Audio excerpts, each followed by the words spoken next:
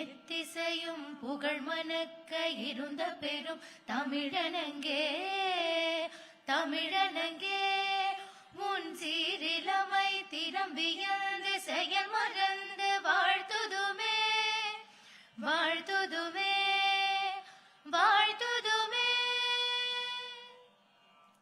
நன்றி விருந்தினர்களுக்கு. நிகழ்வில் அடுத்ததாக மாண்புமிகு தமிழ்நாடு முதலமைச்சர் அவர்களை கௌரவிப்பதற்கு எங்களுடைய நியூஸ் 18 குழுமத்தின் ஜாகா ஜேக்கப் அவர்களையும் நிர்வாக ஆசிரியர் கார்த்திகை செல்வன் அவர்களையும் மேடைக்கு வருமாறு அன்போடு அழைக்கிறோம்.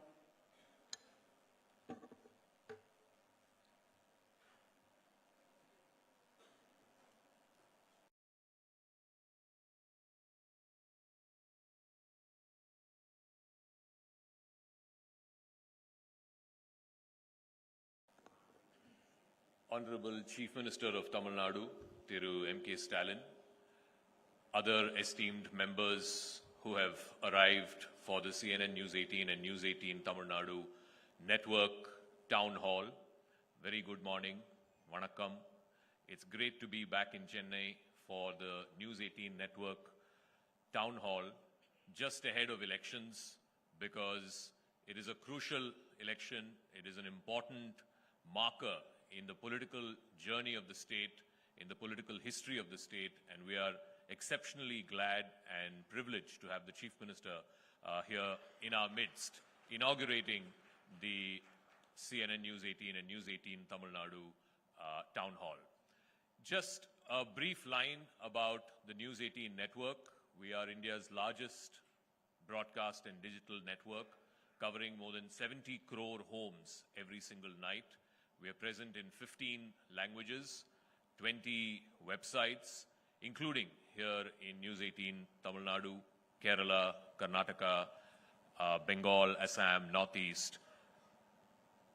We command the largest market share of all private satellite news television channels in the country. We also have a huge digital presence with more than 300 million unique visitors every single month to our News 18 digital properties. Once again, welcome all of you to the News 18 Network Town Hall ahead of this crucial Tamil Nadu election. May I now invite Thiru Karthikey Chelvan, our News 18 Tamil Nadu editor, for his introduction. Thank you, Zaka. வணக்கம் நண்பர்களே. மிக முக்கியமான ஒரு தருணத்தில் இந்த நிகழ்வு வந்திருக்கிறது. தமிழ்நாட்டினுடைய 17வது சட்டமன்றத்துக்கான தேர்தல் நடைபெற இருக்கக்கூடிய சூழல்ல இப்படி ஒரு மாபெரும் நிகழ்வினை நியூஸ் 18 தமிழ்நாடு ஒருங்கிணைத்திருக்கிறது. கல்வி, சுகாதாரம், தொழில் வளர்ச்சி என்று பல துறைகளில் முன்னணியில் விளங்கக்கூடிய தமிழ்நாட்டினுடைய தேர்தல் என்பதை இந்தியா முழுவதும் உற்று நோக்கக்கூடியதாக மாறியிருக்கிறது. அப்படி உற்று நோக்கக்கூடிய தேர்தலில் தமிழ்நாடு வாக்காளர்களுடைய திசை வழி என்னவாக இருக்கிறது என்பதை பற்றிய ஒரு முக்கியமான உரையாடலை இன்றைக்கு நாம் முன்னெடுக்கிறோம். தமிழ்நாட்டினுடைய முதலமைச்சர் மாண்புமிகு மு.க. ஸ்டாலின் அவர்கள் இந்த நிகழ்வை தொடங்கி வைக்கிறார்கள். தொடர்ச்சியாக கல்வி குறித்து பல்வேறு முக்கியமான வலியுறுத்தல்களை கூறிக்கொண்டே இருக்கிறார். இளம் தலைமுறை மத்தியில் கல்விக்கான தேவை குறித்து அழுத்தமாக பதிவு செய்து கொண்டிருக்கிறார். அதே நேரத்தில் பல்வேறு திட்டங்களின் மூலமாக கடந்த 5 ஆண்டுகளில் நாங்கள் என்னவெல்லாம் செய்திருக்கிறோம் என்பதையும் பரப்புரையிலும் சுட்டிக்காட்டிக் கொண்டே இருக்கிறார். தமிழ்நாட்டு வாக்காளர்களுக்குடான இந்த மாபெரும் உரையாடலை தமிழ்நாடு முதலமைச்சர் தொடங்கி வைப்பதிலும், அதற்கு பிறகு துணை முதலமைச்சர் திரு மு.க. ஸ்டாலின், அதேபோல அமைச்சர் பெருமக்கள், அது மட்டுமல்லாமல் எதிர்க்கட்சி தலைவர் திரு எடப்பாடி பழனிசாமி என்று பல கட்சிகளுடைய தலைவர்களும் வருகிறார்கள். பல்வேறு கட்சிகளுக்கான கருத்துக்களுக்கான கொள்கைகளுக்கான சங்கமமாகத்தான் இப்படியான விவாதங்களை, பொது உரையாடல்களை நாம் முன்னெடுக்கிறோம். அதை தொடங்கி வைப்பதற்கு தன்னுடைய நேரத்தை ஒதுக்கி இங்கே வந்திருக்கக்கூடிய முதலமைச்சர் மு.க. ஸ்டாலினுக்கு எங்களுடைய நன்றிகள். அவரை இந்த நிகழ்ச்சிக்கு வரவேற்கிறோம். அவருடைய உரையாடல் என்பது தமிழ்நாட்டுக்கு மட்டுமானதல்ல, இந்தியா முழுமைக்குமான ஒரு செய்தியாக இன்றைக்கு மாறும். அந்த அளவுல நியூஸ் 18 தமிழ்நாடு 15 மொழிகளில் பல்வேறு நிலைகளில் தங்களுடைய கருத்துக்களை கொண்டு போய் சேர்க்க காத்திருக்கிறது. தொலைக்காட்சிகளில் மட்டுமல்ல, டிஜிட்டல் ஊடகத்திலும் முன்னணியாக இருக்கக்கூடிய நியூஸ் 18 குழுமத்தினுடைய பார்வையாளர்கள் தினந்தோறும் 60 கோடிக்கும் மேலானவர்கள் நியூஸ் 18 குழுமத்தை பார்த்து கொண்டிருக்கிறார்கள். தொலைக்காட்சியில, டிஜிட்டல்ல மிகப்பெரிய வீச்சோடு இருக்கக்கூடிய இந்த குழுமத்தினுடைய இந்த உரையாடல் அப்படிங்கிறது மிக முக்கியமானது.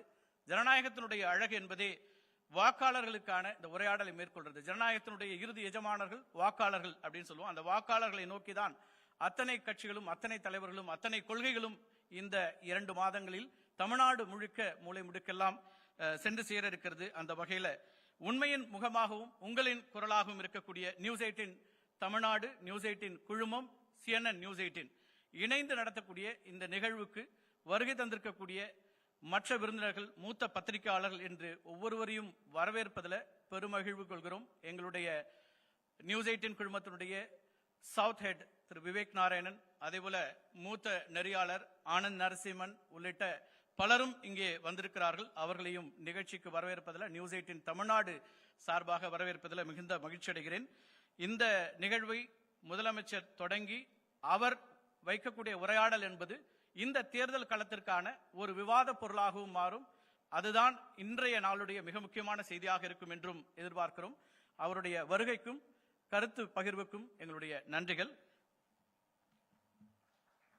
May I invite Thiru M.K. Stalin, the Honorable Chief Minister of Tamil Nadu, to please come up on stage.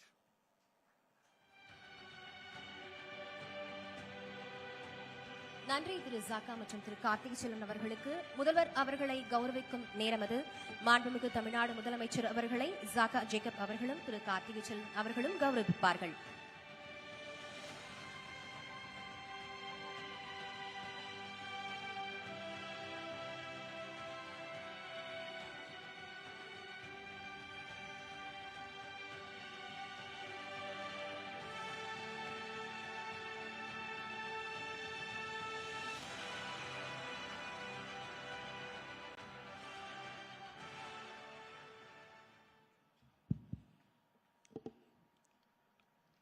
அன்புள்ள CNN News18 தொலைக்காட்சி நிறுவனத்தினுடைய டவுன் ஹால் சென்னை நிகழ்ச்சியிலே கலந்து கொண்டு சிறப்பித்துக் கொண்டிருக்கக்கூடிய மாண்புமிகு அமைச்சர் பெருமக்கள்,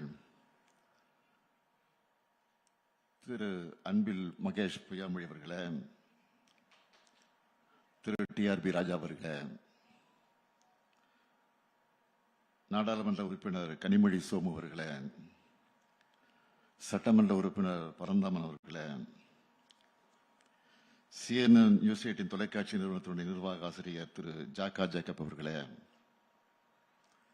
நிர்வாக ஆசிரியர் திரு ஆனந்த் நரசிம்மன் அவர்களே,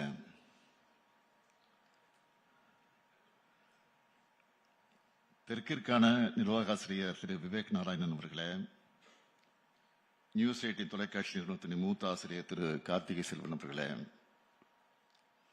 வருகை தந்திருக்கக்கூடிய பத்திரிகையாளர் உள்ளிட்ட சிறப்பு விருந்தினர்களே, அரசு உயர் அலுவலர்களே, பத்திரிகை மற்றும் ஊடகத்துறை சார்ந்திருக்கக்கூடிய நண்பர்களே, உங்கள் அனைவருக்கும் என்னுடைய அன்பான வணக்கம்.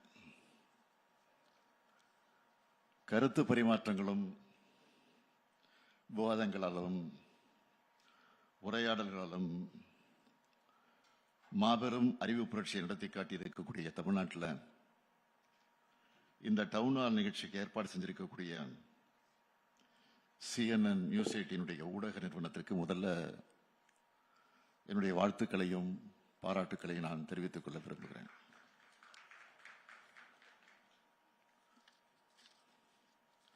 மக்களிடையே விதைக்கப்படக்கூடிய நல்ல கருத்துக்கள் தான் முன்னேற்றத்திற்கான அடிப்படையாக அமையும். அப்படி நூற்றாண்டு கண்ட திராவிட இயக்கத்தினுடைய கொள்கை முகமாக 74 ஆண்டுகள் கடந்த மாபெரும் அரசியல் இயக்கமாக மக்களுடைய ஆதரவோடு திராவிட முன்னேற்றக் கழகம் ஆட்சி பொறுப்பில் இருக்கிறது. பேரறிஞர் அண்ணாவினுடைய மறைவுக்கு பிறகு இந்த இயக்கத்தோட எதிர்காலத்துக்கான திசை காட்டியா முத்தமிழறிஞர் கலைஞர் அவர்கள் 50 முழக்கங்களை வழங்கியிருக்கிறார். அதுல முக்கியமான ஒன்று, வன்முறை தவிர்த்து வறுமையை வெல்வோம். திராவிட முன்னேற்ற கழக அரசு பொறுப்பை ஏற்கிற போதெல்லாம் இதை மனசுல வச்சுதான் மக்கள் நலத்திட்டங்களை செயல்படுத்திக் கொண்டிருக்கிறோம். இங்க ஏராளமான ஊடகவியலாளர்கள் இருக்கீங்க.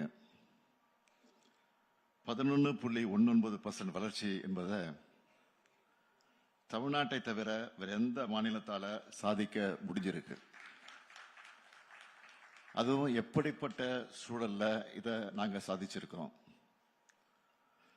ஜனநாயகத்துக்கும் கூட்டாட்சிக்கும் கொஞ்சம் கூட மதிப்பு தராத பாஜக ஆட்சி ஒன்றியத்தில் ஆளுகிறது. எதிர்கட்சிகள் ஆளக்கூடிய மாநிலங்களை எந்த அளவுக்கு வஞ்சகத்தோட ஓரவஞ்சனையோட அவங்க அப்ரோச் பண்றாங்கன்னு அதெல்லாம் உங்களுக்கு நான் விளக்க சொல்ல வேண்டிய அவசியம் இல்லை, உங்களுக்கு நன்றாக அது தெரியும். கவர்னர்கள் மூலமாக நிர்வாக சிக்கல்களை ஏற்படுத்துறதுல தொடங்கி செயற்கையான நிதி சுமையை உருவாக்கி மாநிலங்களை முடக்க நினைக்கிற வரைக்கும் அத்தனை செயல்களையும் செய்து கொண்டிருக்கிறார்கள். இது மட்டும்தான் அவங்களுக்கு தெரிஞ்ச பாலிடிக்ஸ். ஆனா இதையெல்லாம் அரசியல் தளத்திலையும் ஆட்சி அதிகாரத்திலையும் எதிர்கொண்டு வளர்ச்சி அரசியல்னா தமிழ்நாட்டை பாருங்கன்னு சொல்ற அளவுக்கு டெவலப்மெண்ட் பாலிடிக்ஸை அடையாளமா தமிழ்நாடு இன்றைக்கு வளர்த்திருக்கு. அதுவும் ஒரு தரப்புக்கான வளர்ச்சி இல்லை, எல்லாருக்கும் எல்லாம் என்ற பரந்துபட்ட வளர்ச்சி. பெண்கள், மாணவர்கள், இளைஞர்கள், விவசாயிகள், தொழிலாளர்கள், நெசவாளர்கள், தொழில் முனைவோர், அரசு ஊழியர்கள், ஆசிரியர்கள், திருநர்கள், மாற்றுத்திறனாளிகள் எல்லாரையும் எம்பவர் பண்ற பாலிடிக்ஸை நாங்க முன்னெடுத்திருக்கிறோம். நாங்க செஞ்சிருக்கிற மாதிரியான திட்டங்களை வேற எந்த மாநிலத்திலாவது செஞ்சிருக்காங்களா? குரோத் சும்மா வந்துடுமா? இத்தனை திட்டங்களையும் வெற்றிகரமா செயல்படுத்துற காரணத்தினாலதான் 11.19% குரோத் சாத்தியமாகி இருக்கு. தமிழ்நாட்டில் எந்த குடும்பத்தை எடுத்துக்கிட்டாலும் அவங்கள ஒருத்தராவது நம்ம அரசோட திட்டங்கள்ல பயனடைஞ்சிருப்பாங்க. அதனாலதான் ஆட்சிக்கு ஆதரவான மனநிலையில மக்களை இன்றைக்கு நாங்கள் சந்திக்கிறோம். தமிழ்நாட்டோட இந்த வளர்ச்சியும் தனித்துவமும் உண்மையான வளர்ச்சி அரசியல்னு என்னன்னு இந்தியாவோட மற்ற மாநிலங்களுக்கு காமிக்கிற செயல்பாடுகளும் பாஜகவை கடுமையாக எரிச்சலடைய வைக்குது. ஆனா அவங்களுடைய சதி அரசியல் எக்ஸ்போஸ் ஆகி அவமானப்பட்டு அசிங்கப்பட்டு நிற்கிறாங்க. பாஜகவோட பேட்டர்ன் என்னன்னு திமுக மட்டுமல்ல, ஒட்டுமொத்த தமிழ்நாடே இன்றைக்கு உணர்ந்திருக்கு. அவங்க மேல மக்களுக்கு நம்பகத்தன்மை கிடையாது. மற்ற மாநிலங்கள்ல கட்சிகளை மிரட்டி ஆட்சிகளை கவிழ்த்து தங்களுடைய அரசை கொண்டு வர பயன்படுத்திட எப்படி வாஷிங் மிஷின்லாம் பயன்படுத்திட்டு இருந்தாங்களோ இப்போ அந்த வாஷிங் மிஷின் எங்கேயும் கொண்டு வந்து கூட்டணி அமைச்சிருக்கிறாங்க. அவங்களோட என்டிஏ கூட்டணி என்பது முழுக்க முழுக்க ஊழல்வாதிகளை மிரட்டி அமைக்கப்பட்டுள்ள கூட்டணி தான். கடந்த அதிமுக ஆட்சி காலத்தில் இருந்த முன்னாள் அமைச்சர்கள் பல பேர் ரெய்டுகளுக்கு ஆளானாங்க. 10 பேர் மேல டிவிஎஸ்சியில வழக்குகள் இருக்கு. ஆனா கூட்டணிக்காக அவங்களை இப்போ பாதுகாத்துட்டு இருக்காங்க. இன்னும் சொல்லணும்னா முன்னாள் அமைச்சர்கள் சில பேர் மேல எஃப்ஐஆர் கூட பதிவு பண்ண விடாம நீண்ட ஆண்டு காலமா ஆளுநர் மூலமா நிறுத்தி வச்சிருக்கிறாங்க. இந்த லட்சணத்துல இப்போ இடி, ஐடி, சிபிஐ ஆகியவற்றை வச்சு எங்களையும் மிரட்டலான்னு பார்க்கறாங்க. என்னதான் பாஜக இடி, ஐடி, சிபிஐன்னு தன்னுடைய படைபலத்தை அந்த பரிவாரத்தை அழைச்சிக்கிட்டு வந்தாலும் அதை ஒரு கை பார்ப்போம்னு நாங்களும் தயாரா தான் இருக்கோம். இடி இதுவரைக்கும் பதிவு செஞ்ச 8000க்கு அதிகமான வழக்குகள்ல எத்தனை வழக்குகள் முழுமையாக நடந்திருக்கு? அவங்களோட உண்மையான கன்விக்ஷன் ரேட் என்ன? ஊழல் குற்றச்சாட்டுக்கு உள்ளானவங்க எல்லாரும் உடனடியா யாரு கூட கூட்டணி சேர்றாங்க?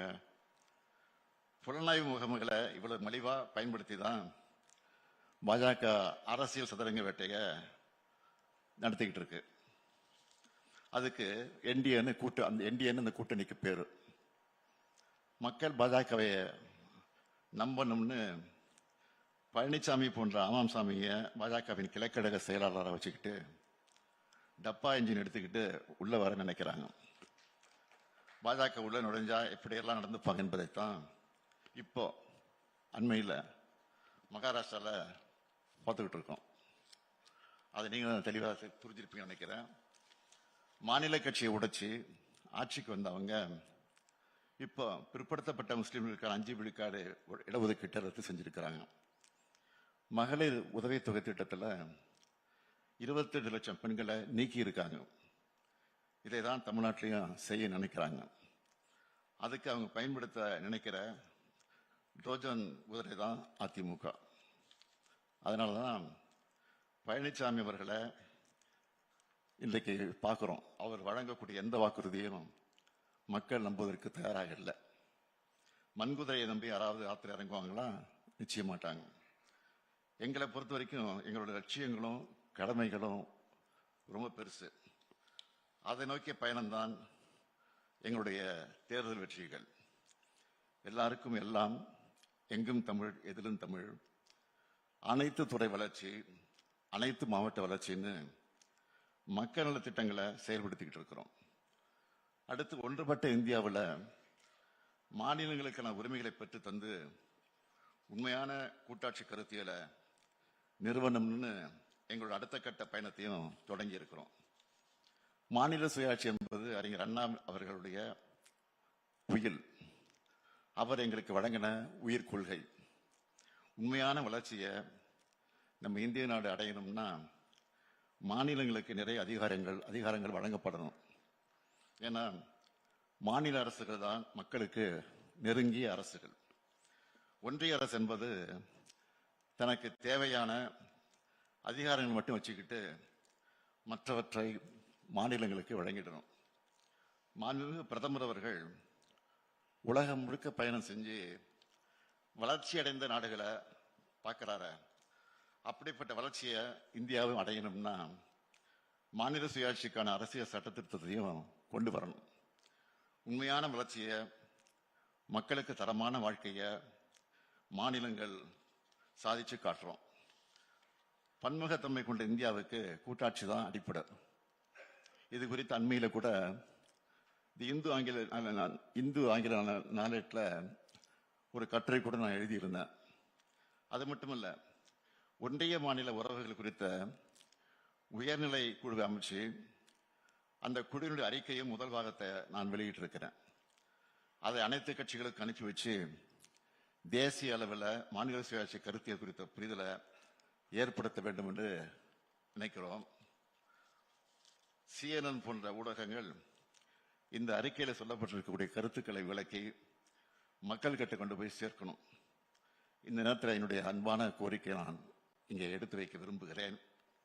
எங்களை பொறுத்த வரைக்கும் சமத்துவம், சமூக நீதி, மதச்சார்பின்மை, சகோதரத்துவம், மாநில சுயாட்சி உள்ளிட்ட கருத்தியல்கள் குறித்து இந்தியா முழுக்க ஒரு பரந்துபட்ட பார்வை உருவாக வேண்டும் என்று நினைக்கிறோம். அதுதான் இந்தியாவுக்கு உண்மையான வளர்ச்சி பாதையை உருவாக்கும்னு நான் நினைக்கிறேன். அந்த பாதையை காட்டுவதற்கான ஒளியாதான் திராவிட மாடலை நாங்கள் அடையாளம் காட்டுகிறோம். இந்த பணியிலிருந்து நாங்கள் ஒருபோதும் பின்வாங்க மாட்டோம். நான் மக்களை நம்புறவன். மக்களுக்கான எங்களுடைய பயணத்தை யாராலும் தடுத்து நிறுத்த முடியாது. தமிழ்நாட்டில் நடக்க இருப்பது ஜனநாயகத்துக்கும் பாசிசத்துக்கும் இடையிலான தேர்தல். நான் உறுதியாக சொல்றேன், தமிழ்நாடு வெர்சஸ் NDA என்ற இந்த தேர்தலில் தமிழ்நாடு தான் நிச்சயம் வெல்லும். அதுக்கான கருத்துக்களை மக்கள்கிட்ட இன்னும் வலுவா கொண்டு போய் சேர்க்க CNN நியூஸ் ஊடகத்தின் இந்த டவுன்ஹால் நிகழ்வு துணை நிற்கணும் என்று கேட்டு, அந்த வகையில் இந்த நிறுவனத்துக்கு வாழ்த்தையும் சொல்லி விடைபெறுகிறேன். நன்றி, வணக்கம்.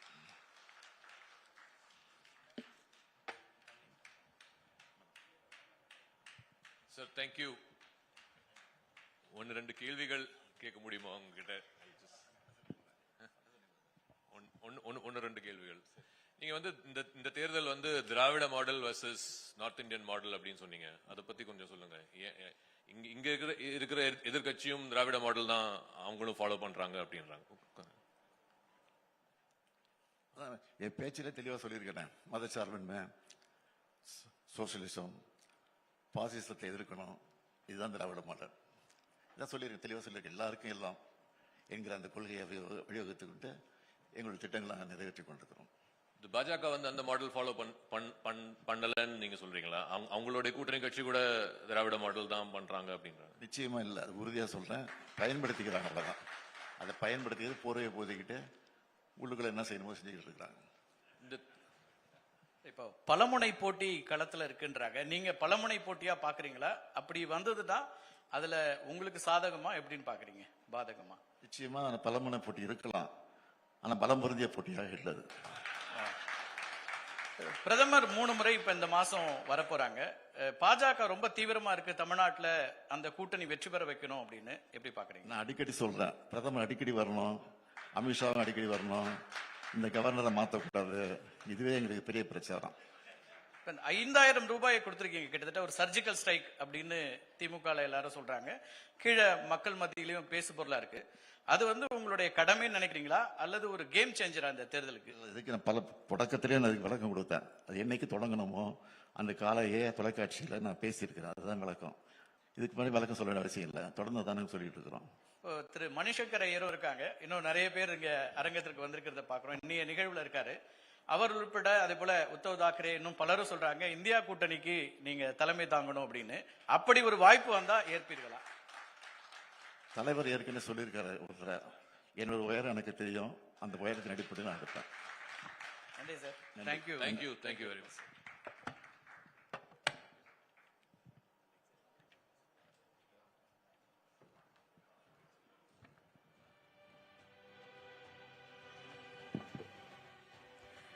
மாண்புமிகு தமிழ்நாடு முதலமைச்சர் அவர்களின் சிறப்புரைக்கும் பதில்களுக்கும் நன்றி. மாண்புமிகு தமிழ்நாடு முதலமைச்சர் அவர்கள் சென்னை டவுன்ஹாலில் கலந்து கொண்டதுக்கு நியூஸ் 18 தமிழ்நாடு பெருமை கொள்கிறது.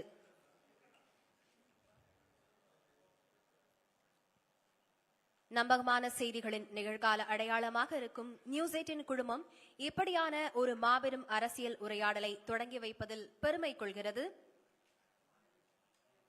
நிகழ்ச்சியில் அடுத்ததாக we request Mr. Zaka to please continue being on the stage with us. And this is Lavanya from News 18 Tamil Nadu, today's host for you. And joining me is Akanksha, CNN News 18 as my co-host. Many thanks to you, Lavanya. Vanakkam, Chennai. It's been a pleasure to be here. For the next conversation, Zaka Jacob is joining us on stage. And now we'd like to request the Honorable Minister for Tamil Nadu's Industries, Investment Promotion and Commerce, Dr. TRB Raja, to please come on stage. Ladies and gentlemen, please welcome the Honorable Minister, Dr. Raja, for a fireside conversation with Zaka Jacob. He should be here any time from now. And I'm sure you've enjoyed that very, very engaging discussion that we've lined up for you. Lavanya and I have been burning the midnight oil to actually come up with the right discussions which we have lined up for you throughout the day. And as we all know, Tamil Nadu is standing at a very critical juncture. It's headed into assembly election, one which will decide the future course of the state's progress as well. Yes. இன்று நாள் முழுவதுமே இந்த அரசியல் உரையாடல்கள் தொடங்கவிருக்கிறது. முக்கியமான அரசியல்வாதிகள் அதே போல நம்மளுக்கு கருத்துக்களை பகிர்ந்து கொள்வதற்கும் அரசியல் விமர்சகர்களும் கருத்து பரிமாற்றங்கள் நடைபெறவிருக்கிறது. இந்த முதல்வர் அவர்களை வழி அனுப்புவதற்காக மாண்புமிகு அமைச்சர்கள் இருவரும் சென்றிருப்பதால் முதலாவதாக அமைச்சர் அவர்கள் TRB ராஜா இங்கு வரவிருக்கிறார். அவரோடு சேர்ந்த உரையாடலை ஜாகா அவர்கள் தொடங்கவிருக்கிறார். அவருடைய வருகைக்காக நாம் காத்திருக்கிறோம். Also important to also highlight, Lavanya, what are the issues that Tamil Nadu will be looking to address this time around in the election period. This is a state which is not just known for its culture and heritage, but also for the industrial progress that it has made. I'm sure you'll agree for our viewers as well. Yes, as CM told us that this is going to be India, whole India is actually looking forward for the election, which has been in 1-2 months, it's been going to happen. So we are also looking forward for the election, which is the important thing, which will change the actually political guidance and everything. And why it matters is also because, remember, you're looking at one of the most developed states in the country, one that has defined India's own development story as far as the new age India, new age Bharat is concerned. And very confidently, we can all see Tamil Nadu is marching towards that $1 trillion economy that it's promising to be by the year 2030. And that's exactly what the News 18 Chennai Town Hall is hoping to capture today, all of those conversations, critical ones, which are not just going to focus on the culture, heritage, but also, most importantly, about the political battle that Tamil Nadu is headed into. Lavanya. Okay. So, with the state preparing for the state elections to elect the 234 members for the Tamil Nadu Legislative Assembly this summer, today's special News 18 Network Town Hall, Chennai, offers a timely pulse check on the priorities, aspirations and concerns shaping Tamil Nadu, Akanksha. Absolutely. And what are those critical issues that are shaping Tamil Nadu this time around? We are talking about how there's been a global impact in terms of the economy. It's not just India. You're looking at a time when the world economy is reeling under, say, the impact of tariffs. But you have states like Tamil Nadu, in fact, helming that story when it comes to our business. All right, let's quickly have a huge round of applause as we'll be now welcoming Dr. TRB Raja.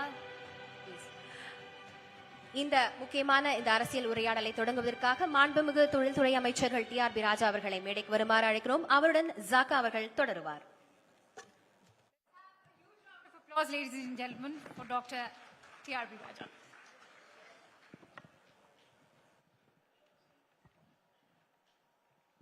Mr. TRB Raja, welcome to the News 18 Network Town Hall. The Chief Minister in his speech said Tamil Nadu is growing at 11%, 11.9%, I think, which is the fastest for any state in the country. Your portfolio, your ministries had a role to play in it. It's a high industrial growth state. But I want to take off from what the Chief Minister, where he left off, which is this whole Dravida model versus, North Indian model. Other states are also progressing quite fast. Maharashtra is, Uttar Pradesh is, Gujarat is. So why is Tamil Nadu or this Dravida model so special? This is the problem with the Delhi media, Zaka. Sir, I'm from here. I'll tell you why. Good. He said 11.9, I think. You should take the effort to know which state is growing at the #1 speed in India. Right? The fastest growing state. It's not no mean feat. You shouldn't say it's 11.19, I think. You should get to know that before asking that question. You should get to know which is the fastest growing state in the country, because we are growing at that rate for India, right? So Delhi needs to know which state is doing better for India. So with that point, no other state is going at 11.19. India is going at 6.9, and we are going at 11.19. And we are the fastest growing state in India, and we are also the only state to grow in double digits. So get those facts ready, it's clear, and then you can please go ahead. No, but the point is that it's not. I'll tell you why. I'll tell you why it's just a bit putting off, because every time Delhi sees some of these other states up north do great, they just go gaga goo about it. But I don't know why you have this attitude towards the south. You will need to know which state is the fastest growing state. No, in the but country. tell me, is that no, fair enough. But in the same breath, you also complain about semiconductor fab plants going to Gujarat and Assam. Is that complaint wrong? So you can't have it both ways. No, you say No, that I don't get it. your model is better, but you are also complaining about semiconductor fab plants going how is to it other going? states. Explain how it's going there. No, you explain how an that's MOU that's a charge you are making. No. I'm not making that charge. Explain. Then you should get to know what is Zaka. What we need. What I'm here to tell you is, Delhi really needs to know. When I say Delhi, it's not just the establishment in Delhi, not just the one sitting in North Block and South Block, right? The one sitting in the media room. You need to tell the world what's happening with India. You need to tell the world which state is doing best. You need to tell the world which state is doing the hard work for India to grow. And only if you tell them that, those other states which are not growing at that rate will look at us and see what we're doing better. We are not doing this only for us, Zaka. You need to tell India, you need to go on top of the roofs and shout and say that, look, people of India, there is a state which is growing phenomenally well because of its impetus on social justice, because of its impetus on women empowerment, because of its Ellarkum Ellam, which is inclusive distributed growth. So go look at that state. These are our brothers and sisters. Go see what they're doing best. Look at the kind of investment they're doing on education, even though Delhi is not helping them. Right? Look at the kind of infrastructure that they're putting in. Look at the kind of attention they're giving to quality in production. Now, if India looks at all of this with your help, which I really think you guys need to pull up your socks and do, and enable the rest of India to look at the growth story that Tamil Nadu is and learn from us, or we're here to help. I don't have a problem with all of my semiconductors going, the investments going to wherever, Zaka. I know that it's the talent from Tamil Nadu which is going to power all that investment even there too. But tell me, Mr. Raja, all of this is also coming at a high cost to the state exchequer. The finance minister recently said the debt of this state is at 10 lakh crores. What's the debt of India, Zaka? You'll have to tell. That's the problem. No, but it's one of the problem. highest, You get one to of the know and highest ask me in the that. country You get at to know. 10.7 Next lakh time you crores. ask me that question, please get to know the debt to GDP ratio of the state, of the country, and then ask me that. What's the FRBM? What does the FRBM say? What is the limit that it has set? 4.5% is No, what the... it's not that. It's debt to GDP should be at around 25 to 30, I think 25 to 30, right? And we have the limit, and that is the ballpark figure. They say that you keep it at that ratio. You keep it. They say the entire Fiscal Responsibility Act says that you keep your debt below that 30%. It's 35 to 30%. That's what it is, right? And that is only it's an advice. It's not a hard cut rule, right? But we're still at 26, Zaka. When India does not help us, when Delhi does not help us, when it does not fund our metros, which Tamil Nadu, which Chennai totally deserves, right, and which Coimbatore totally deserves, with Madurai totally deserves, yet my Chief Minister, Thiru M.K. Stalin Avargal, puts it on paper, tells the people of Tamil Nadu that you people deserve this, and I'm going to do this come what may, whatever Delhi does. If it doesn't support us, don't worry, I will take care of this. And he's doing it below that 30%, right? He's keeping it at 26%. And you know what the US is at? What is Japan's debt to GDP? It's close to 200%. So you know. We are not Japan. No, I'm not saying, no, Zaka, I'm just saying, but what is the US at? It's at 120, It's 25%, 100% right? plus, yeah. So many of our states, Punjab and all these guys, they're all very, very high. See, debt, it's not an indicator of a bad fiscal, it's not an indicator of a major issue with the state itself. As long as your SOTR has the capability to pay back debt, then you're absolutely fine. And this is a fantastic state, and we have a fantastic own tax revenues, and our revenues are steady. We have a very steady flow of GST inputs because of the impetus we've given to education, which in turn has good talent. That talent which again churns the machinery in our industry, that gives us productivity, that gives us GST revenue, that revenue comes back and flows back into our kitty, right? Even all the welfare measures that our Chief Minister through M.K. Stalin Avargal has been doing and putting up on the stage for Delhi to look at, for India to look at, for the world to replicate, all those welfare measures are going into the local economy, Zaka.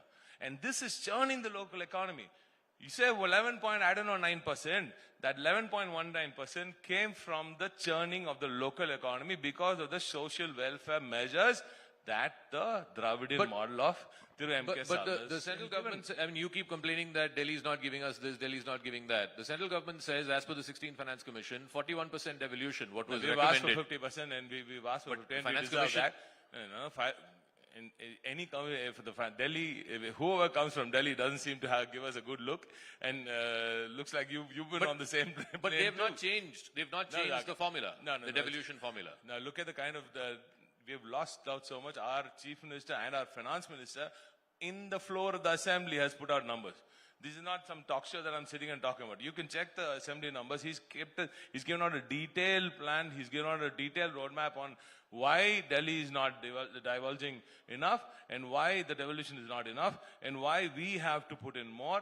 And even after the 10-year mismanagement of the previous regime, where in fact I should tell you that they didn't do it on their own. It was Delhi which, arm twisted them to sign on the Uday scheme, which is definitely not right for Tamil Nadu and other states also. Because of that one scheme alone, we've lost out tens of thousands of crores in revenue. But their contention is that GST has not helped us also. the debt has ballooned in the last 5 years of the DMK. No, it's not. This is their contention. Just give me 1 second. No, This I'll give you This numbers. is You what don't have Mr. to look at the Edapadi paper. You Palaniswamy don't have has to look at the said. paper. I'll give you the numbers. No, this is Edapadi Palaniswamy has said on the floor of the Please, House Zaga, let's talk about numbers which sane people give. Okay, let me just finish the I'll tell you question. what.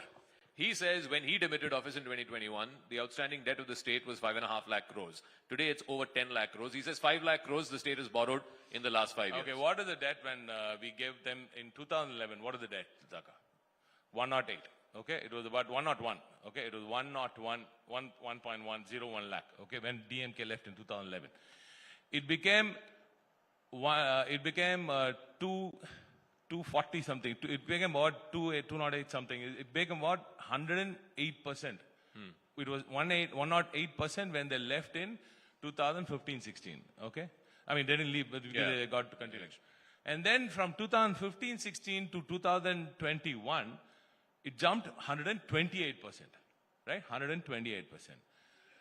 And now when they gave to us in 2021 till now, guess our growth. It's not 108, it's not 128%, it's 97%.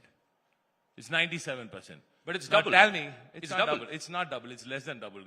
Okay. It's less than 3% double. less than It's double. less than double, and this is the way the government grows. This is unique. This is not unique just to Tamil Nadu. Every state does this, and this is the natural growth. This is natural fiscal growth of any state, and a state like Tamil Nadu. I keep saying this, and everybody who knows anything about finances, they know that debt is directly not wrong, right? As long as the growth is there, as long as the repaying capacity is there. But And who is for funding this debt? Ultimately, the taxpayers of Tamil Nadu are funding this debt. What's your problem, Zaka? Ultimately, it's not the taxpaying. The taxpayers getting better infrastructure. Do you think this is Bihar?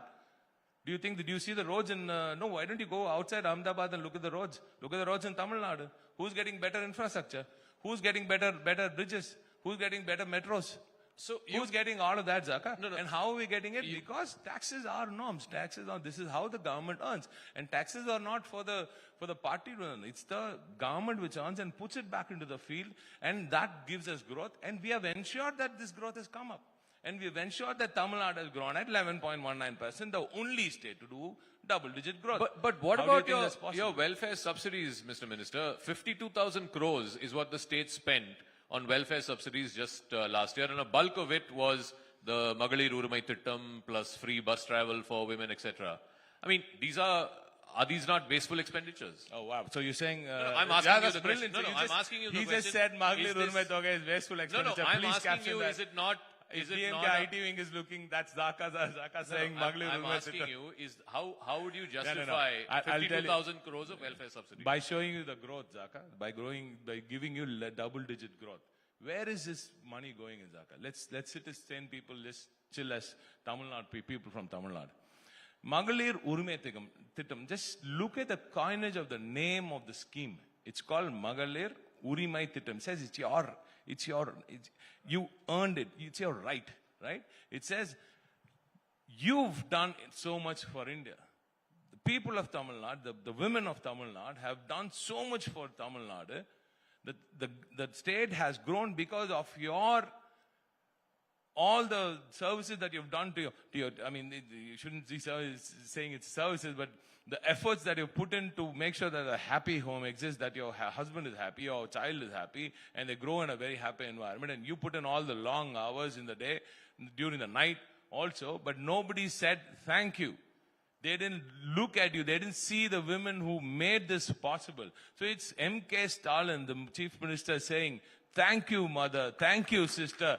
We see you now. And we respect the work that you put in to make sure that Tamil Nadu grows. It's a way of saying, sorry, we didn't look at you all these while. Now we see you. You are the people who actually gave us this growth. You are the foundation on which Tamil Nadu is standing. It's a huge respect that Tamil Nadu is showing to the women of Tamil Nadu, and I think India also needs to do that. And you know why Tamil Nadu is unique? Because we have done this.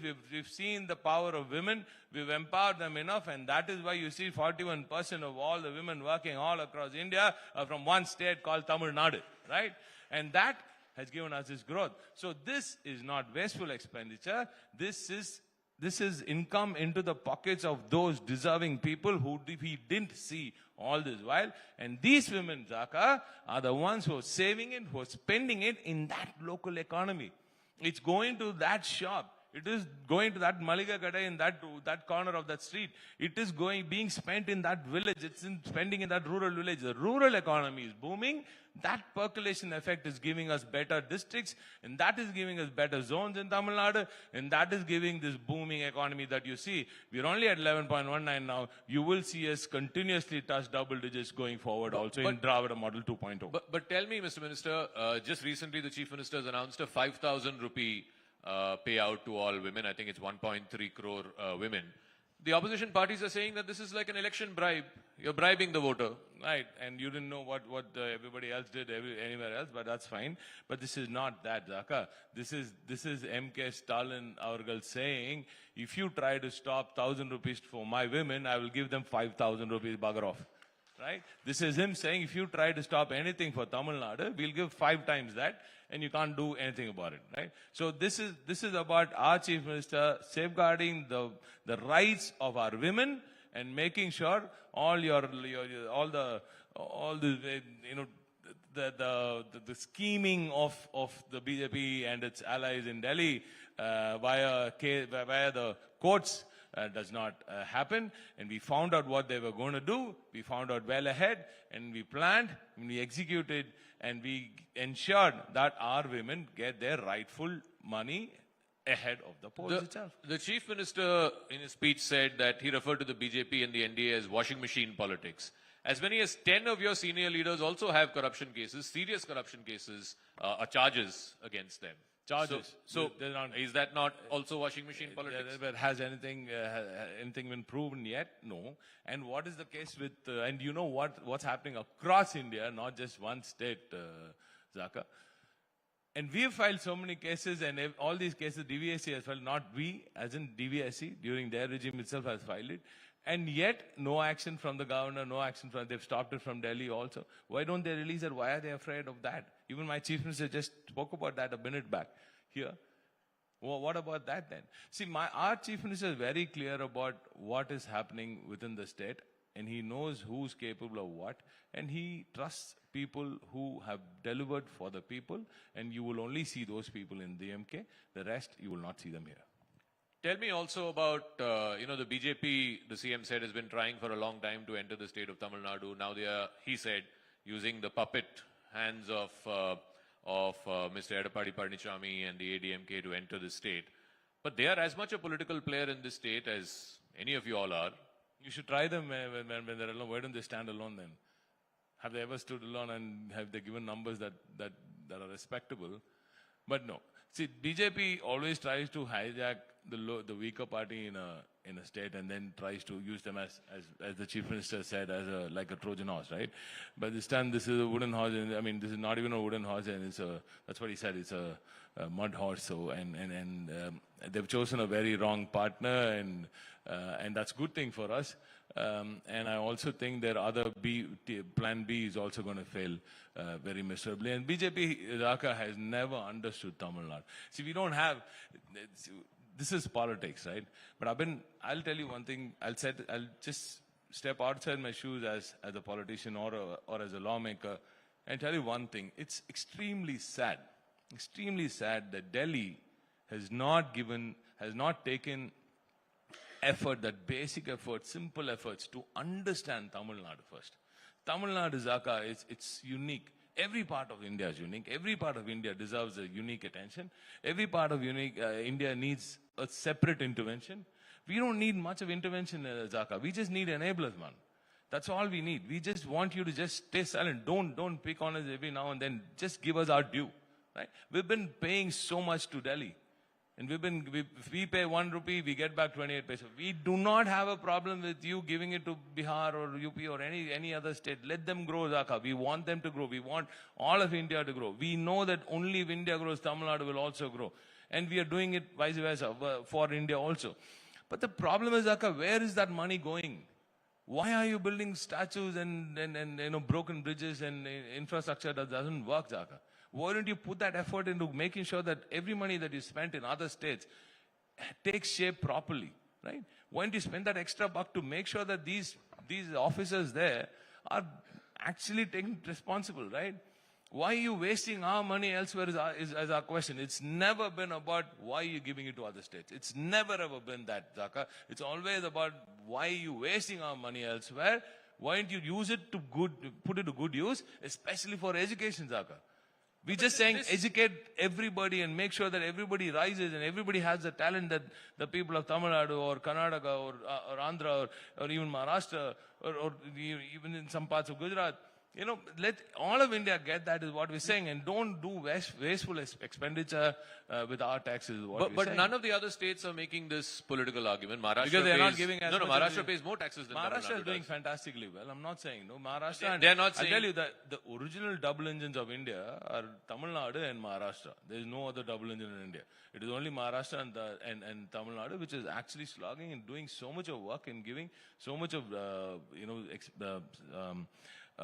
revenue to the country. Of course, Andhra is doing great. Of course, Tamil Nadu, Karnataka is doing great. All of these other states are working brilliantly well. But these two states are excelling in what we're doing because we are doing balancing manufacturing and services, right? It's not just services like in Karnataka or elsewhere. It's not like a bit of manufacturing and a bit of services. It's actually not much of services in Andhra now. In Telangana, services not much of manufacturing. So see, while these two states have laid that foundation, enable them to do better. And as far as your semiconductor question is saying, you need to answer. If I have to answer your semiconductor question again, Zaka, this is also about national interest one. This is also about making sure you're secure.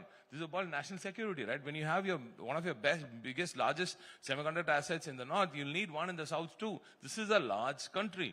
You'll need 2 lighthouse factories of anything in India, in fact. All the major conglomerates, they believe that. They put all their assets in 2 baskets. They don't put it in one asset, right? Nowadays, everybody wants one in the north and one in the south.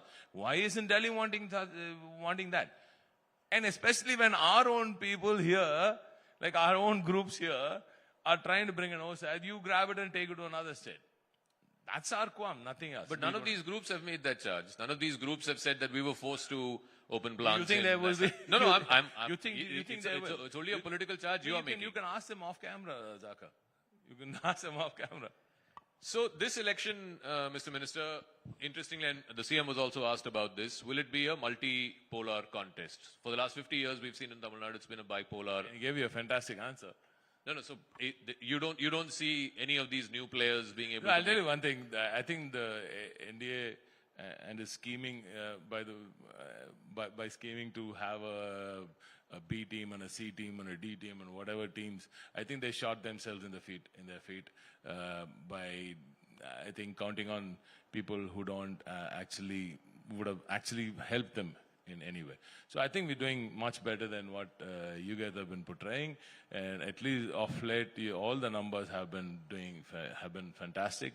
And more than anything, it's just this one man, Zaka. It's just this CM, Chief Minister M.K. Stalin. This man brings that aura, this trust and this belief in the people of Tamil Nadu.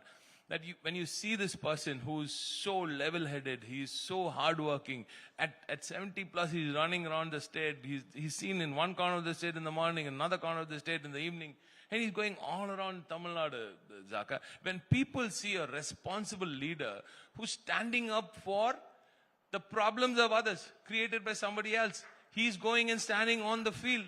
And he's taking care of the people of Tamil Nadu, come what may. He does not look at political color, Zaka. He looks at people of Tamil Nadu as people of Tamil Nadu, like everyone, like his family. And people see that in him. They see that leader who can be trusted, who's delivered, for Tamil Nadu, and who's given a new dimension to politics. I don't know if you've seen the last speech that he gave at the assembly, in the closing day of the assembly. It was fantastic, Zaka. He went out and reached out to the hearts of the opposition. He said, thank you for giving me direction. That has not been seen in Tamil Nadu for the longest time. You can ask people like, you have some senior journalists here, Arcadia. You should ask him. You don't see that, Zaka. That kind of politics. This Chief Minister, through M.K. Stalin Avargal, brings a brand new kind of politics. A politics where everybody has respect, and there's mutual respect, and there's no futile war of words, Zaka. When there is some, even now, on his way out, Raga, I haven't seen it yet. The opposition leader has again, he keeps asking for a white paper, okay? And in fact, I said, I've given all the details on the assembly regarding industrial investments, but he keeps saying that, okay? Even in the assembly, he keeps saying that, and I've been repeatedly answering that question. In fact, in this same hall, in the same hotel, we had a massive investment conversion conclave, the first of its kind in India, Zaka. No other state has held a conversion conclave, right? It's only MOUs, right? But Tamil Nadu proves that all these MOUs are being converted into work, into jobs, into factories, and I actually gave a presentation for about half an hour, and my chief minister was also there. In fact, I invited the LOP. I invited the honorable, the leader of the opposition to come for that event in the assembly itself, but he didn't come. We laid out a book on that day. We released a book on that day. In fact, I laid it on the table of the assembly on the last day of the assembly. But still, he's asked the same question today. So again, on his way out, he said, look at, the leader of opposition has placed this question, why don't you answer it? So he's asking me, he keeps probing every single member of the cabinet. So he makes sure that we do our duty. You don't get a leader who does that, Zaka. This is a leader who is hands-on every single day with the people of Tamil Nadu, with the party cadre, and also with the cabinet. He keeps poking us, he keeps driving us every single day.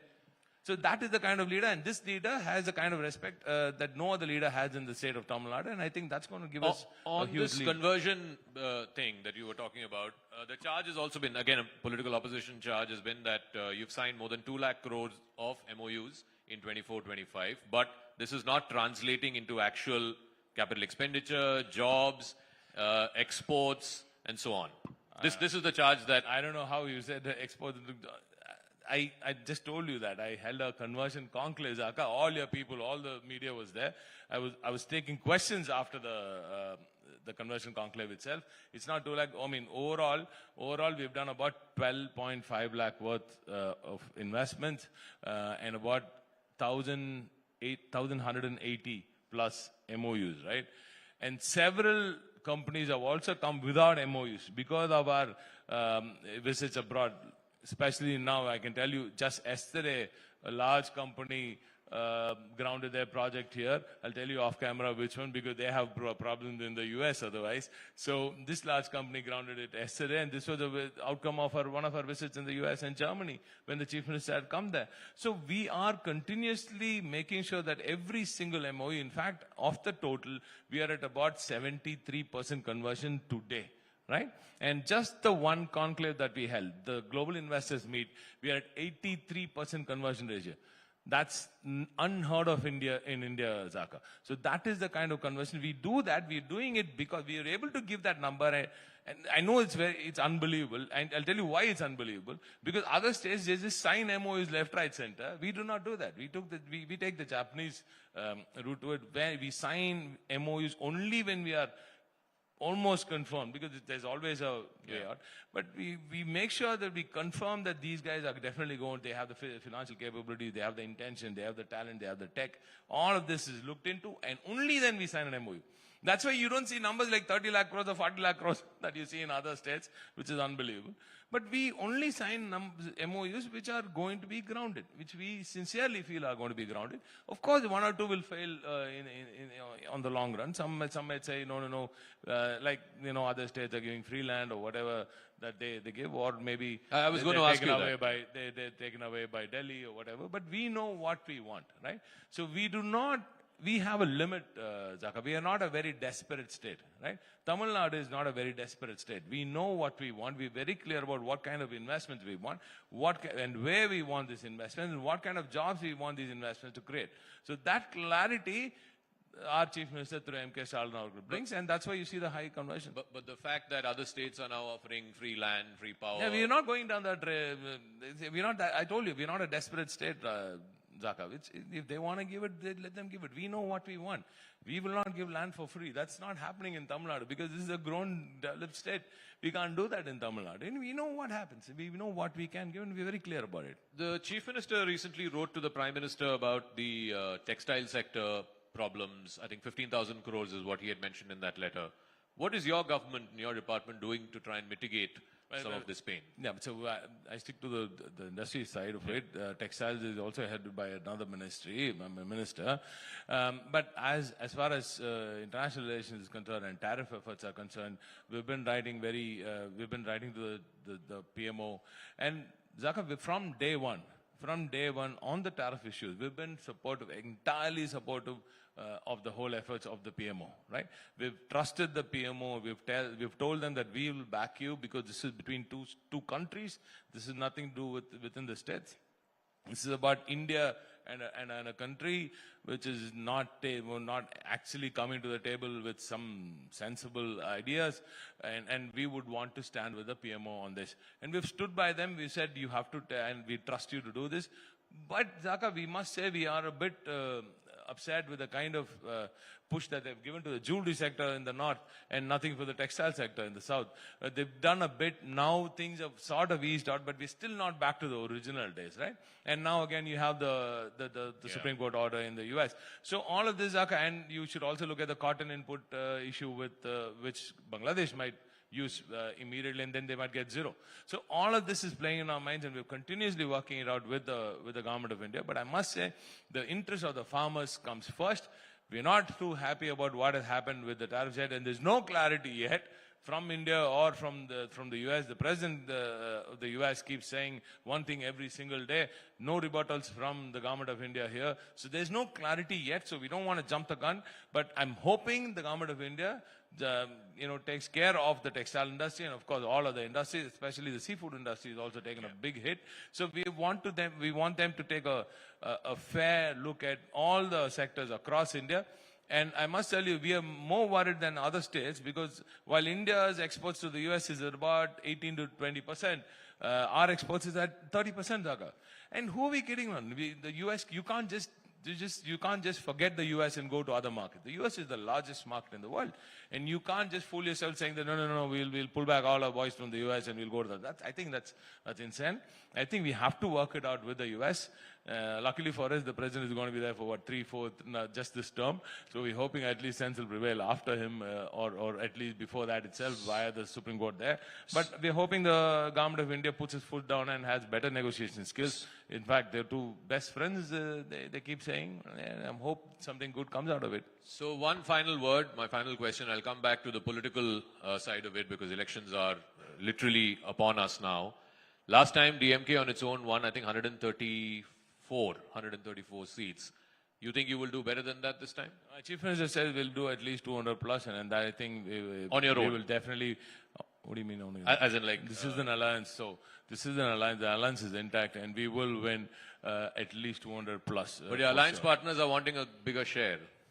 That's natural in democracy, Zaka. That is democracy. This is a very democratic party, and this is the most democratic leader in the country, and that is why people like the phenom like Shankar Aiyar and all says that he should be the chairman of the alliance itself. So that's the kind of leadership that we have. So we respect the leadership, and he's shut up everybody when he said, I know.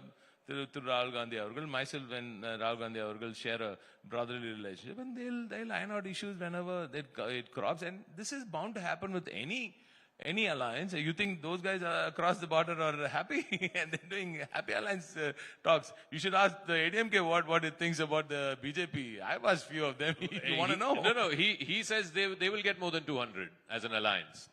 You need to wake him up quickly. He's coming here this evening. I hope he's not sleepwalking. We'll Just check if that he's question. sleepwalking. Ladies and gentlemen, Mr. TRB Raja, the Industries Minister of Tamil Nadu. Can we have a round of applause, please? Thank you.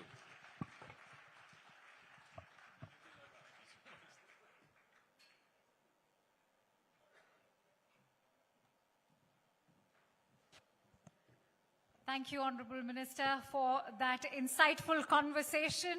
Your conviction is unmatchable, and many thanks to Zaka Jacob also.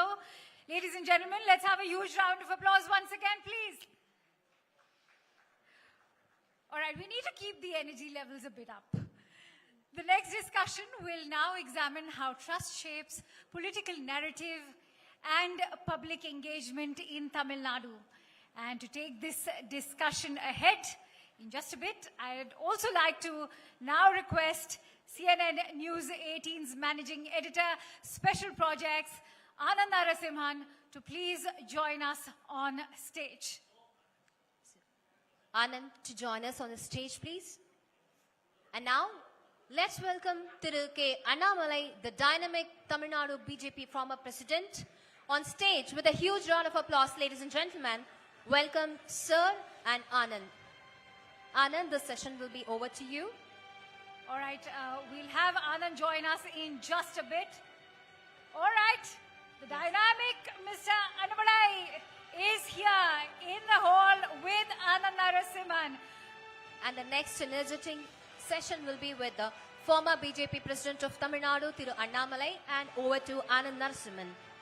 All right, to give a brief introduction, which is not really needed for Mr. Annamalai, we all know that he's led an illustrious career in public service, one that has also shaped the fortunes of the Bharatiya Janata Party in Tamil Nadu to also gain a more independent ground and to do away with the kind of dependency that the BJP had on alliances. But it is Mr. Annamalai who defined the fortunes of the Bharatiya Janata Party.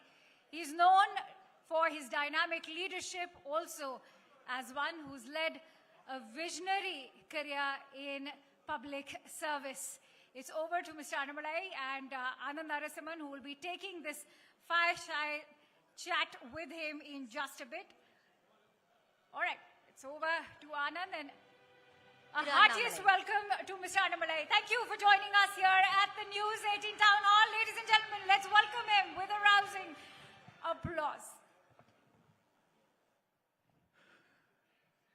Namaste, Jai Hind, Vande Mataram. Vanakkam. Vanakkam, sir. Happy to meet you. Annamalai, why do capable leaders find themselves marginalized, be it the Congress or the BJP? You are talking of the gentleman sitting in the first row, sir, there. I think that's the nature of politics. Sometimes you got to play a role to suit to the occasion. You can't always be an opening batter, and sometimes you got to be adjusting to the situation on the ground. I think that applies for every single political leader. I think that is a hallmark of politics as well. No, you get the batting order wrong, you know what happens. We saw it against South Africa. So as the BJP got its batting order wrong here in I Tamil should not Nadu. take the cricket analogy with you. I know you just completed a cricket show yesterday. Late night, I'm watching that along with cricketers. I think maybe I'm not into cricket to take that as an analogy. But having said it, not every time it suits you. Sometimes you got to take a back seat and allow politics to run its own course. What is the course for the BJP here in this current scheme of things? 2026 election is an important election. As always, every election is important, but this election is more important because we believe BJP can make a mark after many years. We can send a good number of legislative members into the assembly, and we can help the primary alliance partner, ADMK, to throw away DMK from the power after 5 years. I think we have to play a supporting role in one sense. We got to play a role where we send our MLAs into the assembly in one sense. It's a combination of things. BJP versus Tamil Nadu, NDA versus Tamil Nadu, and Tamil Nadu will win. That's what Thiru Stalin just said here, just about an hour ago, here on the News 18 Town Hall. Your reaction to that? I really don't know why the Honorable Chief Minister wants to frame this as an election between Tamil Nadu versus Delhi or South versus North.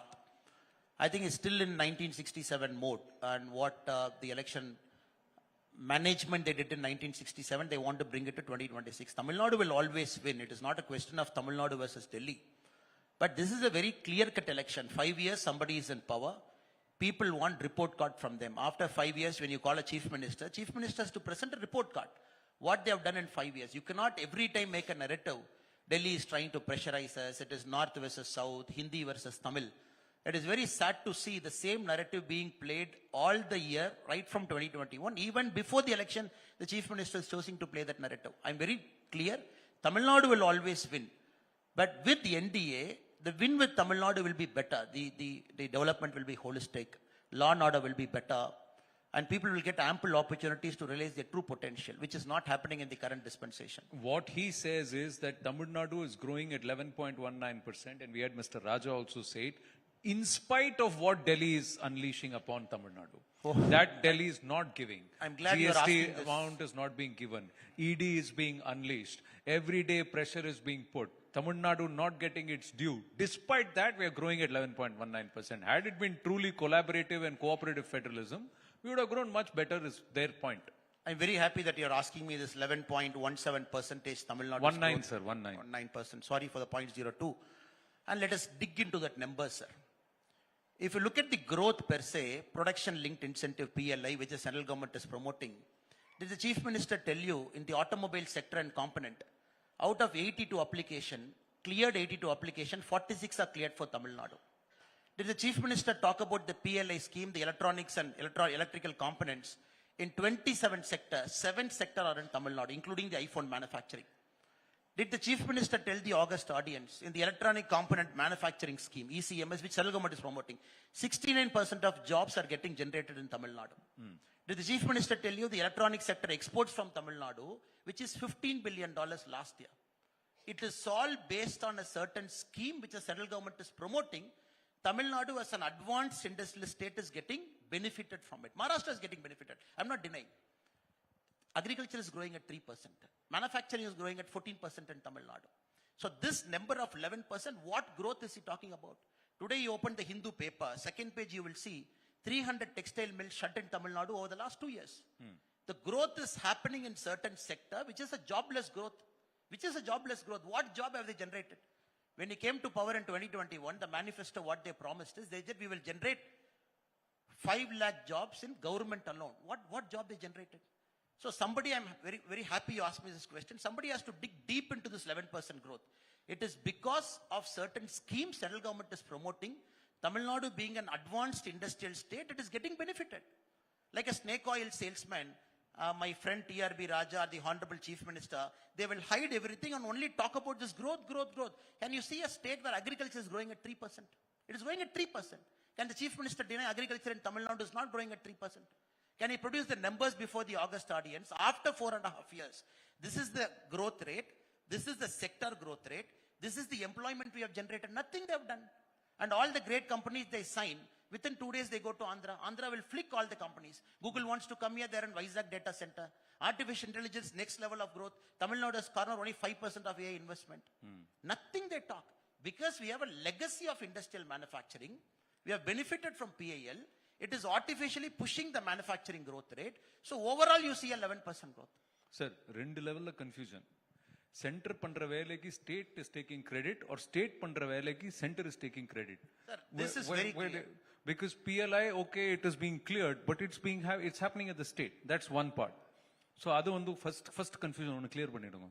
Sir, when he says, I'm specifically answering the allegation in a cooperative federalism, the center is not helping Tamil Nadu. That is what a very specific allegation I'm answering. Exactly. Tamil Nadu is getting benefited from PIL in a large manner. You hide everything. You say 11% growth is only happening because of Tamil Nadu is something which people have to understand. Sir, second confusion. When you talk about jobless growth, opposition வந்து சென்டர்ல கேக்குற கேள்வி நீங்க ஸ்டேட்ல வந்து இங்க கேக்குறீங்க. Same question you're saying. அங்க வந்து it is baseless argument. Here you're saying it is credible argument. The same jobless growth is the argument the Congress, DMK and are making against Prime Minister Modi and the central government. You are saying the same thing, that Tamil Nadu's growth is happening without creating jobs. So how does this argument fit? With respect to the central government allegation, sir, we have given you a lot of numbers over the last many years to prove the sector is growing, startups are growing, employment opportunities are getting generated. I'm countering the argument of the Honorable Chief Minister when 300 textile mills are shut because Tamil Nadu produces 70% of India's spinning. When you ask why you are shutting down a textile company, they say the power rate is 9 rupee 25 paise per unit. Across India, you show me one state where the power rate is 9 rupee 25 paise. Again, you go backwards. Because our electrical discom, the distribution company and the power generating company, it is under a loss of 1,73,000 crore. We are the highest in the country. Our Tangentco, which is generating and distributing electricity, 1,73,000 crore debt. And we are giving power to industry unit at 9 rupee 25 paise. Forget about PLI. They get money returned back. 6 to 8% of the sales value, they get back as an incentive. So when he talks about growth, what growth is he talking? Is he talking growth in Thoothukudi? PIL is centered around Kanchipuram, around Chengalpattu, outskirts of Chennai. Where else is the PIL getting settled? You come to Coimbatore, you come to southern part of Tamil Nadu, all the villages are getting hollowed out. The youth are coming out. They want to move towards city or they want to move to a different country. So this 5 years, very clearly we can say, one of the worst 5 years for Tamil Nadu, where the growth is not holistic at all. Manufacturing is getting hollowed out in the rural areas. The power cost is obnoxiously high. 9 rupee 25 paise, you cannot have an emerging economy where Tamil Nadu claims, oh, we will hit $500 billion. Very soon we'll hit $1 trillion. Can you have a power cost at 9 rupee 25 paise? The industries minister, somebody should ask him. You go to Madhya Pradesh, when they're inviting companies and giving power at 1 rupee, 1 unit 1 rupee. Again, sir, they will talk about GDP. Moment you talk about it, they will say, look at GDP of Japan, look at this, look at debt to GDP. A state like Tamil Nadu in 2011, the debt to GDP was at 16%. In 2026, the debt to GDP is at 26%. And when you ask this question, the industry minister will say, look at Korea, it is 130%. Look at Japan, it is 150%. I don't understand what argument. Fine. You borrow debt. Are you putting it in capital? In Tamil Nadu, out of the total budget, this budget they just presented, 4,52,000 crore. If you look at the capital expenditure, is 13%. 59,000 crore out of 4,52,000 crore. 13% is capital expenditure. Gujarat, the capital expenditure is 26%, 1 lakh crore. That shows you borrow money. Fine, you borrow money. I'm not saying a growing economy should not borrow money. You borrow money, but where are you putting that borrowed money? You're putting that borrowed money to pay interest. You're putting that borrowed money only to borrow more, pay more interest. 69,000 crore we are paying interest last year. So whatever indicator the industries minister just spoke, or whatever indicators our honorable chief minister spoke in the morning, it doesn't pertain anything in the ground. It is completely hollowed out. What numbers is he talking? But they seem to be this 5,000 rupees scheme that has been launched. That will assuage the issues of the people you're talking that they are not getting the right thing. It helped the BJP in Madhya Pradesh. It helped the BJP in Maharashtra. It helped the BJP in so many other states. Their Ladki Behan or your Ladki Behan is their. Sir, I am not saying chief minister should not give money to the public. Fine.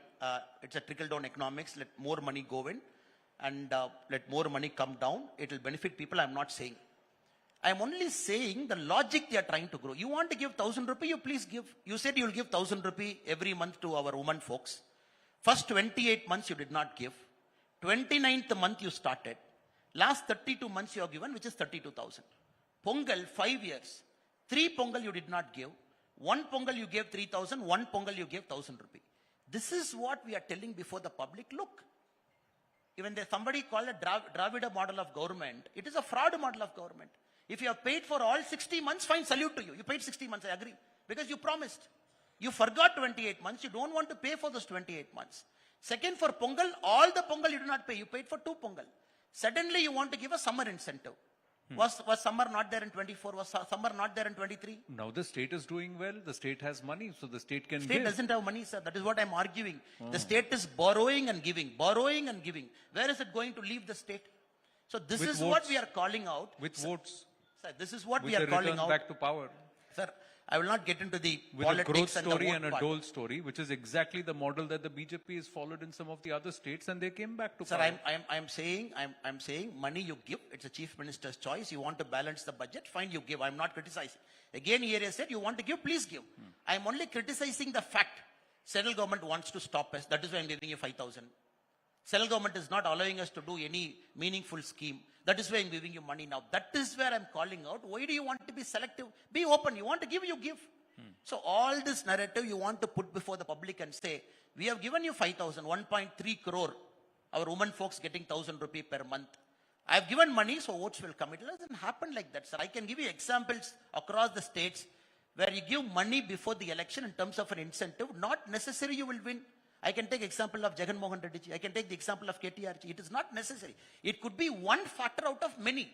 When the overall sentiment is so negative, when the chief minister believes I've given 5,000 rupees, I've credited to their account, that will get me votes. Nobody will believe. I can give you counter arguments. We're giving more money than this, governments couldn't come back to power. So, and Annamalai as an outlier in the BJP currently is asking this question. The other person perhaps asking this question and pointing at this is Vijay. Is the TVK a force? Is it a three-way fight in this election? 100% TVK is a force. I'm not denying that. And the numbers that they seem to, I see in the ground is very good for a new political party which is yet to have its structure. And the political party is 2-3 years old now. And the kind of momentum they're able to generate become talking point in shops where people talking about Vijay, when Vijay coming in television channels, kind of TRP ratings is able to get in all the local channels, astronomical numbers. But the same, I keep arguing, the same numbers Prashant Kishorji got in Bihar, 6 months before election, 3 months before election, they got it. But moment you don't have a structure, converting that to votes will be a problem. I'm always saying Tamil Nadu needs new players. Nothing wrong. Vijay should come. He should spend his time in the field. And possibly a day will come when he will win more number of votes. I'm not denying it. But I'm saying for the current election is Vijay a force, 100% a force. But is it a three-way fight? I don't think it's a three-way fight. Right now it might appear to be a three-way fight. There is momentum, there is pace and everything. Come elections, it's a different ball game. 50 days is different election machinery. So you don't think he is a 15%, 18% vote shareholder right now? He will get good number of votes. For a beginner, Vijay would surprise every single political pundit in our country. The numbers he will get would define a new political comer coming into politics, and he will get very, very good number. But whether that will define Vijay winning, Vijay coming to power, I don't think this election it is going to happen. Does he have a clear political ideology? Because he says BJP is pressurizing us. That's what their spokespersons are saying. And that, we will not align with communal forces. But his focus is against the DMK. He's questioning Stalin. He's called him uncle, said a lot of things. And the DMK clearly seemed a little rattled before tragedy happened. Karur happened. And after that, the next recent Salem happened. And then there was this unfortunate. So every time he's picking up momentum, something is happening that is tripping him. But you say they don't have a political structure. Does he have a political ideology? How is it different from the BJP and the DMK?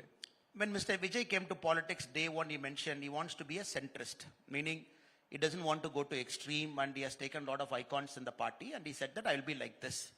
But in politics, it doesn't work like that. You cannot please everybody and do a politics in the center. You got to take a stand in many cases. Against BJP, Vijay has to take a stand, he has to take a stand. Against DMK, he has to take a stand, he has to take a stand. But right now, I believe the lack of local leadership, second level leadership, what happened in Karur? Everybody expected Vijay should have done better in Karur, or second level leadership should have done better in Karur. But I'm always supporting Vijay from the Karur issue. The reason is, it is like that, it happens. It's very unfortunate. When you don't have second and third level leadership locally, you can go and seize the moment, start helping people and do what is needful. When you don't have that kind of structure, when it is one leader-centric structure, this kind of issues happen. And the leader moves away from the spot, there is nobody to take care of that spot, the spot is open. Now very soon, in this election, Vijay will understand, if he has to be in Tamil Nadu politics, it is long term. Tamil Nadu has never rewarded any political player in the first election. Aringar Anna, 1949 to 1967. Kalingar Karunanidhi, long journey. Dr. MGR, 1972 came out. Before that, he was in politics for a long time. If Vijay has got the heart and the gut to stay in Tamil Nadu politics for a long time, then probably we'll have a different conversation 5 years from now. But this election is not about somebody having the media momentum, TRP rating. People will just go vote and come. I don't believe in that. You said he's a centrist, but they largely kept quiet about Tirupurankundram. Very unfortunate. The BJP also didn't do much about Tirupurankundram, barring, doing some hangama there, push and pull and shove, and then you were, again branded as a communal force trying to divide and rule. But the DMK got away with contempt of court. That's what they would say. The state got away with contempt of court. Nobody said anything. The Hindus did not get to light the lamp at the Deepatun during the Kartika Masa. I'm not a spokesperson for TVK, but I would say the very unfortunate part with respect to TVK and Mr. Vijay is, important issues, they go mum, they go silent. So people are like, what is your opinion on this? Tirupurangundram, again, you take a for stand or against stand, no problem. In politics, you are either here or not there. But ADMK also was largely muted. In Well, many a lot of places- political parties got nervous when standing up for what is a court-mandated right for Hindu devotees. There is no communal politics here. But why is that? It's a very clear-cut issue. Unfortunately, Tamil Nadu politics has got a political overhang. People still live in 1980, 1985. People still speak that kind of political narrative. They think any issue that is concerning Hindu, don't speak. Because Hindu voters are divided here. They're into multiple 4-5 divisions. And the minorities vote in consolidated block. Why do you want to take on them? Very unfortunate part of Tamil Nadu politics. No major political party wants to take a stand where the issues of Hindu community is concerned. That is very unfortunate. Now we have to understand Indian politics over the last many years very clearly. Nobody wants to do aggressive Hindutva, going and destroying. It's a court-given order. Court has expected the authorities to obey that order. That order was not obeyed. Every political party should have rightfully objected to what was happening. Very unfortunate. Major political parties did not take an issue. With respect to ADMK, they took an issue. ADMK took an issue. They're very clear. The court orders have to be validated. The court orders have to be respected. The court orders have to be followed. Our chief ministerial candidate, Edapadi Palaniswamy, took a very principled call, which I appreciate him for that. But other political parties, barring BJP and ADMK, other political parties are still playing the minority appeasement agenda. So that is unfortunate. Taking a political stand is different, and showing the might of NDA on an issue which the courts backed you at multiple levels is different. Was there that mobilization by the ADMK, or did they miss, or the NDA, or did they miss an opportunity there because they were looking at all other votes? One. Second, was it also because of the deep caste divides within the Hindu groups? That Tevar leader, counter leader will not be seen together. Counter leader cannot be seen sharing position within an alliance, so one has to sit out. With respect to Does that Tirupurangundram happen issue, even in the NDA? the whole Hindu community, they came together. It is not a question of internal division. I appreciate ADMK for who they are. ADMK is a party of a certain nature. And you cannot expect ADMK to always take the BJP line. BJP's party is of a certain nature. We are very clear. Right now we are an alliance. It is not necessary ADMK and BJP are same and together. In an alliance, we are there for a common cause. So political ideology-wise, ADMK is an offshoot of EVR and Annadurai, correct? That's what the ADMK is, because MGR broke away. How are they any politically different? It's purely the Dravidian model, quote-unquote, versus the nationalistic model or a Hindutva model, quote-unquote. If you can ally with the ADMK, you can ally with the DMK. How are they different? Sir, in this case, it's very clear. BJP has aligned with DMK. I'm not saying that BJP hasn't aligned with DMK in different points of time, 1999 to 2004. It was a different set of political circumstance. The country needed a stability. We didn't want a minority government again to overhang in Delhi and getting into all kinds of issue after a war with Pakistan. That was a very different set of times. Right now, it's a very different set of time. I am not here to take bones to say we did this, we did that. Right now, it's very clear DMK has to go out. And all the votes against DMK has to get consolidated on a common platform. So BJP and ADMK, we are together on many issues. Of course, we have disagreement. We respectfully agree to disagree. On NEET, we respectfully agree to disagree. On 2-language, 3-language formula, we respectfully agree to disagree. That's okay. In an alliance, not every party has to agree to everything. Respectfully, we agree to disagree. Because it is an ADMK-led alliance. At the same time, we got to agree to certain sensitivities of the alliance also. BJP on its own, we might have a different stand on many issues. But this election 2026, very clearly all the votes against DMK has to get consolidated to a common forum. So I see politics like that. But if you ask me whether ADMK should take a principled position for all issues where BJP is taking a principled position, I don't think so. Because I represent BJP, I can talk for my party. If that is the case, then why has the DMDK walked out? The DMDK was part of the NDA in the past. That is for the, for If example, the NDA is coming together with this common platform that the DMK has to go, my question is, why does it have to go? That's one part. But if you feel that we have to come together, then you're not able to hold your alliances either. So 2024, NDA was there. There was an ADMK-led alliance. DMDK was part of ADMK-led alliance for the Lok Sabha election. Now 2026, it is for each leader to decide how they want the party to go forward, whom they want to align with. At the same time, I would say, DMDK aligning with DMK is not going to fundamentally change the nature of political process in the next 50 days. Our alliance is very strong. It is organic. It is narrative based. And we are very clear, because of this issue, this alliance is formed. So I don't think because of DMDK aligning with DMK, though they were with ADMK previously, the nature of alliance will change, which I might not buy that argument, sir. Can this alliance get 35% vote share? 100% we will cross 35% for sure. I'm not blindly adding BJP and ADMK's number. Of course, it's a state election. Numbers cannot be added. Each election is very different. But I'm very confident with the current set of alliance, which is very balanced, which is very regional. For South, for Northern part, we have different alliance partners. For Kongu, we have different alliance partners. Overall, this is a very well-balanced alliance that takes care of the whole of Tamil Nadu. So 2026, I'm very, very comfortable. This alliance would cross 40% comfortably. Again, after 2026 election, we will meet. It is not that we are not going to meet. The momentum is with us. Why 35%? We will comfortably cross 40%. 40% is what the NDA will cross in this elections, 2026 elections, the claim he is making. Kushbu Sundar is in the house. Vanakkam, ma'am. Just one final question. Bharatiyar or Periyar? What's the ideological route for Tamil Nadu? And why? The problem with Tamil politics, sorry, I'm taking an extra longish answer. The problem with Tamil politics is, I don't want to demean Periyar. Periyar is a great personality at multiple points of time. And when Mr. Vijay started his political party, he said, I accept Periyar minus this. Minus this. So Periyar as a person, as an ideologue, if you ask me, minus this, Periyar has to be there at a certain point of time. For Tamil Nadu politics, he was there. But Bharatiyar is a very different personality who was needed all the time for a spirit of nationalism. I think it'll be a disservice for me to put down Periyar here. Of course, I disagree with a lot of Periyar's thoughts and views. But Tamil Nadu needed Bharatiyar for all through our history. Tamil Nadu also needed Periyar for a point of time in our history.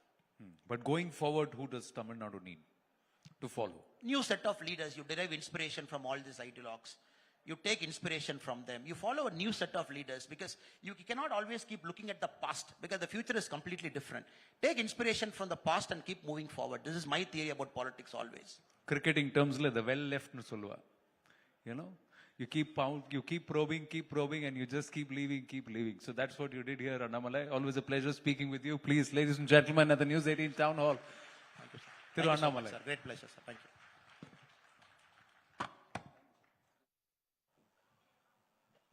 Thank you, Mr. Annamalai, for your thoughts, which have certainly added more energy and purpose to our dialogue today. Ladies and gentlemen, let's have a huge round of applause. Please show some appreciation for K. Annamalai. Also requesting Anand to please stay back on stage.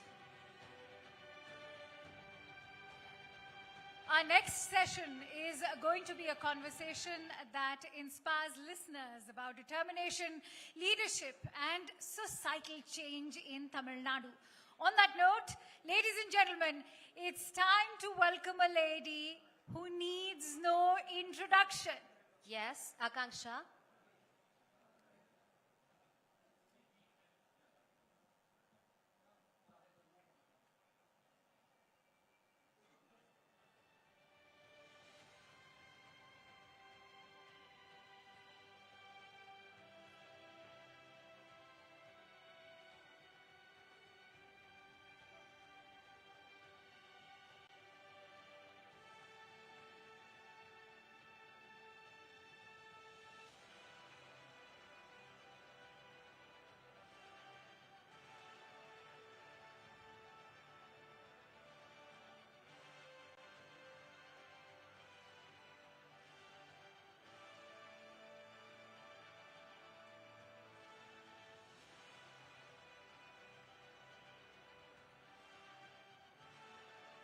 All right, ladies and gentlemen, let's have a round of huge applause for Mr. K. Annamalai. Yes, as Akanksha has said, next guest, she has captivated millions on screen with her versatile acting and continues to command respect in the political arena with her bold, unwavering voice. So, திரைத்துறையில் தனது பன்முக திறமையால் கோடிக்கணக்கான ரசிகர்களை பெற்றவர், சிறந்த நடிகை, வலிமையான எதற்கும் அஞ்சாத தனது துணிச்சலான குரலால் அனைவரையும் மதிப்பையும் பெற்றவர். சிறந்த நடிகை, வலிமையான பேச்சாளர், தடைகளை தகர்த்து தனக்கென தனி பாதையை நாங்கள் பெருமை கொள்வதில் அவரை அழைக்கிறோம். ஒரு பெண்மணியை வரவேற்பது நாங்கள் பெருமை கொள்கிறோம். இந்த உரையாடலை நிகழ்த்துவதற்காக திரு ஆனந்த் நரசிம்மன் அவர்களை மேடைக்கு வருமாறு அன்போடு அழைக்கிறோம். Ladies and gentlemen, இந்த கனல் தெரிக்கும் பேச்சும் வசீகரமான ஆளுமையும் கொண்ட திருமிகு குஷ்பு சுந்தர் அவர்களை அடுத்த செஷனுக்காக மேடைக்கு வருமாறு அன்போடு அழைக்கிறோம். Ladies and gentlemen, here is Kushbu Sundar and over to you, Anand.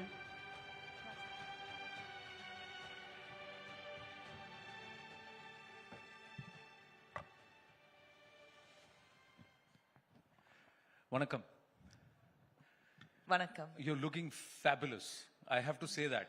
Okay. You know, I've always been a huge fan, but this is reverse aging happening. Actually, on the photo still and I'm going to take it from you later on. Thank you very much. But what's the secret behind this, ma'am? Let's start from there and then we'll get into all the other issues. Ungalai vanakkam, yennoda kaalai vanakkam. A very warm good morning or good noon. Ananu, we continue to talk in English or Tamil first? English and Tamil, whatever you want to speak. Right. This is a collab, so okay, right. We can go however. Good health comes from a good mind, and I think my children and my husband, they inspired because வீட்லயே பார்த்துட்டு இருந்தாங்க அவ்வளோ ஊதி இவ்வளோ பெருசா இருந்தனா அவங்களுக்கு கண்ணுக்கே தெரியல. But it was a self observation.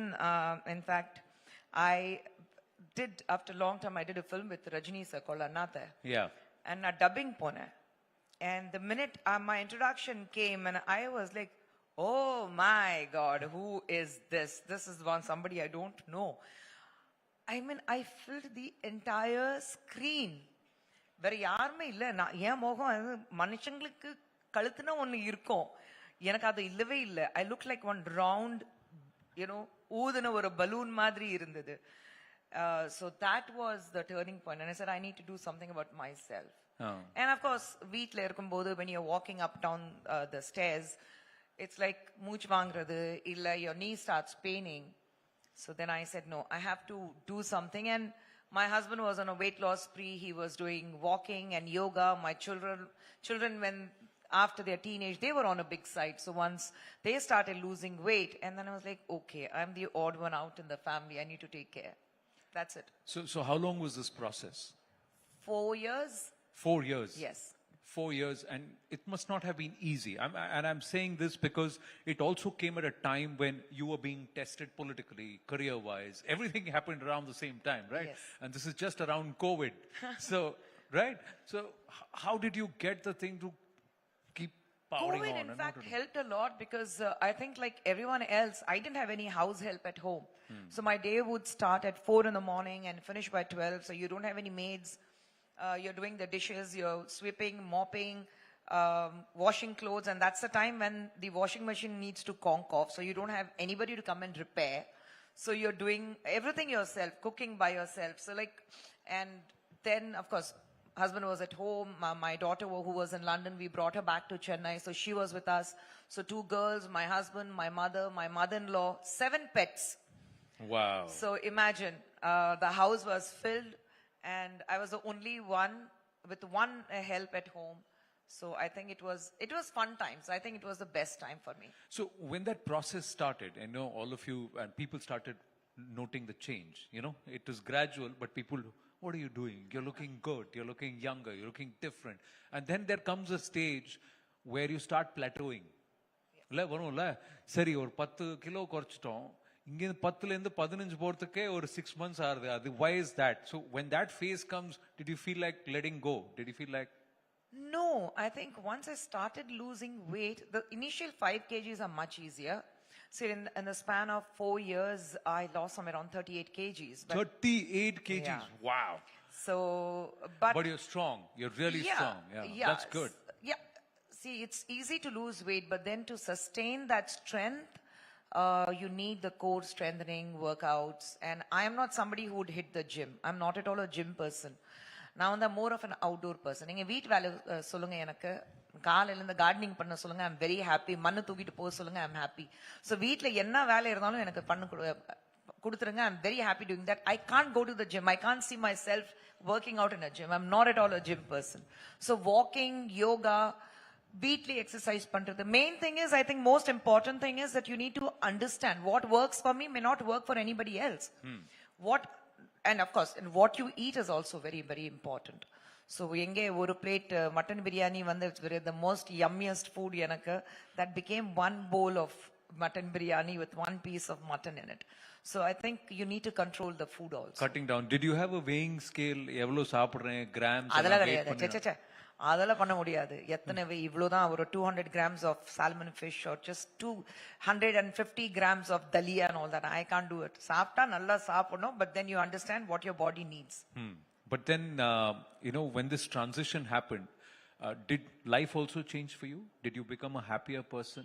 How did it affect you mentally? How did it affect your career? Energy flows cholwal, yeah. I have always been a very happy person. I don't take stress. BP illa, sugar illa, adukku kaaranam vandu stress illa. I can't take stress. Na thoongumbodhu oru padathodne 2 minutes la thoongidnom. That is the main mantra. So on the stress vechittu I have a sleepless nights na chance kedaiyadu. But I think one thing which I must share, I used to have sleep apnea because of the weight, and that disappeared. My snoring disappeared. தூக்கத்துல நல்ல கொரட்டை விடுவேன். அது போயிடுச்சு. That's what my husband says. நீ கொரட்டை விடுறது இல்ல இப்போ நான் சொல்லிருக்காரு. So I think that helped a lot. And then suddenly did people start calling you and saying, "Ma'am, film பண்றீங்களா? Will you come back?" Did those offers also start coming in? No. Did that, moment they started, hey, Kushbu vandutala. So, let's cast her back again. Will you come back into the movies? Did all of that also happen? No. In fact, I feel after losing weight, and the transition from a child actor to lead வரும்போது ஒரு odd age இருக்கும் பாருங்க. ஒரு 12, 13, you can't play a child actor, neither you can play an adult role. So on this stage la iruken, that is what even the directors think. வயசான கேரக்டர்ஸும் பண்ண முடியாது, லீடும் பண்ண முடியாது, இன் பிட்வீன் இருக்காங்க. அவங்களுக்கு என்ன ரோல் கொடுக்கலாம், அந்த ஒரு ஸ்டேஜ்ல இப்போதைக்கு இருக்கேன். So I choose with lot of thinking and சும்மா தமிழ்ல சொல்லுவாங்களே 10ல 11 இருக்க வேண்டாம். So when you're doing films, I want to do something which has a lot of substance to it. It's not the length of the character, but how much of importance it has in the movie. In the movie. So you're open to doing movies if it comes your way. Absolutely. I've always been open to do films or OTT platforms. But again, evlo எனக்கு அதுல work பண்றதுக்கு, what are you offering me to leave the comfort zone of my home and be on the sets is important. Okay, now let me ask you career-wise. You made the shift to politics, BJP, you have a role with the National Commission for Women, Then when this transition was happening, did it affect your workplace? Were people more looking at you as, wow, rather than listening to you and saying, yes, ma'am, this is what needs to be done? So, the seriousness, does that get taken away sometime? The seriousness doesn't get taken away, but then people do take or people take you a little less seriously. Does that happen? No. Because when they know when it comes to work, especially politically, I come next. My reputation of being a very, very hard taskmaster comes first, walks into the room first. So I think people still take it seriously. I mean, I'm not somebody who would let my cinema work take over my political work. It won't. But there are fans, there are people, the heights of fandom that you have enjoyed. There will be fans who look at you and say, she's back. They would say, I know generations, at least they would say they were mantra, puja and all, Kushbu and Amma, etc. All of that would happen. So that fanfare, those fans, are they coming back? And do you see that around you when you are in Tamil Nadu? That continues, but time's also changing. The young minds, there are many of them who I haven't done films for many, many years. So probably they take a second look if it's the same Kushbu. They have their doubts. But otherwise, I think the next generation is very clear. They know where to draw the lines. You're a cinema actor. When you come into politics, it's a different game altogether. So I think it's much easier now with the fans and the young generation, the generation next, where they're so clear in their heads that it's easier to work. Are they open to political ideology, a difference in thought? When you go and speak politics with them, does the BJP have any purchase on ground? Building up to 2026, what's the mood on ground from the way you see it, from your vantage point? I think the young generation are very clear. And I say it from the perspective that I have two young girls, 25 and 23. So when you look at them, they don't tell me who they're going to vote. Neither I ask them, அடுத்த எலெக்ஷன்ல யாருக்கு vote போட போறீங்க, எனக்கு vote போட போறியா, அதுவும் நான் கேட்க போறது இல்ல. But they're very clear. So election time, it's easier for us to sit here and say that we have done a survey and this is what is going to be the outcome.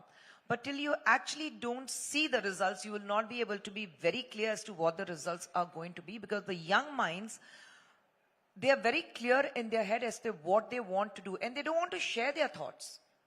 They don't want to share something like voting is a very, very guarded secret, and they want to keep it that way. So till you don't see the results, you can't say that this is what it's going to be. Me from BJP, and I heard at the tail end what Annamalai also spoke, I think we would like to see NDA winning in a big way, and we are hoping that NDA will win, because for a very simple reason, there's a lot of anti-incumbency when it comes to DMK, and people know that they have not done anything. But since I'm not sharing a platform talking about the differences of the political differences, but I'm very sure that NDA is going to come in a very big way in Tamil Nadu. Let me ask you, is the BJP a communal party? Do they have a hatred or bigoted approach towards anybody who's not a Hindu? Because No, that's I'm the a image Muslim. that's created. I'm a So Muslim. I'm asking you that. Definitely not. I'm a Muslim. You have Muqta Naqvi Saab, who's a Muslim. There are so many people who belong to the minority, and they're there. I think the biggest example we can have is you have Draupadi Murmu as a president who comes from the tribe, where the Congress have called her, they have called her a witch. So I think here we have a party who thinks that women and the people from different class and different communities have to come together to take the nation forward. I think BJP is one party who definitely talks about the harmony. It's the opposition who wants to push it and saying that in the name of appeasement politics, in the name of trying to please the minorities, and just during the election time, Rahul Gandhi becomes a Shiva Bhakta, and then you have the DMK coming up and talking about being a very, very, then the Periyar becomes this, he goes on a back seat, but then the Hinduism and the Christianity and the minorities, they all take the front seat. And they're like, oh, no, we support all the political religions, and it's only during the election. Then they're right after the temples. They're standing there. They're taking everything, whether it's the Alliance Party or everything. Otherwise, Sanatan Dharma is cancer. Sanatan Dharma is something. It's a COVID, and it's a leprosy. You need to completely wipe it out. But we don't do that appeasement politics. We are here. I said we definitely say that there is a majority of Hinduism, and we believe in it. We very strongly believe in Sanatan Dharma, but we also say that we are a party who believes in inclusivity, in harmony, and secularism. If that is the case, then why is it that since Kamaraj, sir, there's been no national party at the helm of Tamil Nadu politics, be it the Congress or the BJP? It's always Stepney, second ally, third ally, contributor somewhere. And you depend on the local party to survive, to get your MLAs in or to get your MPs in. And it's an honest assessment with both the Congress and the BJP. Why is that the case? Please give us some time. BJP has just come back. And after a long time, comparatively to Congress, who have been in Tamil Nadu for last 67 years, 53 years. The last CM from Congress was Kamaraj Avargal in 1967. Yeah. After that, we have not seen Congress. So I would like to ask that why, despite being the ruling party in Tamil Nadu, why since Kamaraj, they do not have one single chief minister, or they have never had the courage to stand up on their own in Tamil Nadu and win election? Why is it they have been, following up with AIDMK, DMK, AIDMK, DMK? We are relatively very new. We are still going strong. When you see BJP, the way it's growing today, world over, people are looking up at BJP in India, basically, at the kind of growth the nation has seen. So we are just coming back with NDA. So let us see how we move forward. So don't write us off, or don't say that we are not here to win. How is it when, from a Tamil Nadu perspective, how is the Congress party different from the BJP as a national party? The Prime Minister had a lot of things to say about the Congress party given what they did at the AI summit. But does that even matter in Tamil Nadu? Because national parties are, like I said, Stepney. They said BJP can never come in Kerala. Today we have one, and we have a mayor in Thiruvananthapuram. They said BJP can never win in Tamil Nadu. We have 4 MLAs in the assembly. So it's just the starting point. There's always, in Tamil solvanga, ella nalla kariyam varu. But Congress has always had leaders. Exactly. Here. Congress had leaders. MPs and MLAs, and Congress, although the party they opposed or the party that unseated them from, they are allied with them. So history is forgotten, perhaps. But that's politics. But what is the difference between you and the Congress party in this current scenario where somebody who's looking at a national alliance or somewhere aligned, a DMK Congress or a ADMK BJP, why does the NDA look better than the ruling incumbent? Simple. We are looking at the growth. We are looking at Viksit Bharat. You see a simple factor, the kind of growth nation has seen in so many years, what we couldn't achieve in the last 12 years since the Prime Minister Narendra Modi ji has come to power. You see the way BJP has worked for the nation. It's never about one leader. It's never about one person. It's about the nation. Nation first. Everything else comes next. So And how is the BJP different from the Congress personally?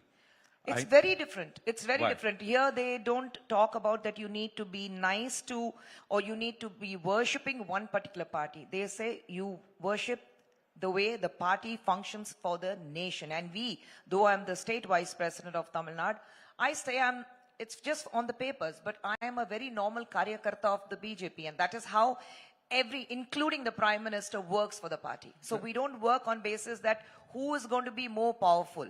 It's about how we can make the party powerful, where in turn we can work better for the nation and make India as one of the strongest nations of the world. The point is the BJP is relying on the ADMK cadre for its votes. How is the BJP doing anything on its own? You're state vice president of the BJP, so I'm asking you, ahead of the assembly elections, will the BJP have its own standing the way it was perhaps driving some momentum in 2024 when Annamalai was state president? How is it different when the party was going alone? It was not part of an alliance. Now you're part of an alliance.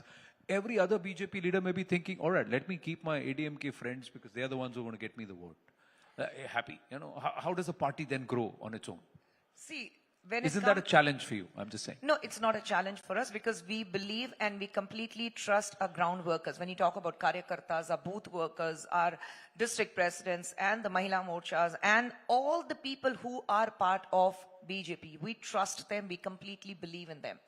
Yes, when you're working in an alliance, it has to be with complete faith and transparency. And that is how NDA works with AIDMK or any other alliance party, PMK or whoever is going to come with us. So we are working with a complete transparency. We are not talking about power sharing. We are not going to be mudslinging. We are not talking about it's you or me or it's nothing about tu me. It's like we understand each other. We understand your strength. You understand our strength. And that is how we are going to take it forward. It's not about what you see. Very unfortunately, we want in a democratic society in a country like India, we definitely want a very, very powerful opposition. But very unfortunately, on this platform, I would like to say our biggest spokesperson for BJP, the biggest helper of BJP is Mr. Rahul Gandhi because he works for BJP. That is what we assume. Because whatever he does, it adds on to us as a plus. Well, he's certainly not helping the Congress cause or the India Alliance cause. No, he's helping us. At this point, but whether he's helping the BJP, that we'll have to wait and watch. But somebody with whom you can always ask this question, how did you do it? Personally, professionally, and also politically. We are in conversation with her. We can always ask this question of Kushbu Sundar. Thank you very much, ma'am. Always a pleasure speaking with you. Thank you so much. Thank you very much. Thank you. Thank you, Kushbu ma'am. It was a pleasure having you here with us, and thank you for keeping it up close and personal. You've been an inspiration not just in the field of cinema, but also in politics. Yes, Akanksha, as you said, they say something in English like the girl next door. அந்த மாதிரி எங்களுடைய வீட்டு பெண்கள் எப்படி பேசுவாங்களோ அதே போல எங்களோட connect ஆகி குஷ்பு மேம் பேசியிருந்தாங்க. உங்களை பார்த்து நீங்க சொன்னது மாதிரியே ஒரு இன்ஸ்பிரேஷனா எடுத்துக்கிட்டு not just the men from Tamil Nadu, also the women from Tamil Nadu just fell in love with you, Kushbu ma'am. Thank you so much for your speech. Ladies and gentlemen, let's have a huge round of applause for Kushbu Sundar and Anand. All right, and with that, it's time for another power-packed discussion for the day. Battle for Tamil Nadu, a dialogue that will analyze the electoral strategies and ideologies that are shaping Tamil Nadu's future. Yes, and for that, I would like to request Mrs. Zaka Jacob to join us on the stage. And our esteemed guest on the stage, Thiru Saravanan Annadurai, official spokesperson of the DMK. And joining him will be Thiru Narayanan Tirupati, chief spokesperson of Tamil Nadu BJP. And joining him will be Thiru Kovai Satyan, national spokesperson from AIADMK. And Thirumigu Lakshmi Ramachandran, spokesperson Congress. So over to you, Zaka. Ladies and gentlemen, please let's have a huge round of applause as we welcome them all on stage. Let's show some appreciation, please.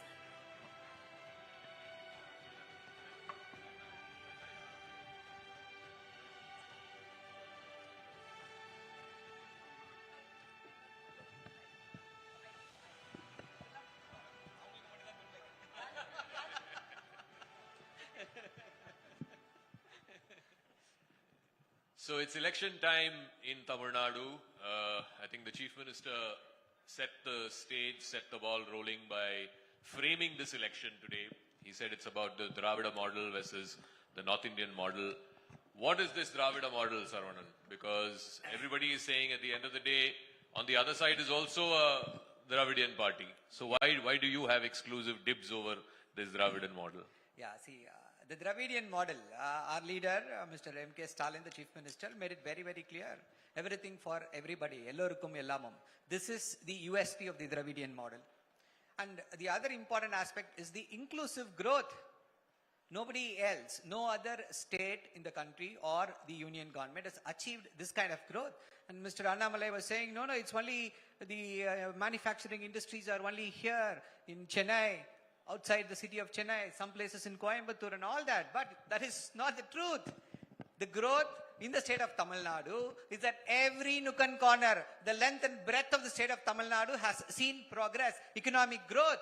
2 years in Tuticorin. Mr. Annamalai was referring to Tuticorin. In Tuticorin, within a span of 2 years, an EV car manufacturing facility has been set up and is rolling out EV vehicles. This is the kind of growth we are talking about. This is one aspect. The other aspect is how the welfare measures are reaching every single individual person in the state of Tamil Nadu. Compare and contrast this with what the Prime Minister said. He mocked the free bus scheme. But this is affecting the metro rail project. How can you give free bus rates to women? And he also mocked this revdi culture. Now, every government, every BJP government is following this Dravidian model. This is Dravidian model, Zaka. No, but this is what is setting the trend for the entire country. Why are you having to pay 5,000 rupees to women just before an election? If No, the Dravidian model is working, Yes. the opposition is saying this is a bribe. Zaka, did you ask the same question when they gave 10,000 rupees to people in Bihar? Did you ask the same question when they announced this 3,000 rupees in Maharashtra and withdrew the amount? This is a scheme which was not announced on the eve of the elections. This is a scheme which was given as an electoral promise in the 2021 elections, and we have been successfully implementing. Unlike Maharashtra, we are not saying 28 lakh people. After elections, we won't give you. We are saying we have included. Mr. Narayan Tirupati 20 wants lakh to, people, to more. respond to that. Yeah, You're see. also giving. In Madhya Pradesh, you're giving. In Maharashtra, you're giving. In Bihar, you just gave. See, Dravida model is nothing but a corrupt model. In other words, you will say that the Dravida model is corruption model, and that is what the DMK Dravida model is doing here. And Saravanan was talking about Tuticorin. Tuticorin today is there. It's developing only because of the central government, the infrastructure activities. He may laugh, but it's the entire state is laughing with the DMK, because I have been telling when in 2021 they came out with a furniture world in furniture park in Tuticorin. You don't have even a broken chair there today. That is what is the Dravida model's success. But in Tuticorin, it is the BJP government that has done huge with the ports. And today, while we are speaking at 11 o'clock, today the Prime Minister is laying the foundation at Tuticorin. Please understand, the port and the airport, which was beautifully done by the BJP government, and the national highways, everything. The Tuticorin has developed only because of the central government's But beautiful infrastructure activities. Statewise, the Chief Minister also made this contention that it's the fastest growing state. It's growing at 11%. No other state. Even Maharashtra is not growing at 11%. See, Zaka, we have to say one thing. As Mr. Annamalai previously when he was talking, he said that the legacy of Tamil Nadu's industrial output and all those things. The problem is that UP is growing very hugely. Haryana, UP, even Bihar. We have never seen this much of growth in other states, but whereas we are lagging behind. You may say I am number 2 or number 1. Maharashtra is number 1. Tamil Nadu may claim that you are number 2. The problem is that you were number 2 at what the distance? Now UP is behind, very behind you. Even the GST collections are very heavy because the consumption has increased in UP. We have to understand this. And there is nothing to laugh or smile. No. I am telling you one thing. UP, Bihar, Haryana, Karnataka, all are just behind us. It will not take years. It will not take many years to these states to overtake us. That is, we are feeling, even I am a Tamilan, but the rate at which all these states are growing, I am telling you, Tamil Nadu is lagging behind. Zaka, see, we are behind Uttar Pradesh. We are behind Uttar Pradesh in mob lynching. We are behind Uttar Pradesh in Islamophobia. We are behind Uttar Pradesh in attacking churches on Christmas Day. We have a superior model. See, when all the funds given by the state of Tamil Nadu is diverted towards the BJP ruled states, Uttar Pradesh, Rajasthan, Madhya Pradesh, all these states, those states are also paying. natural No. that they will, see, Are those states not paying taxes? See, they are paying taxes, but the most important aspect is what is coming back to us. And it is very easy from going to 10 to 40 or 50, but it is very difficult to go from 85 to 95. So when you talk of percentages, just a minute, when you talk of percentages, 10 to 40 will look great, but still they are only at 40, we are at 95. That is the difference. Story DMK has been telling. I am telling you, one Hyundai car sold here, bought by Uttar Pradesh, is he not paying tax? You may claim that no, we are doing, but in Uttar Pradesh it is an agricultural state. You are not paying tax from what you buy from Uttar Pradesh. Let me ask Kovai Satyan. So this is the way the election has been framed. It's a DMK versus ADMK fight, is what the Chief Minister also said. The issue is, they are claiming sole proprietorship over this Dravidian model. And you don't seem to have to counter it, or don't seem to want to counter it. Morning to everyone present here. Zaka, DMK is no more Dravida Munnetra Kalagam. It's Dynasty Munnetra Kalagam. The name got changed long back.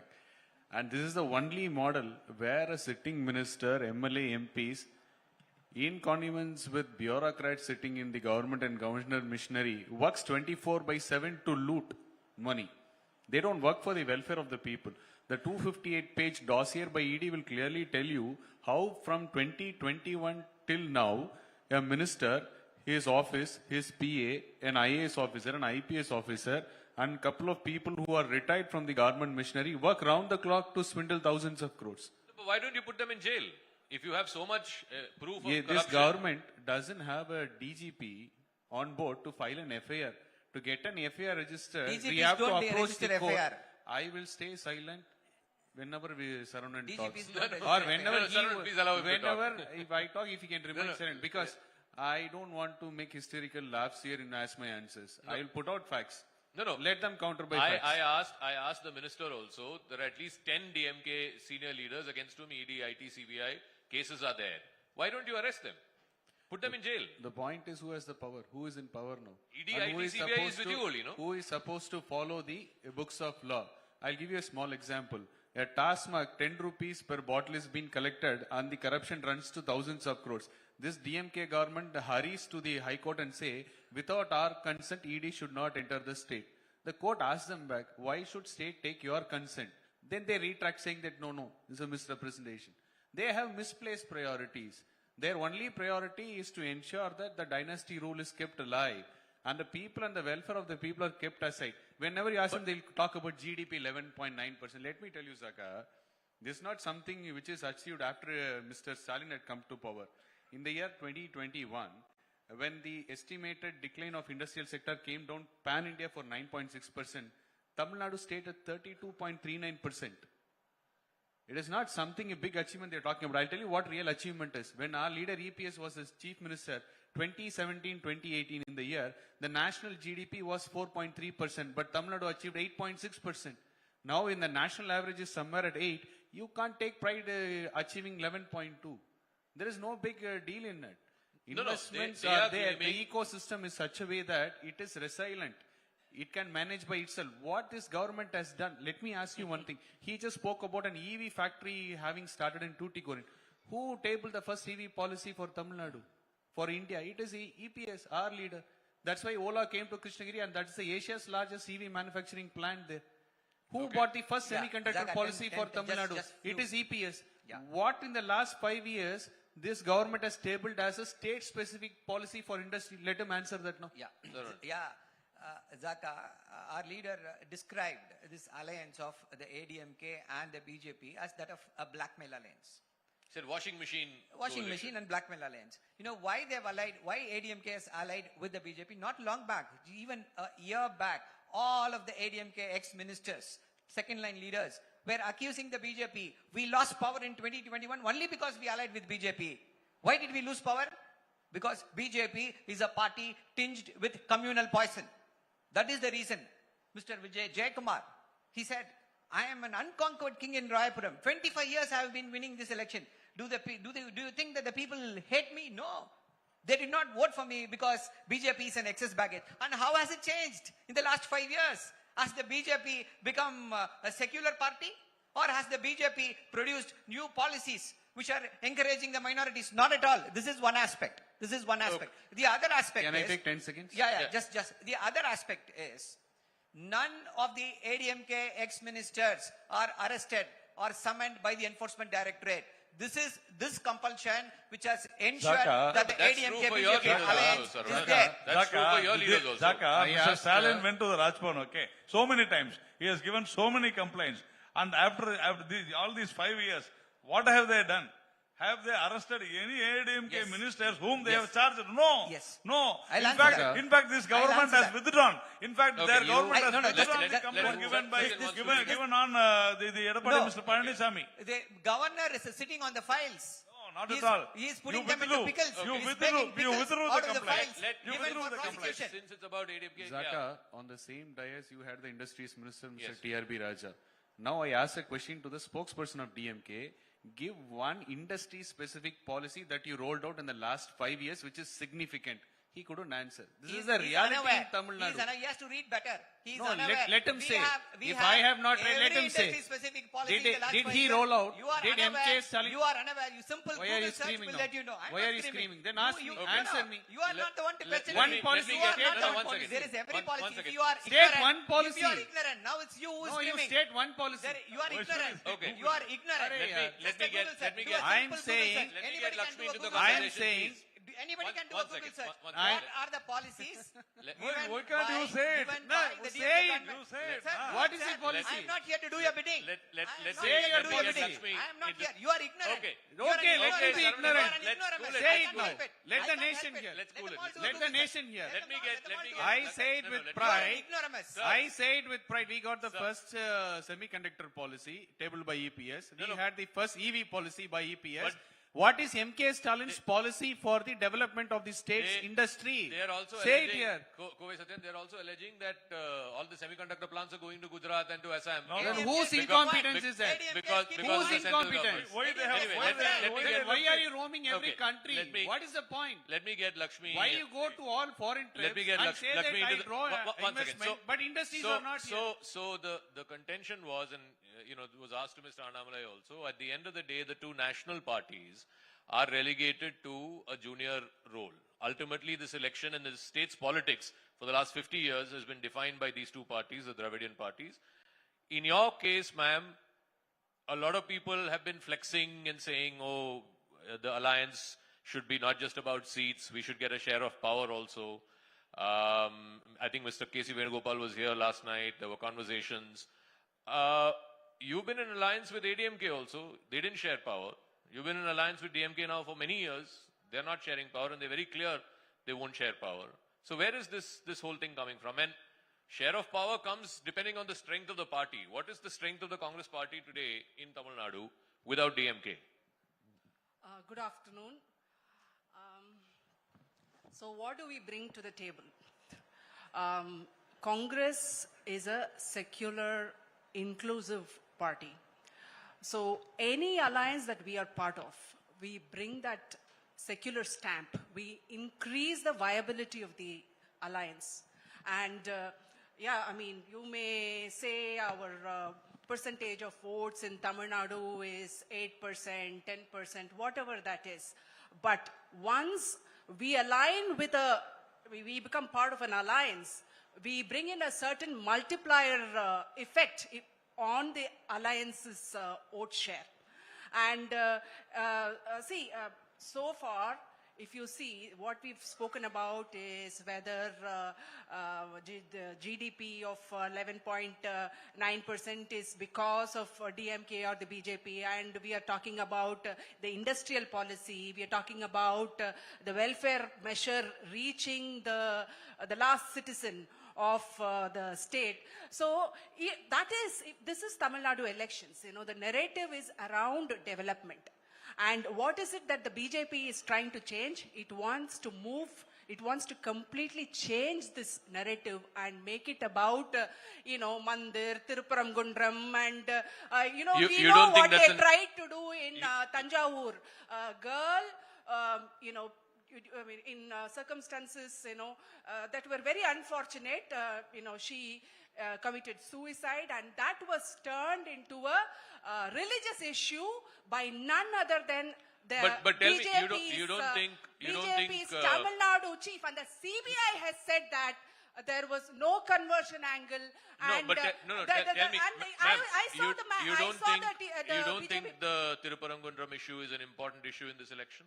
You don't think so? No, I don't think people of Tamil Nadu consider Tirupparamgundram issue or any emotive issue to be an important issue at all. People of Tamil Nadu vote for development. They vote for welfare. And if they don't understand that, they will be again thrown out of Tamil Nadu. And I'm very sorry that these people are also going to I'll come to the Congress question, but yeah, please answer. Communal issues won't work in Tamil Nadu.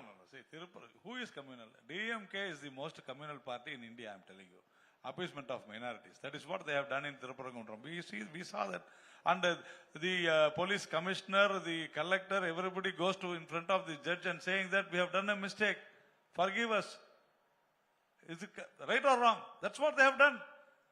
So for politics, these people will go to any extent.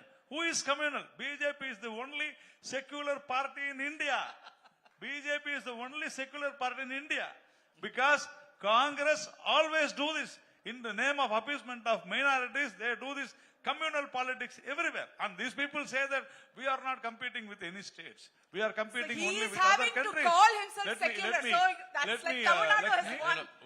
Let me finish. Why you get agitated? No, I'm not agitated. I'm happy, the thing is that Mr. Saravanan says, or his party says, the Chief Minister says, we are not competing with any states. We are competing only with the countries. And you are asking, these people are crying that, this semiconductor factory has gone to Assam. I had been to Assam last week. You see how the semiconductor factory is coming beautifully in Assam by Tatas. They have left it. What happened to the Google? Andhra Pradesh has almost taken everything. Tamil Nadu should have been double the growth it should have shown in the last 5 years. Because the entire infrastructure growth in the last 11 years of Narendra Modi government, Tamil Nadu wasted in the last 5 years, I'm telling you. You are losing big ticket investments because the state is... What happened to Metro Rail? Why is Metro Rail not given to Metro? We'll come to that. No, Metro very clearly we have said, because of your problem, your mistake, the DMK government has not properly given the DPR. Why have you not given the data and the statistics? Everything has gone. Zero. Because of everything has gone. Coimbatore, we lost Metro. Madurai, we lost Metro. Let him respond. See, the BJP government has given zero to the state of Tamil Nadu. And in the elections, coming elections, 2026, people of Tamil Nadu will give zero to the BJP. That is their politics. Zero politics in the state of Tamil Nadu. See, they are saying we are appeasing. Yes, whom are we appeasing? We are appeasing the Hindus here. Because the BJP is not bothered about the 70% of the Hindus who belong to the OBCs, SCs and STs. They are not bothered about them. If you look at the number of chief ministers BJP has, there are only 3 OBC chief ministers. Who is our Prime Minister? If you look at the number of ministers in the BJP cabinet, how many OBCs are there? How many? Tell me. Most of them are... Tell me how many? Tell me how many? So this is the politics played by the BJP. If you speak of reservation... How many? Sir, allow me to speak, sir. I know you are agitated. You tell how many? You stand exposed. So please, tell how many? keep quiet. But Saravanan. The problem is this. Just a minute, Zaka. We have a policy which ensures that majority of the Hindus get opportunities. We have 69% reservation for Hindus. Who got And what did the BJP bring? Who got BJP it? You. brought It was Selvi Jayalalitha. 10% of It was reservation Madam Jayalalitha who did for this. upper caste Hindus. This is No, the kind of no, but politics Saranan, the BJP plays You, and the you DMK answer plays. Yes. this question. How is BJP responsible for Google investing in Andhra Pradesh and not in your state? No, we are not. We did not speak about Google. We were speaking about Any Why you investment, are not- semiconductor, I'll semiconductors. I'll tell you, Yeah, I'll one tell you. second. Semiconductor. I'll tell you. Yeah. See, Can I come? See, data centers have specific TRB Raja was requirements. here. When Mr. TRB Raja was here, he made it very, very clear. Tamil Nadu is not in a position to offer free land to get industries. We are in a much higher state. And we targeted a specific industry, semiconductor industry, in the 2024 elections. Our chief minister, the rock star chief minister of the state of Tamil Then Nadu, don't cry that these industries have gone to some other states. They are crying. They threatened. The BJP threatened. And you they say had that the we are audacity. competing with Okay. other foreign countries. See, Can just I one more, just small 10 seconds to me, Zaka. See, he spoke about the Tuticorin airport. We want Hosur airport. We want metro rail in Coimbatore. We want You metro rail in properly give Madurai. the DPR. Yeah. Okay. Why Why are don't they you not give? giving it? Go- Why are they In not the giving Go it? away, Hosur, you go will away, not go away, give Satyan, land. yeah. In Coimbatore and Madurai, you will not give the DPR properly. You will not give data. You will not give statistics. Let Very clearly, the central government has Why written. didn't you ask let for go away. that statistic? No, let Why go away. did you Let go away, deny? Satyan. Hello, Respond. it is I have to wrap up. State government. I have to wrap up. Please understand how it goes. It is the duty of the Okay. state government to give all Go, those go, details. go away, Satyan. These are Just waiting for a reason to deny. they are the masters of peddling lies, and they lie shamelessly inside the assembly with fake and fudge data. Metro and project for Coimbatore and Madurai, a DPR was incomplete. I'll give you one data. Forget about the population. The right of way to run a metro rail is 22 meters. In their plan design, they have incorporated 12 meters as the width for the passing of the metro rail, which is not feasible. So there are many flaws in Also the population. DPR itself. A government missionary can't even prepare a DPR for a project. It's a shame on Tamil Nadu. That's the kind of government It's a this is shame being on run. BJP for Wait, refusing this I project. didn't interfere. For refusing this The project. problem Let him with finish. DMK Let him finish, Shame on Saranan. BJP. Saranan, let him The finish. CMD, a The problem chairman with himself, DMK very is clearly said it has not been whenever you point out their flaw, they start screaming. They don't want the other person to talk. They don't have the patience because they can't stand the truth. This is the number one borrowing state in India, and they say that it has been borrowed for the welfare of the people, but none of the popular schemes are there except this Magalir Urimai Togai, which was promised for 3.24 crore women as a manifesto promise. Then later they curtailed it to 1 crore women. No, but Satyan, your leader is Now- also promising. He's Yes, promising he 2,000 rupees, promised I think. for all, not like them to cheat everybody. The time of election says that everybody will get, and everybody is 3.2 crore women. But after 28 months of repeatedly questioning them in the assembly, finally it came down to 1 crore. Now after 55 months, suddenly 30 lakh women got the right to get that. Okay. So these I have to wrap up. 1 second. Zaka, Yeah. 10 seconds. 10 seconds. I Yeah. tell you what. This Tamil Nadu, industries are moving out. Foxconn has moved out. And many industries are silently moving out. Husung has moved to Andhra. Just 10 Tata seconds, has moved to Karnataka. Agriculture is And totally people out. Okay. who had invested heavily in Tamil Nadu 10 now are seconds, just taking 10 a seconds. step back because of the political scenario and climate. And Okay. this has become a breeding ground for terrorists. Okay, Yeah. okay. And Yeah, these yeah. guys 10 not seconds. able to put the intelligence in place, 10 not able to put the police force in place, Yeah. and the drugs are free flowing. Okay. A 11th standard student is carrying a ganja, marijuana in his school bag. 10 A seconds, I have to school-going wrap up, kid yeah. is lying on the roads consuming liquor. Yeah. Okay, Yeah, 10 this 10 is seconds, I have to This wrap is up, their yeah. governance and government. 10 seconds. All for all. 10 everything seconds, for I have all to wrap is up. drugs, Yeah, Zaka. not development. 2019, 14 people were arrested by the NIA during the Edapadi Palaniswamy's government. At that point of time, what was the intelligence doing? See, this is one aspect. NIA, the you other signed aspect, for NIA. other aspect, the Now, other, what are you other doing now? aspect. Okay, okay. I have to, No, no, I have to wrap up. He's got arrested now. What is state intelligence? Our next guest is here. They had a state intelligence So, after the I have Coimbatore to- blast. I have to wrap up. 2003. I have to MK wrap up. Stalin started an ATS here. Thank you. What Thank ATS you was very, doing? thank you Please. very much, Narayanan Tirupati, Mr. Saravanan, Kovai Satyan, and Lakshmi Ramachandran. Thank you very much. We'll see how this election plays out and who the people of Tamil Nadu choose. Thank you very much for joining us on the News 18 Town Hall.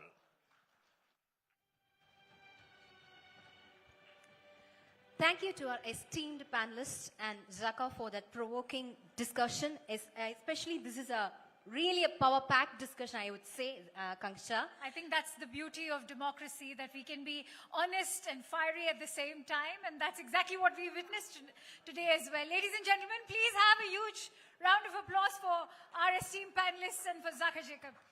Yes. So let's move on to the next discussion, and for that, I would request Thiru Vivek Narayanan and Thiru Karthike Chelvan to moderate this session onto the stage, please. Thiru Vivek Narayanan அவர்களையும் திரு கார்த்திகை செல்வன் அவர்களையும் மேடைக்கு வருமாறு அன்போடு அழைக்கிறோம்.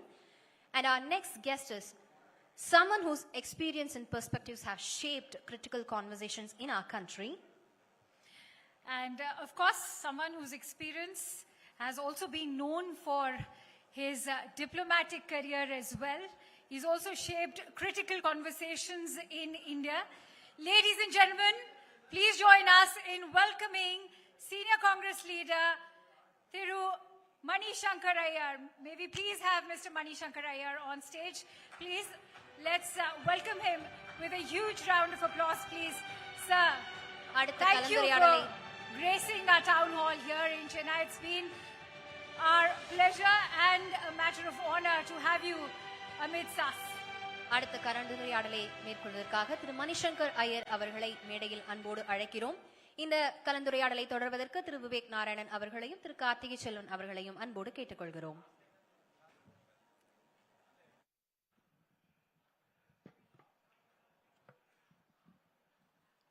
Thank you, Manisa, for joining us. ரொம்ப நன்றி ஐயா.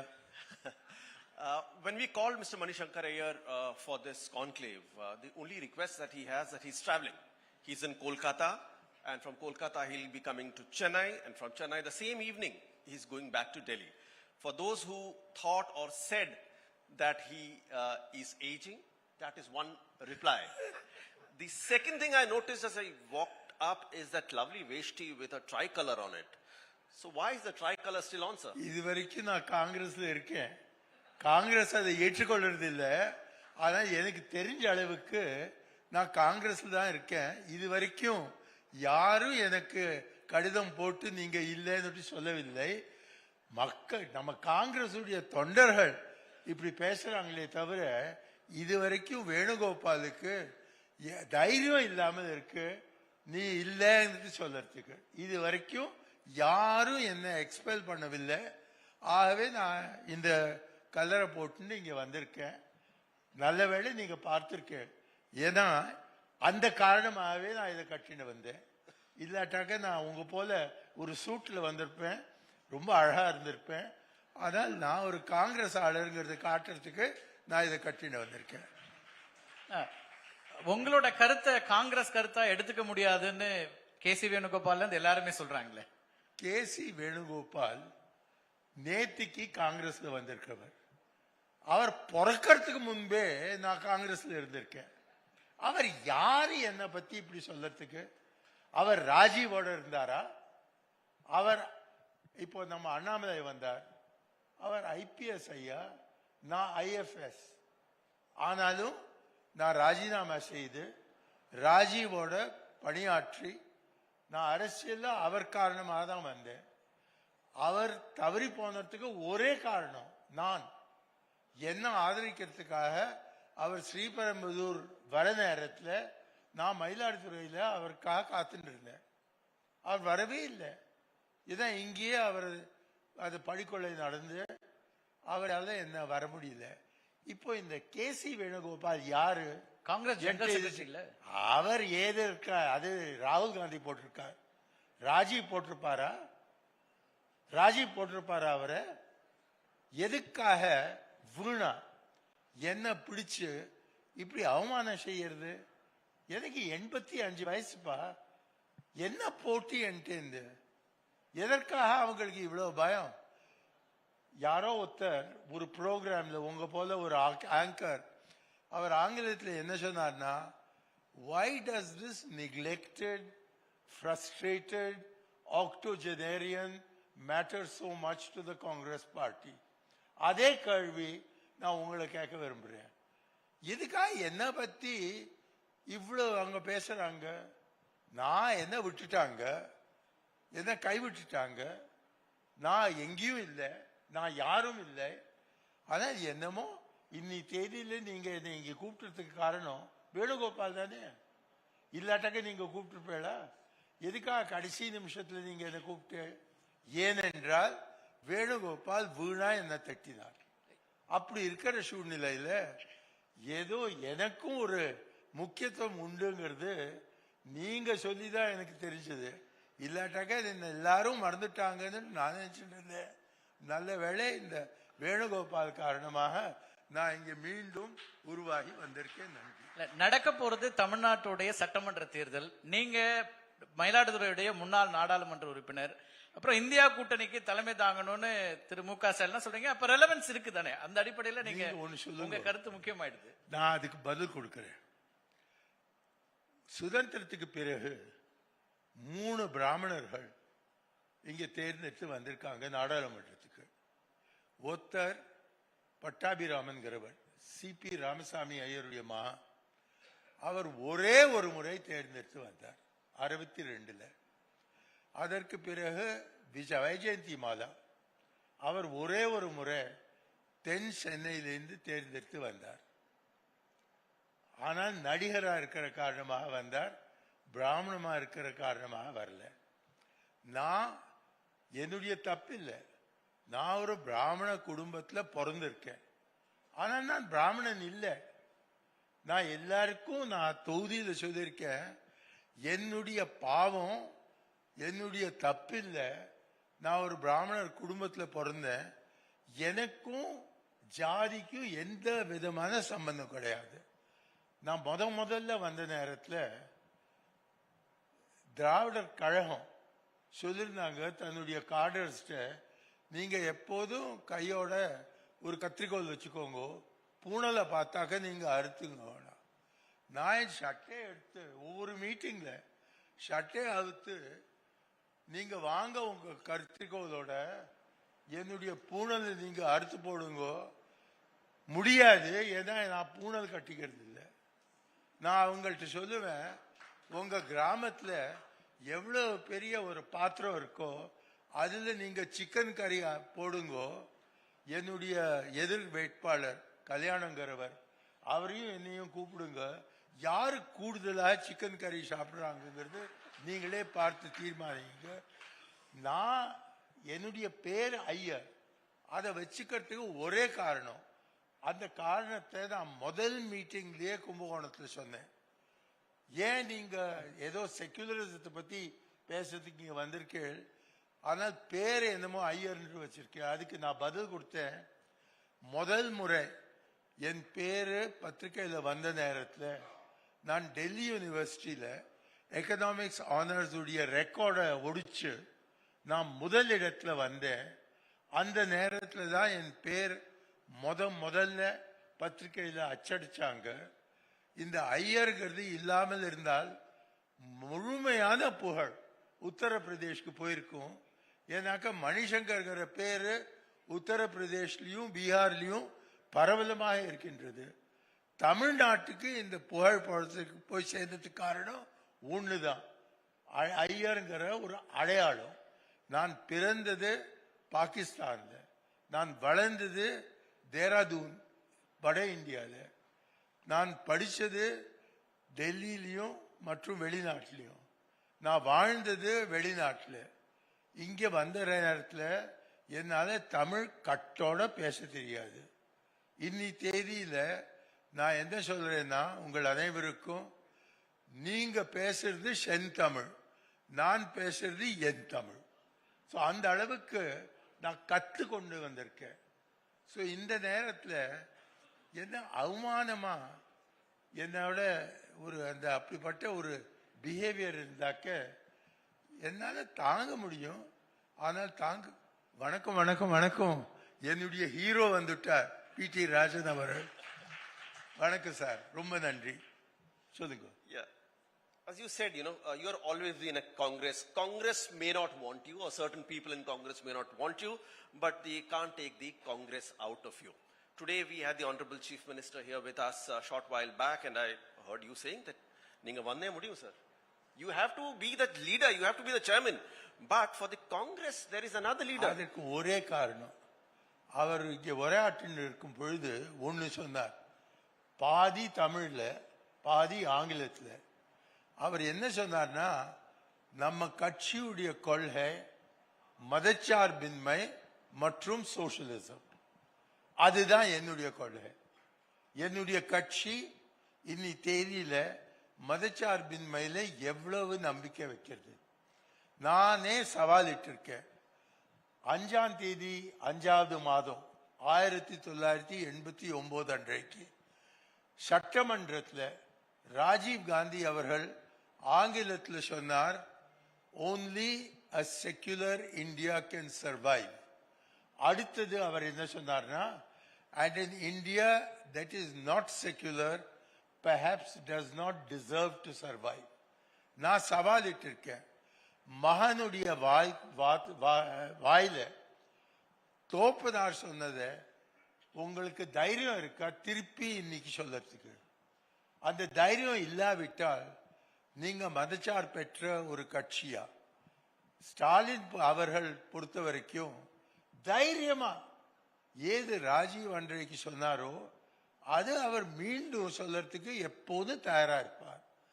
அந்த காரணமாகவே ஏதோ ஒரு பிராமண குடும்பத்தில் நான் பிறந்தாலும் நம்ம பிடி ராஜனுடைய தோப்பதார் காரணமாக என்னுடைய தோப்பதாருக்கு லாகூர் போக வேண்டியதா இருந்தாலும் நான் தப்பி தவறி ஒரு பிராமண குடும்பத்தில் பிறந்திருக்கேன். அது என்னுடைய குற்றம் இல்லை, அது கடவுளுடைய குற்றம். அப்படி இருக்கத்துல எனக்கு ஜாதி பிடிக்கவே பிடிக்காது. எனக்கு மதத்தை பத்தி எந்த விதமான ஆசை இல்லை. நம்ம குஷ்பு இங்க வந்திருந்தார் இப்போ ஒரு நிமிஷம் முன்பு. அவரே எனக்கு நன்னா தெரியும், ஏன்னா என் தொகுதியில் எனக்காக பிரச்சாரம் செய்திருக்கார். அவர் என்னமோ சொல்லிட்டு இருந்தார், இல்ல நம்ம எல்லா மதத்துக்கும் ஒரே மரியாதை கொடுக்கிறோம்னு பேசினார். நான் அவளை கேட்டேன் கீழே வந்த நேரத்தில், எதுக்காக உங்களை நாடாளுமன்ற உறுப்பினராக ஆக்கல? நீங்க ஒரு பெண், நீங்க ஒரு இஸ்லாமியர், ஒரு இஸ்லாமியரை கூட எம்பி ஆக்காமல், ஒரு முஸ்லிம அவர்கள் மந்திரியா ஆக்காமல் எல்லாரையும் விட்டுட்டாங்க. இன்னி தேதியில இங்க பீத்திக்கிறாங்க நம்ம ஒரு செக்குலர் கட்சிக்கிறாங்க. என்ன செக்குலர்? எவ்வளவு இஸ்லாமியர்களை கொலை பண்ணிருக்காங்க ஒரே நாள்ல. 1000 முஸ்லிம மோடி அங்க முதல்வரா இருக்கிற நேரத்தில் அவர் சொல்லி செய்தாங்களோ இல்லையோ, ஆனால் அவர் முதல்வரா இருக்கிற நேரத்தில் ஒரு 1000 இஸ்லாமியர்களை அவர்களுக்கு எந்த விதமான ஒரு கில்ட் கிடையாமல், ஒரு இன்னோசென்ட் முஸ்லிம்ஸ் அவர்களை எல்லாரையும் பிடிச்சு ஒரே நாள்ல 24 மணி நேரத்துல கொலை பண்ணிருக்காங்க. இன்னைக்கு இங்க செக்குலரிசத்தை பேசுறாங்களா? அப்புறம் இந்துங்கிறாங்க. ஏதோ ஒரு 6 இந்து பங்களாதேஷ்ல தவறி போயிருக்காங்க, அதை பத்தி பேசுறாங்களே தவிர இந்தியாவில் அக்லாக்க பத்தி ஏதாவது சொல்றாங்களா? பெஹல்வானை பத்தி ஏதாவது சொல்றாங்களா? ஜுனைத பத்தி ஏதாவது சொல்றாங்களா? அவங்க ஒவ்வொரு நாள் இஸ்லாமியர்களை கொலை பண்ணிட்டு அவங்களுடைய மதத்தை பத்தி ரொம்ப பயிற்சி பேசி எதுக்காக நம்ம இந்த நாட்டில் இருக்கோங்க சொல்றாங்க. ஒண்ணு மட்டும் மறக்காதேங்க, மோடிக்கு இது வரைக்கும் 3 தேர்தல்ல 3 பங்கு ஓட்டு தான் கிடைச்சிருக்கு. 33%. ஒரு சில சமயம் அதை விட கூடுதலா 2%, ஒரு சில சமயம் அதை விட குறைவா கிடைக்கிறது. ஆனால் 3/2 பங்கு இந்தியர்கள் பிஜேபிக்கு என்னைக்கும் ஓட்டு போடவில்லை. நாம் செதறி இருக்கோம். அந்த 3/2 பங்கு வாங்கறதுக்கு குறைந்தபட்சமாக 60% இந்து மக்கள் பிஜேபி சூடோ ஹிந்துவிசம் தான் ஏற்றுக்கொள்றாங்க.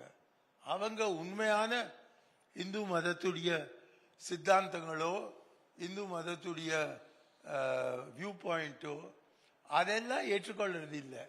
அப்படி இருக்கிறதுல நமக்கு என்ன வேணும்னா ஒற்றுமை. நம்ம எல்லாரும் செதறி இருக்கோம். அந்த ஒரே காரணமாக மோடி இவ்வளவு ஆண்டு காலமாக அவர் இங்க நாட்டை நடத்திட்டு வர்றார். எவ்வளவு மோசமா நடத்திட்டு வர்றாங்களோ அவங்க ஜெயிக்கிறாங்க. ஏன்னா பிடி ராஜன் ஒரு பக்கம் இருக்கார், மணிசங்கர் வேற பக்கம் இருக்கார். ஒருவரால தான் நம் அனைவரையும் கூடி ஒரே முன்னேற்றத்துக்கு சேர்க்க முடியும். அவருடைய பேர் மு.க. ஸ்டாலின். அதற்காக தான் நான் சொல்றேன், எந்த வேலை காங்கிரஸால செய்ய முடியாமல் இருக்கோ அவர்களால செய்யவே முடியாது. காங்கிரஸ் தான் மூத்த கட்சி. அந்த காரணமாக அவர்களால இந்த தலைமை தாங்கவே முடியாது. தாங்கிறதுக்கு 3 பேர் இருக்காங்க. ஒருவர் மு.க. ஸ்டாலின் அவர்கள், இரண்டாவது மமதா பானர்ஜி, மூன்றாவது தேஜஸ்வி யாதவ், நான்காவது அகிலேஷ் யாதவ். ஆனால் இந்த 3 பேர், பாக்கி 3 பேர் மமதாவா இருக்கட்டும். 4 names, the fifth name, either of your 4 names you have taken here, but the name of Rahul Gandhi is missing. It's missing because he's already the leader, but he's not been able to bring us together. And the reason is not Rahul Gandhi. The reason is the Congress. How can the Congress, as the senior partner, bring together people whom they are rivaling in all the states?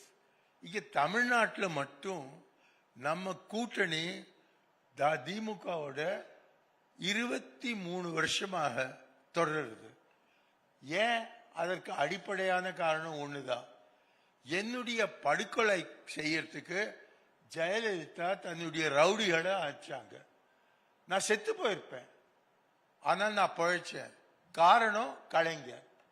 கலைஞர் எதிர்த்து நான் எவ்வளவோ சொல்லியிருக்கேன்.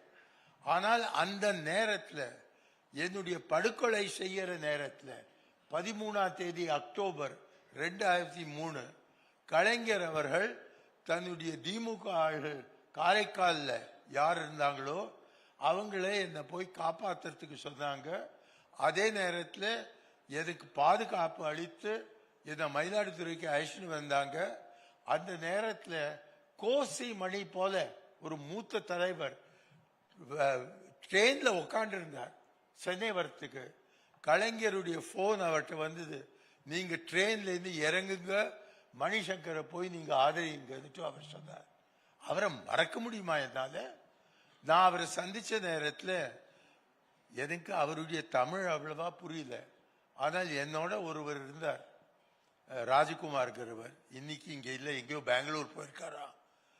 அவர் என்கிட்ட சொன்ன, அவரை கேட்ட நான் என்ன சொல்லிட்டு வர்றாருன்னா, அவர் சொன்னார், எனக்கு சொல்லிட்டு வர்றார், இந்திரா காந்தியோட அவர் ஒரு கூட்டணி அமைத்த நேரத்தில் அவர் என்ன சொன்னார்னா, நேருவின் மகள் வருக, நிலையான ஆட்சி தருக. அந்த கோஷத்தை என்கிட்ட சொல்லிட்டு வந்தார்.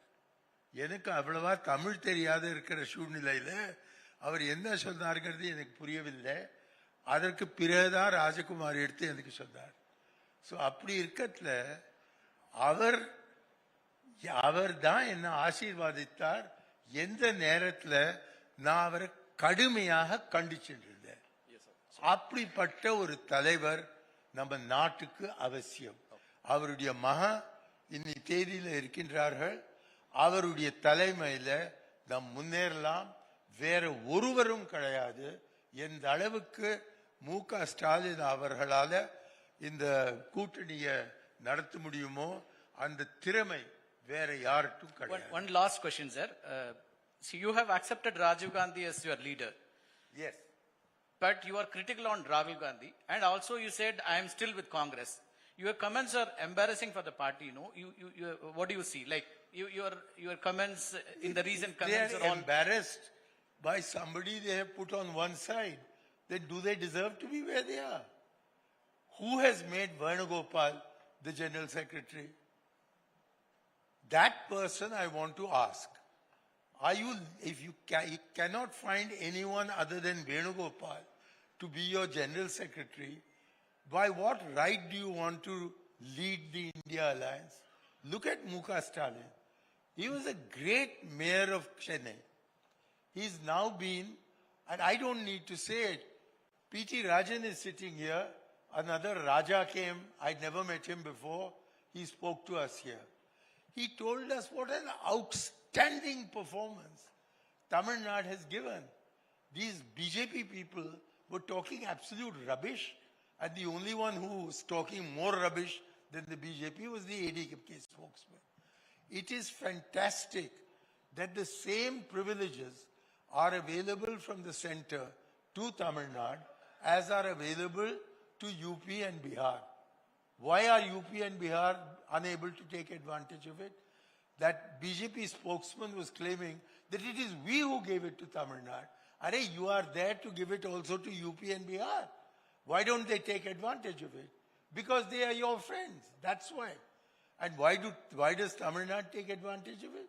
Because Stalin believes in Madachar Binmay plus socialism.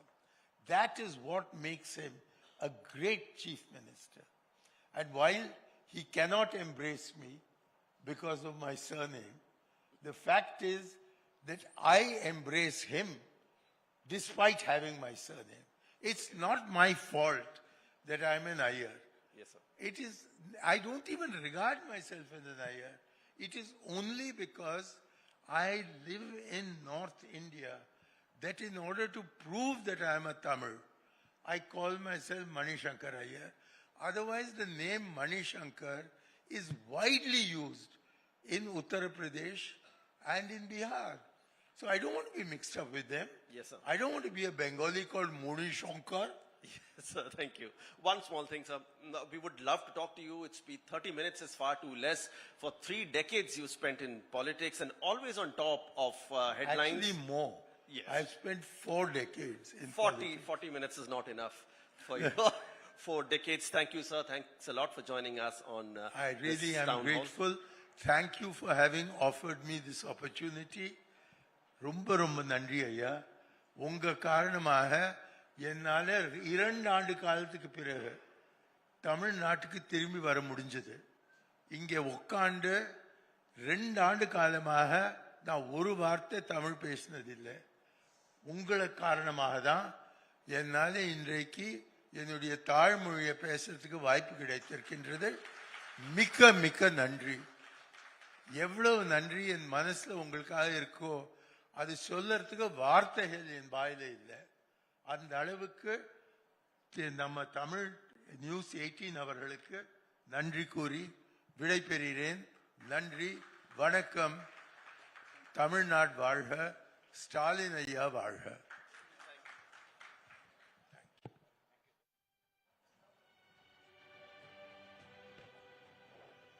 Aya, we are immensely having equal pleasure to have you with us today. Thank you so much, sir. Thank you, Mr. Shankar Aiyar, for that frank and fearless conversation. Ladies and gentlemen, let's have a huge round of applause for Mr. Aiyar's indispensable contribution to not just the polity in India, but also to the grand old party. Many thanks to Mr. Vivek and Mr. Kartigai Chelvan as well.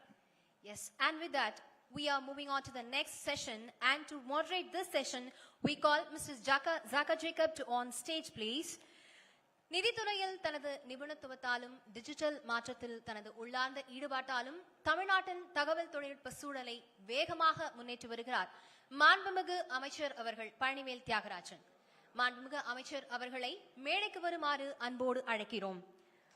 தமிழ்நாட்டின் தொழில்நுட்ப வளர்ச்சியை மேலும் வலுப்படுத்துவதற்கான உங்கள் கருத்துக்களை அறிய ஆவலுடன் உள்ளோம் ஐயா. திரு பழனிவேல் தியாகராஜன் அவர்களையும் திரு ஜாகா ஜேக்கப் அவர்களையும் மேடைக்கு அன்போடு அழைக்கிறோம்.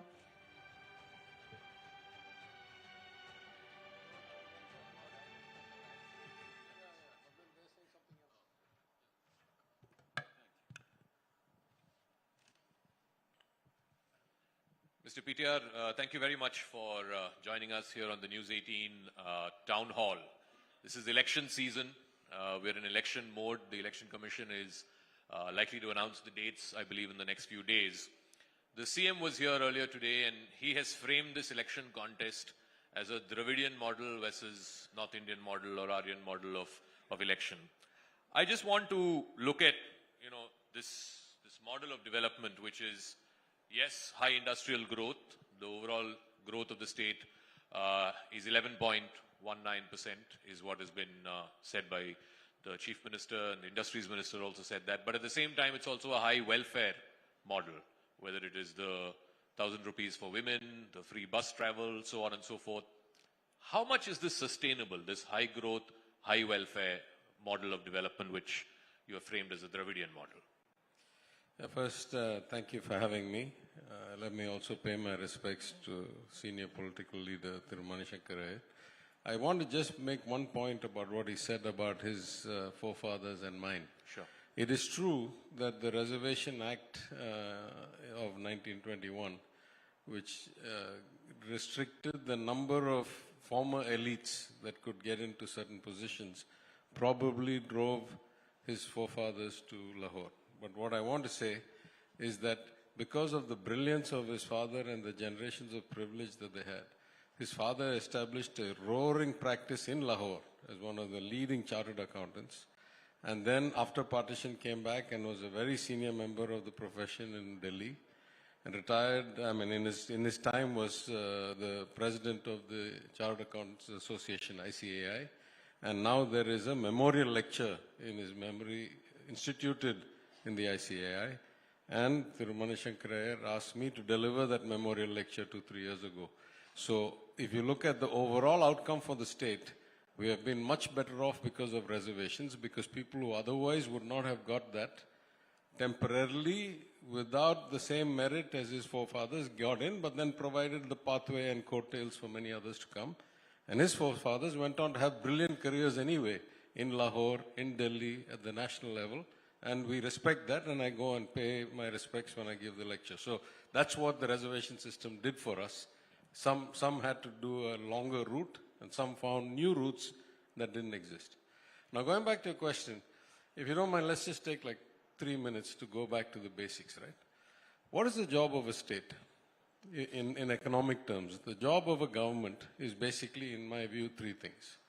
First and foremost, to improve the quality of life of its citizens, ideally through the delivery of better public goods and services, better investment, better environment, meaning investment in roads, bridges, water, hospitals, schools. So improve the quality of life of its citizens first. Second, provide an environment in which entrepreneurs, innovators, businessmen can thrive, trade, manufacturing, whatever, so that the growth benefits far exceed what you're giving the basics. You're giving water and housing and food and then aspirationally that they want to be doctors or lawyers or businessmen or global travelers. That's what private enterprise does. And there's a third vital component of the state's responsibility, which is that you must try to keep the gap between the extremes as low as possible. You don't want too many poor people, you don't want too many rich people, you want to keep the society cohesive so that there's not unrest. And a corollary to that is that you must have some scheme to protect the weakest of the weak in all societies. Call it unemployment, call it health insurance, call it whatever. And it's not always the same people, right? Life is fluctuating. Sometimes you'll be up, sometimes you'll be down. So if these are the 3 primary kind of responsibilities of the state, if you look around the world, there are many different models of government. One of the easiest ways to look at it is what percentage of the economy is government. Now in places like Sweden or Western Europe, that's like 30-35% because the state provides everything. Health, education, paternity leave, everything is free, right? And if you look at more capitalist countries, it's normally closer to 20%. So first question is, what kind of state are you? What percentage? Is it paternalistic? Is it social welfare as a priority or not? The second question is, how do you fund this? Some states have resources coming out of the ground, like oil or coal or gold. Some states have, entrepot, like Singapore, because of the trade and the investment. So how do you finance this and where are your revenues come from? And the third question is, if you have to take debt, how are you going to finance the interest and the debt? What is your capacity? These are the broad questions. In that scheme, if you look, all over the world, there is a high correlation between those states where there is a good safety net, a good social focus, broad participation in education and health and nutrition of the citizens, and high growth. That's true. Question is, which leads to which? Is it that because you do the social stuff well, you get good growth? Or is it because you get good growth, you get good revenues, therefore you can do the social stuff well? In our view, we have always focused on the social stuff first. That's what the Dravidian model is going back 100 years. We say, make sure everybody gets into the net, make sure everybody gets nutrition, everybody gets education, the rest of it will come. And that is increasingly true in a global economy because we have a large source of human capital. If they are productive, then the work will come find us. That is what has happened in the last 3-4 years, right? Our electronics exports have gone up, 700%. That's foreign capital, that's foreign opportunities, not homegrown. We're not selling all those iPhones in Tamil Nadu. We're selling it in America and Europe and other places.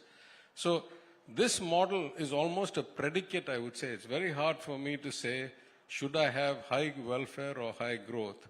I'm saying if you have a good society, you will have high growth, and a good society is at least partially defined by adequate welfare, if not high welfare. Now, there's, trade-offs that you can have about what is the notion of freebies and all that, but that I'll wait for you to ask me. Yeah. No, so the overall, 35,000 feet view is also, and the finance minister in the recent tabling of the budget announced that the debt level, the overall debt level of the state is over 10 lakh crores. Now, the political opposition in the state has said that when they demitted office 5 years ago, it was 5.5 lakh crores. So it has doubled in the last 5 years. Yeah, I think, as I've said many, many times, you have to look at debt and then you have to look at interest. The way you look at debt is percentage of GSDP or GDP if you're a country, right? Because, as you know, the physical stock of debt will always keep increasing everywhere in the world. There was one exception when I was in the US when Bill Clinton actually started paying down US debt. But with that rare exception in the last 50 years, all countries, all states, the total stock of debt keeps increasing. Why does it keep increasing? Because the macroeconomic equation is that as wealth is created and as individual savings go up, the only balancing factor in macroeconomics is the borrowings of governments and companies. So the total stock, as the total wealth of the world increases, the total stock of debt and corporate and government debt will increase. Question is, how fast is it increasing and what is it costing you? So again, if the measure is debt to GDP, actually we are no worse off than the debt to GDP that was handed to us when we took office in 2021. And the real decay in the debt to GDP ratio came between 2014 and 2021. Those were the 7 really bad years for us. I'll give you some statistics in a minute. The second question is, what is the implication for interest payment? As the debt goes up, the interest payment goes up. The way the interest payment goes up is actually more problematic for you. Because the debt, as I say, it is never going to get repaid, right? It is an increasing stock. So the ratio bothers you. You don't want it to be too leveraged because you have secondary, tertiary problems. But the interest bothers you a lot more because your revenues, you have to pay interest first before you do anything else, including salary. Now I'll tell you the good news, the bad news. The great news for Tamil Nadu, ever since the signing of the FRA Act, the Fiscal Responsibility Act of 2003, all the way to 2014, Tamil Nadu's financial metrics improved dramatically. The debt to GDP, GSDP, which was 28 or 27%, dropped to 16. The interest to revenue, which is a greater concern to me, how much of my revenue am I forced to pay in interest payments, therefore I don't have it to do public distribution or school education. The interest revenue dropped from 22% down to 11%. That was a staggering period of improvement across both parties. 2-3 years, Madam Jayalalitha, 5 years, Thalaivar Kalaignar, then 2-3 years her. The minute she went to jail for the first time in 2014, Tamil Nadu's fortunes reversed. From 2014 till we took office in 21, the interest as a percentage of revenue rose again all the way from 11% to almost 20% because of ever increasing revenue deficits. The debt to GDP rose again from 16% all the way to about 24%, and then the COVID year it went up to 27%. We have not made it worse than that. That is, in the 5 years that we have been there, in some years we were better, I have the stats, in some years we were worse, But we have not made it much worse than what we inherited in either of these two primary metrics, debt to GDP or interest to revenue. Now the question is, what have we achieved while not reducing that? And that's the trade-off I made earlier. I said, if you tell me that the cost of improving that, let's compare it to Gujarat, for example, because Gujarat have much better fiscal metrics than us. If you tell me that the cost of improving my fiscal metrics is that I must have the social outcomes of Gujarat, much lower graduation rates from school, much less access to health, much greater multidimensional poverty, then I say, it's okay, I'll take the debt. Because for me, the job of government, number one, is to improve the lives of citizens. If I have to do that with debt, within the limits, I'll do that. But your interest payments have also gone up. I think Yes, of course, if the debt goes up, interest payments goes up. Substantially. I think it's 69,000 crores. Again, you have to look at it as a percentage of revenue. That's what I'm trying to say. You have to look at it as a percentage of revenue. And yes, the interest payments have gone up. And some years have been better than others, right? Just a few days ago, there was a book laid on the table of the House, 100 years of the Madras Assembly, legislature. And there they had the statistics for the 100 years. So I'm very proud and happy. The 2 years I was finance minister was the best 2 years performance in the history of Tamil Nadu in terms of improvement of finances, both in terms of debt and interest. So some years we do better, some years we do not so. In terms of this welfare subsidy bill, which is largely driven now by these cash transfers for the women and free bus rides, etc. When it started, it was 37,000 crores. This last budget, it's gone up to 59,000 crores. Again, I'm saying, you have to take it as a percentage of the total budget. Which is fair enough. But is this not a dole? Is this not a dole that's being given? In fact, like I said, the opposition is calling it a bribe. Look, in Bihar, they gave away a whole bunch of money before the election. In Maharashtra, they gave away a whole bunch of money before the election. Was it a bribe then or not a bribe? You can't have different rules for me and different rules for other people because the party changes, right? So I'm just saying, these decisions are made by the chief minister. When I was finance minister, at least, I felt I had some hand in it and took some responsibility for it. I'm sure the current finance minister will have a view. It's not appropriate I talk on his portfolio. No, which is fair enough. But because the chief minister has framed this election as a Dravidian model, and you have described what the Dravidian model is and the trade-off that you've had to make. But isn't this also monies that should have gone into capital expenditure? For example, since you brought the comparison of Gujarat, Gujarat Viksit Fund, which is their capital expenditure outlay, is substantially higher than the capital expenditure outlay in the state of Tamil Nadu. Again, I mean, I don't have the Gujarat numbers, I only have the Tamil Nadu numbers. Tamil Nadu numbers, as I say, if I want to say positively, I say our 5 years, on average, all the metrics have been better than the last 5 years of the ADMK, because it was only till 14 that they did well. And what it says is that political leadership is everything. Till Ms. Jayalalitha was there, the performance was something different altogether. Once she was no longer there, the performance was something else altogether. But that's an aside. The point is, if I look at any 5-year comparison in GDP growth, average CAGR for 5 years, total revenue spending, total revenue income, that is receipts, in any measure, our 5 years were better. Within those 5 years and within our 5 years, there may have been better or worse periods. But now you'd say the trade-off is Gujarat does much more capex. Absolutely right. Yes. What does it do for its citizens? If at the end of doing much more capex, what is the purpose of running a state? If it does much more capex and then 12% of the people are under the poverty, multidimensional poverty, whereas less than 2% are less than us in our state, then that's what the difference of the models is, right?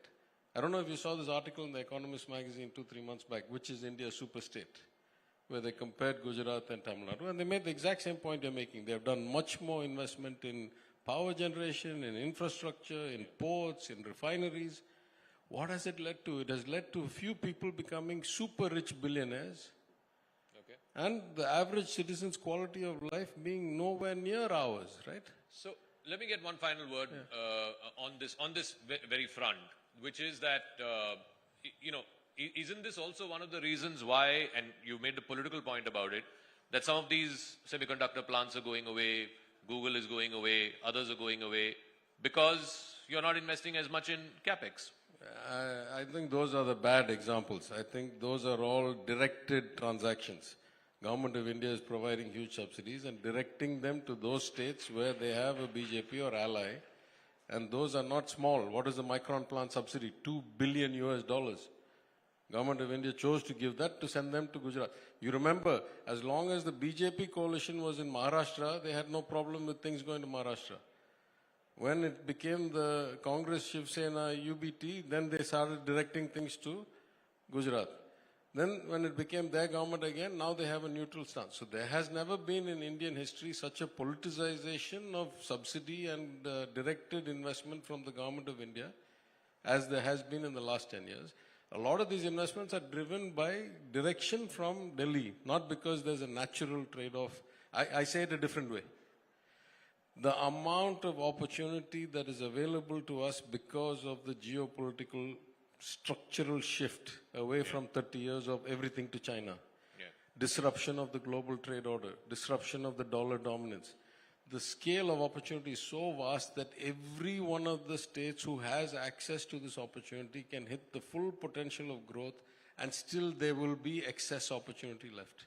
Okay. Right? All right. May some of that opportunity come Tamil Nadu's way. Thank you very much. No, because it's come is why we've grown 11.19%. Sure. Maybe we can do even more if we go get it right? Ladies and gentlemen, can we have a round of applause for Mr. PTR? Thank you very much, sir. Thank you for joining.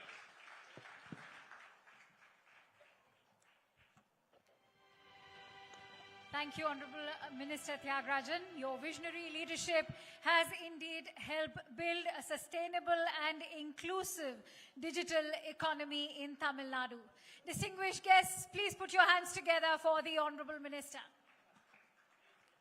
And with that, we are moving on to the next session. At a time, actor turned politician Vijay's Tamil Kazhagam is attempting a political crossover in Tamil Nadu. Thiru KG Arun Raj, an IRS officer, as their TVK General Secretary and Propaganda on Policy. So with that, will Mr. Arun Raj and Vijay be able to turn the tide in Tamil Nadu politics? To find out, let's welcome Anna Narasimhan back on stage and request Thiru KG Arun Raj to join us with this conversation titled Winds of Change, Possible or Not?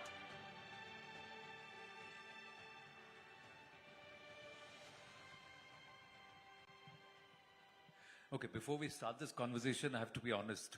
I'm a self-professed ardent Vijay fan. As a movie star, phenomenal and always been. So even Ilangailayum, when I was working, I'll tell you, back in 2001, 2003, I've gone to watch his movies in Sri Lanka and Colombo in theaters, and it used to be packed. So he has a certain mass, following, Arun, if I may say that. But how is that mass following going to translate into a political movement, especially when you know that Tamil Nadu largely has been a two-horse race? First of all, thank you for having me here. Then you mentioned that you yourself are a big fan of Mr. Vijay. See, before that, I'll just to add, I had known my leader since 2011. He's such a great actor, and now he's a political leader of one of the primary political force of Tamil Nadu. But above that, more than everything else, he's a great human being. That I think is the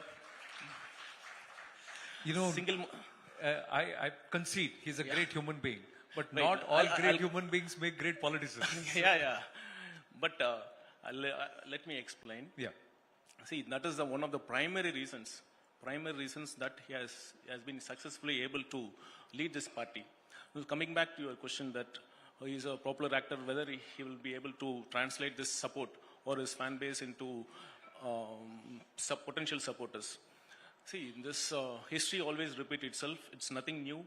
The same set of questions, same set of criticisms were raised when Puratchi Thalaivar MGR started his party. But history, you must be aware how this history of Puratchi Thalaivar MGR successfully unseating this DMK rule. But anga vandu you have to accept this. MGR he was already part of a political party.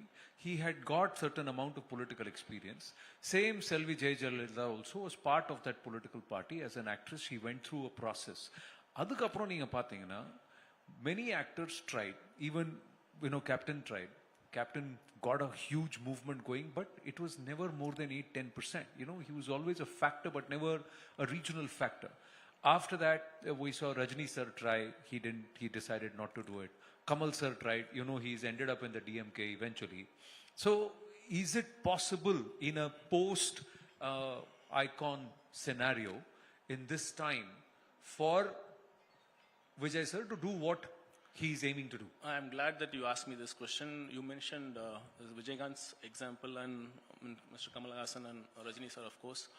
See, the one thing which differentiates Vijaykanth and other persons you mentioned is that TVK's there are two main pillars of TVK, which is, one is charisma of our leader as the greatest asset of the party, and number two is a strong ideological grounding of our party.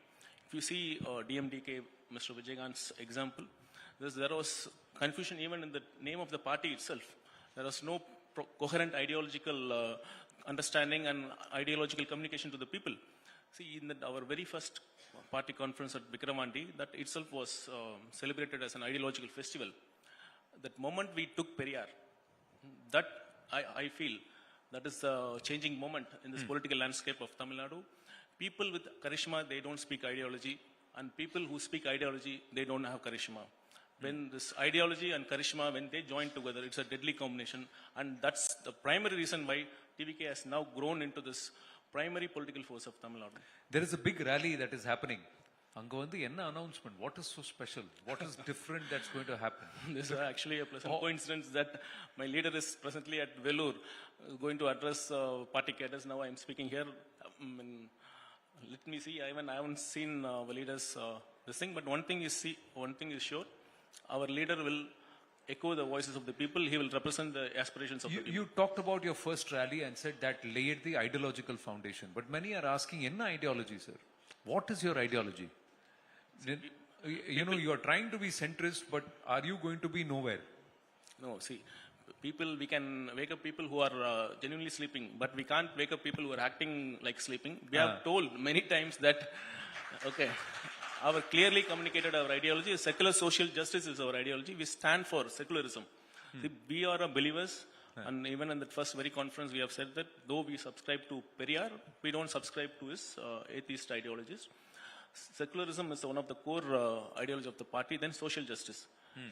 Our Pirapukkum Ella Uirkum, that says that it is for everybody are equal, not only politically, even socially, that is our job. Then states' rights. See, India is a federal country. Though that's the word federal is not mentioned in this constitution, courts have repeatedly highlighted that India is a federal constitution. So TVK stands for federalism, states' rights, states' autonomy. And So let me ask you. So Muruga Bhaktars are not part of your secular grouping. They are not equal to all other believers because Vijay did not and TVK did not say much about a court-ruled order about Thirupurankuntram. Why did you steer clear and not say anything? If you believe that, you know, you are believers, so then respect for all believers should happen. It was a court-monitored, court-ordered thing that the light should be at the Deepatun for Muruga during the Kartikeya Deepam. We have from TVK, we have made our stand very clear that it was a ploy of DMK to escalate this communal tensions in the Thirupurankuntram. If you see, Tamil Nadu is a land of secularism. Even Muslims, they celebrate in the festival, and Hindus, even when they go to Sabrimala, they worship at a dargah there. So this is Tamil Nadu, this is our secular soil here.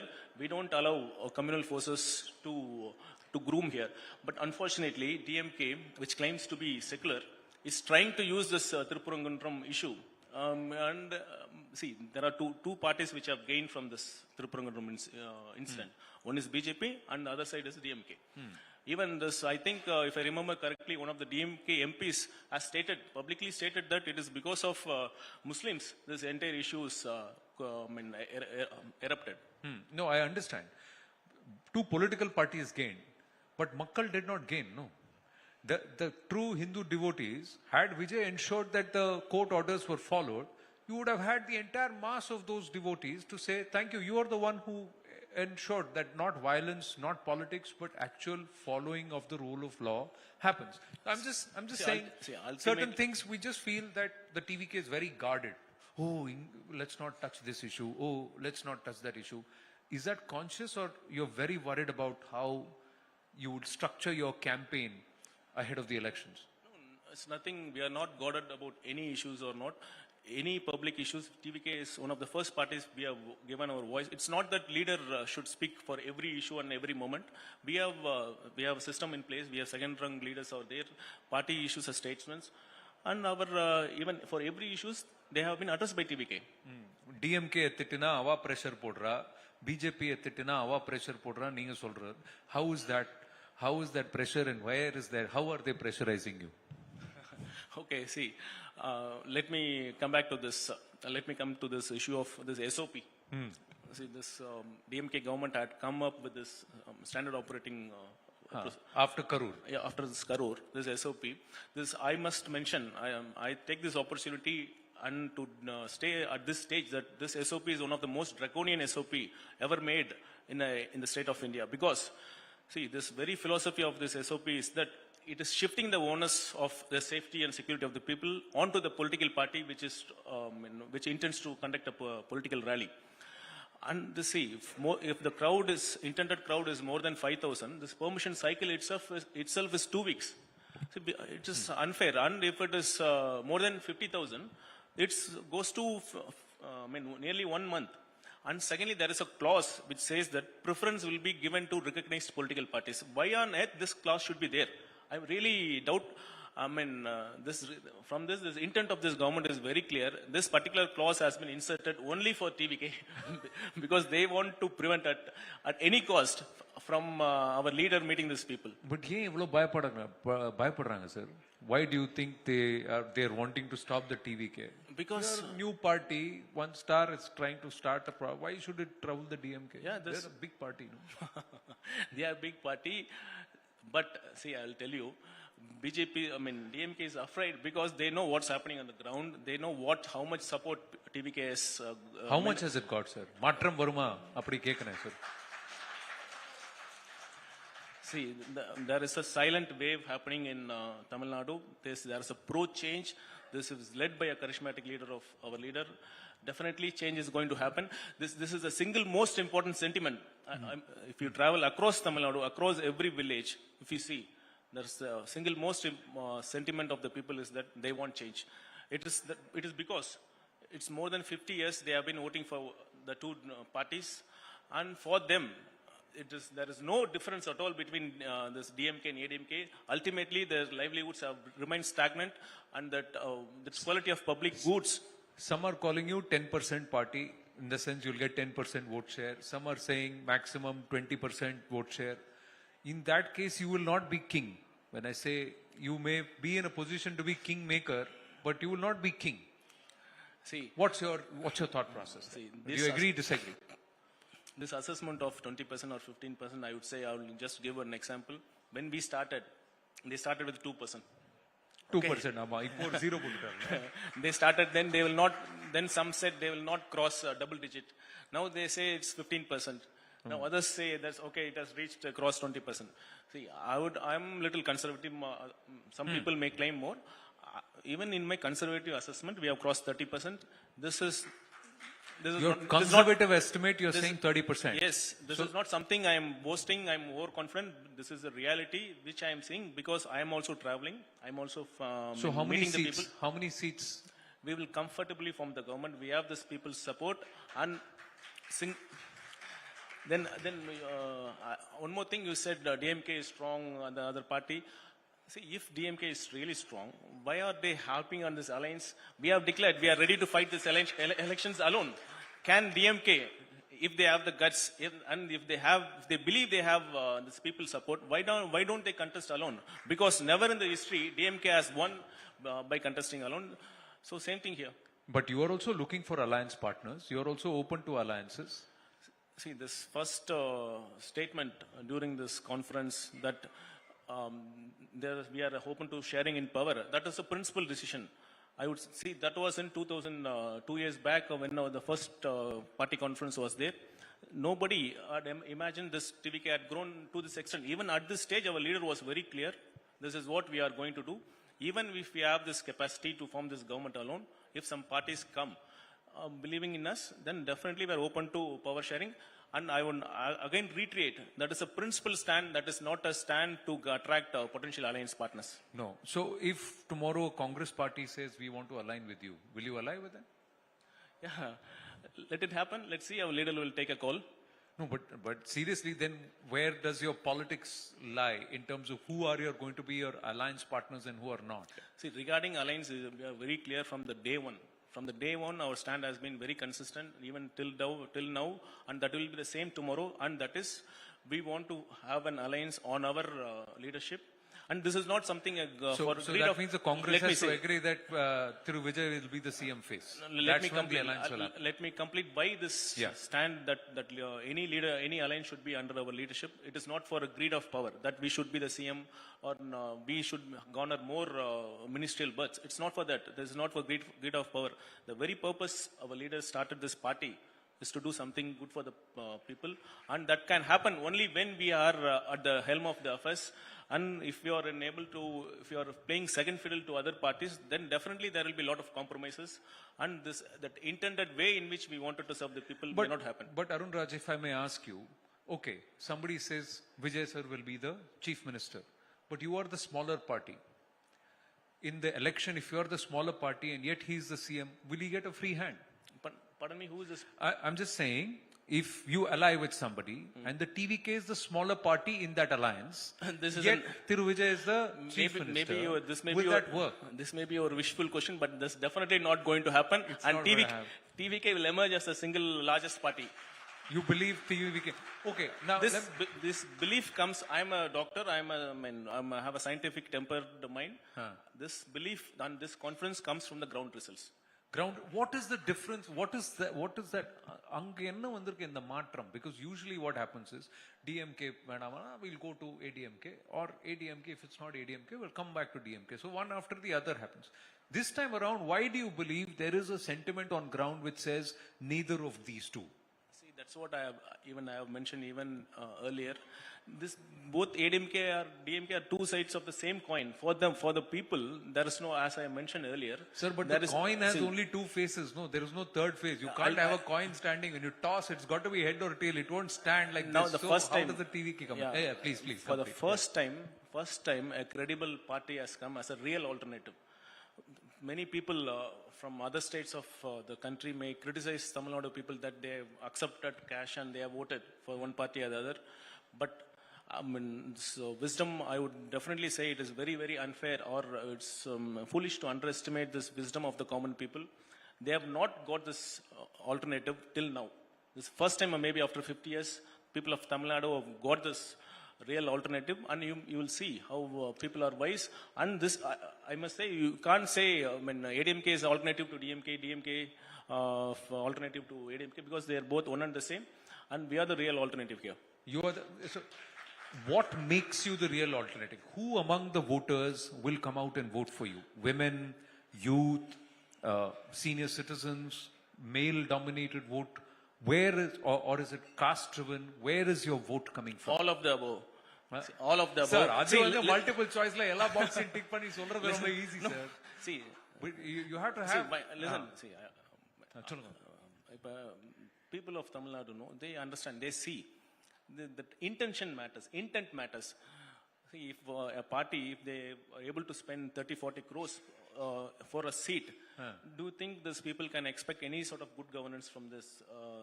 So people, they know. So this is not going to happen. Okay, let us accept this cash. So this is because our leader has started party not to earn money or to get this any particular post, because he is already having everything. So he has this political mission. This is a project for him. This is a project to give back to the people for what people had given everything to him. Okay. So Jananayagan eppo release even I am eagerly waiting. See, this is coming to this issue. There are a lot of intricacies involved, because this particular issue, this primary stakeholder is the producers, because they have invested money. And there is monetary loss or gain is involved. Tell me, why is the movie being blocked? You've withdrawn the application against the CBFC also in court. Even then the release is not happening. Why? See, you must ask the concerned censor board. Please.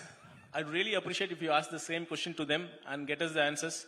Sir, we call, they don't answer, but we'll try and get it. But I am asking you, what do you think is the reason? If the decision makers and they are not answering you, No, how can you what is ask there me? in the movie that is not getting released? Is there something like that in the movie, or is the title itself and the way the poster was released itself, that itself got people saying, oh, we can't release this movie?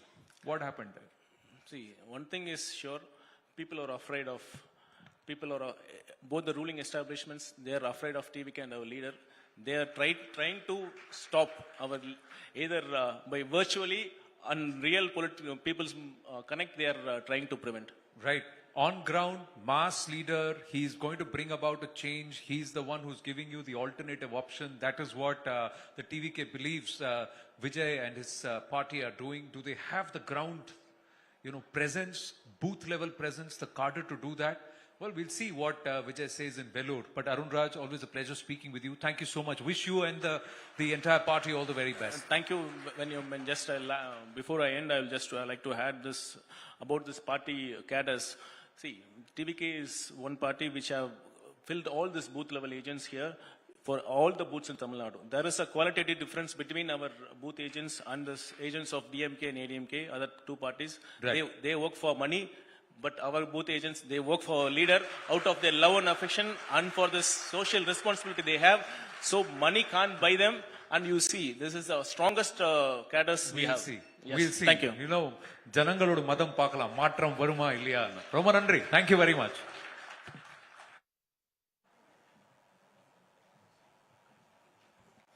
Thank you, Thiru, Arun Raj, and Anand for that very engaging discussion. We'd like to wish you the very best and the very best to TVK also.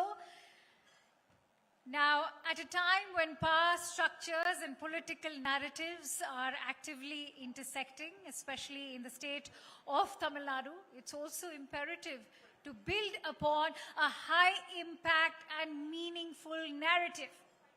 Yes, with that, Akanksha, we have more powerful sessions to be held in Town Hall, Chennai edition.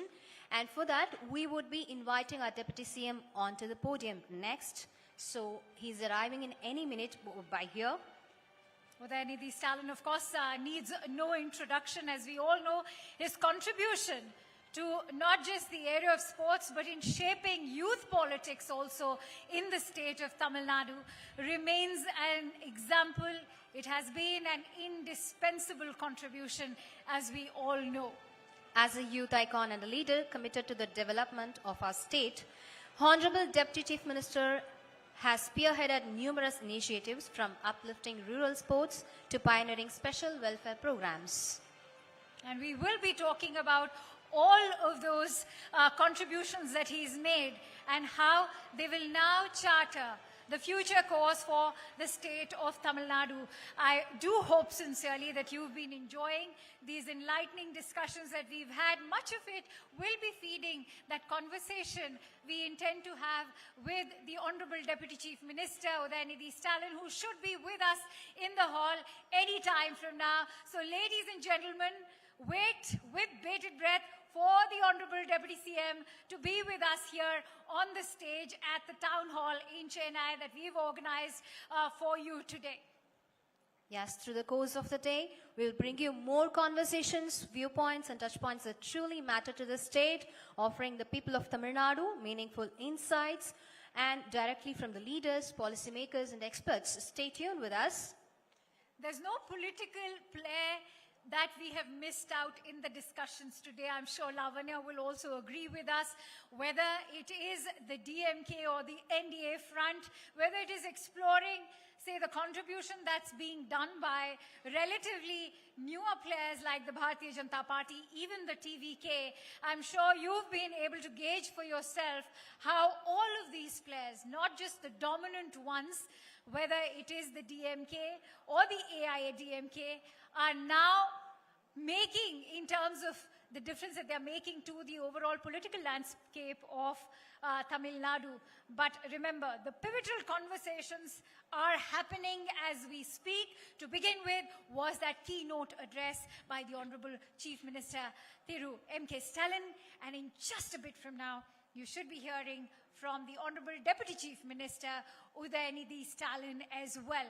And he will be having a conversation with Zakar Jacob and Kartigai Chelvan of News 18 Tamil Nadu as well, where they will be touching upon some burgeoning issues that are currently plaguing Tamil Nadu as well, and what you can expect in terms of what the government, the current establishment in the state of Tamil Nadu has planned for the upcoming state election. Yes, with that, மாண்புமிகு தமிழ்நாடு துணை முதலமைச்சர் அவர்களை வரவேற்கும் நேரம் இது. News 18 Tamil Nadu CNN network 18 இணைந்து நடத்தும் இந்த டவுன் ஹால் சென்னைக்கு வருகை தந்திருக்கும் மாண்புமிகு தமிழ்நாடு துணை முதலமைச்சர் அவர்களை வருக வருக என இன்முகத்துடன் இனிதே வரவேற்கிறோம். இளைஞர்களின் முன்னுதாரணமாகவும் நமது மாநிலத்தின் முன்னேற்றத்திற்கு அர்ப்பணிப்புடனும் செயல்படும் தலைவராகவும் விளங்கும் துணை முதலமைச்சர் அவர்கள் பட்டி தொட்டி எங்கும் விளையாட்டை ஊக்குவிப்பதில் தொடங்கி பல்வேறு சிறப்பு நலத்திட்டங்களையும் முன்னெடுத்து மாநில வளர்ச்சிக்காக பல புதுமையான முயற்சிகளை மேற்கொண்டு வருகிறார். மாண்புமிகு துணை முதலமைச்சர் அவர்களை வரவேற்பதில் மகிழ்ச்சி அடைகிறோம்.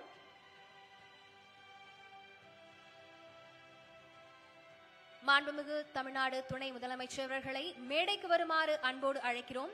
அவரை கௌரவிக்கும் நேரம் இது. அவரை கௌரவிப்பதற்காக எங்களுடைய ஜாக்கர் ஜேக்கப் அவர்களையும் திரு கார்த்திகை செல்வன் அவர்களையும் மேடைக்கு வருமாறு அன்போடு அழைக்கிறோம். To felicitate him, I would request to call Mr. Zakar Jacob and Thiru Karthikeya Chelvan to felicitate our Deputy Chief Minister. Thank you, sir.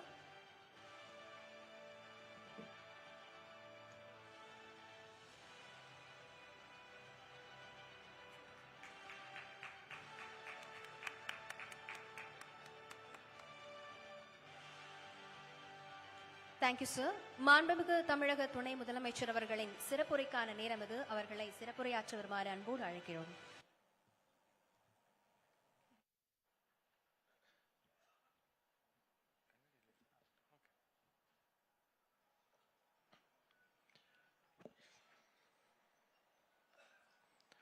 Political enthusiasts, friends from across the political spectrum, members from the media, அனைவருக்கும் என்னுடைய அன்பான வணக்கம்.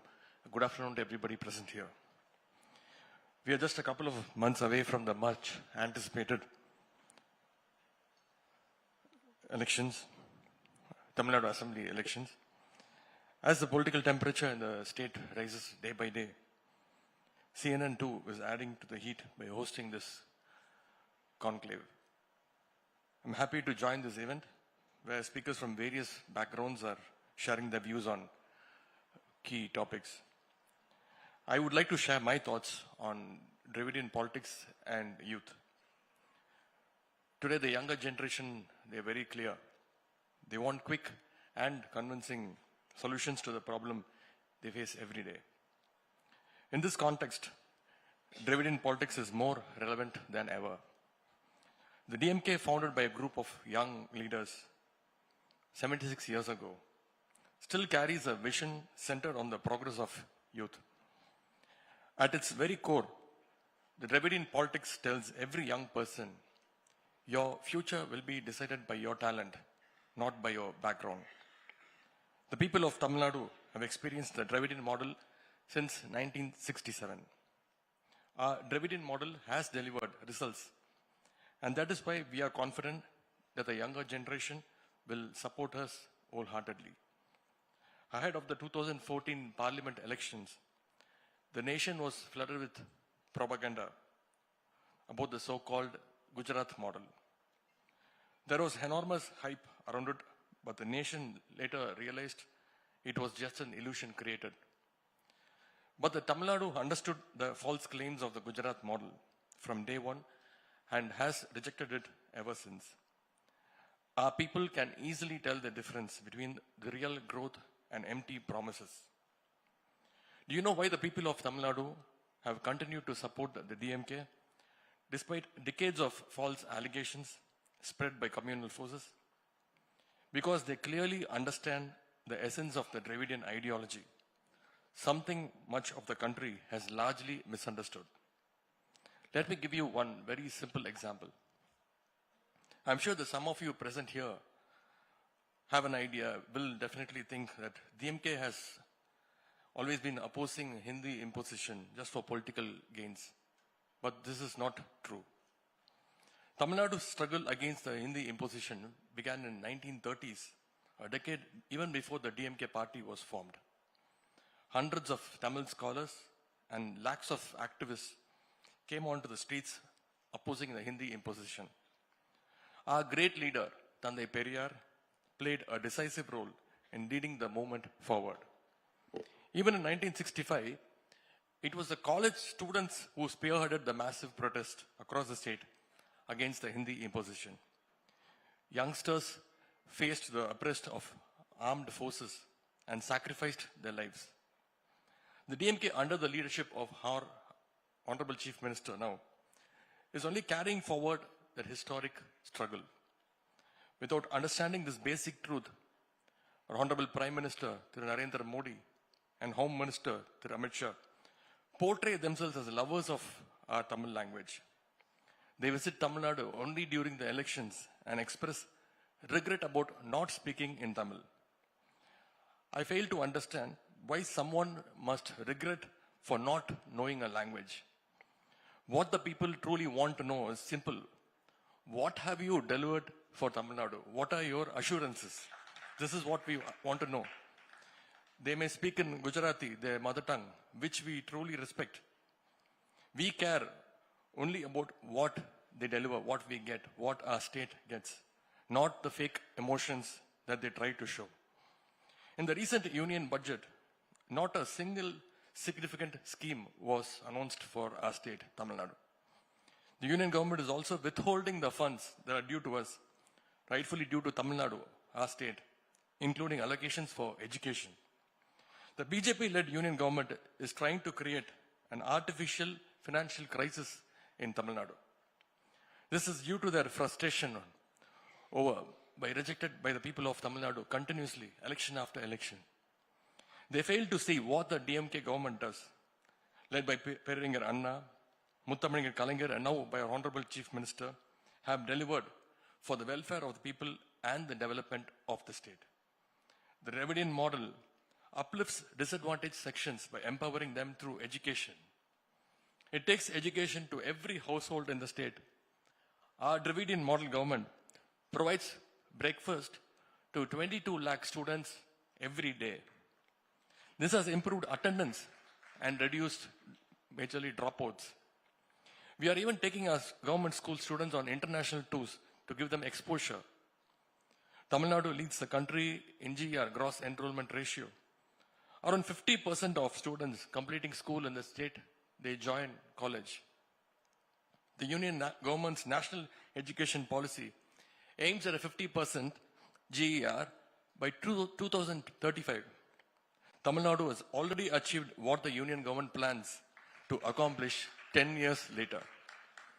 To encourage government school students to pursue higher education, we are providing 1,000 rupees per month as education assistance to about 13 lakh college students now under the Pudumai Pen and Tamil Puduvan schemes.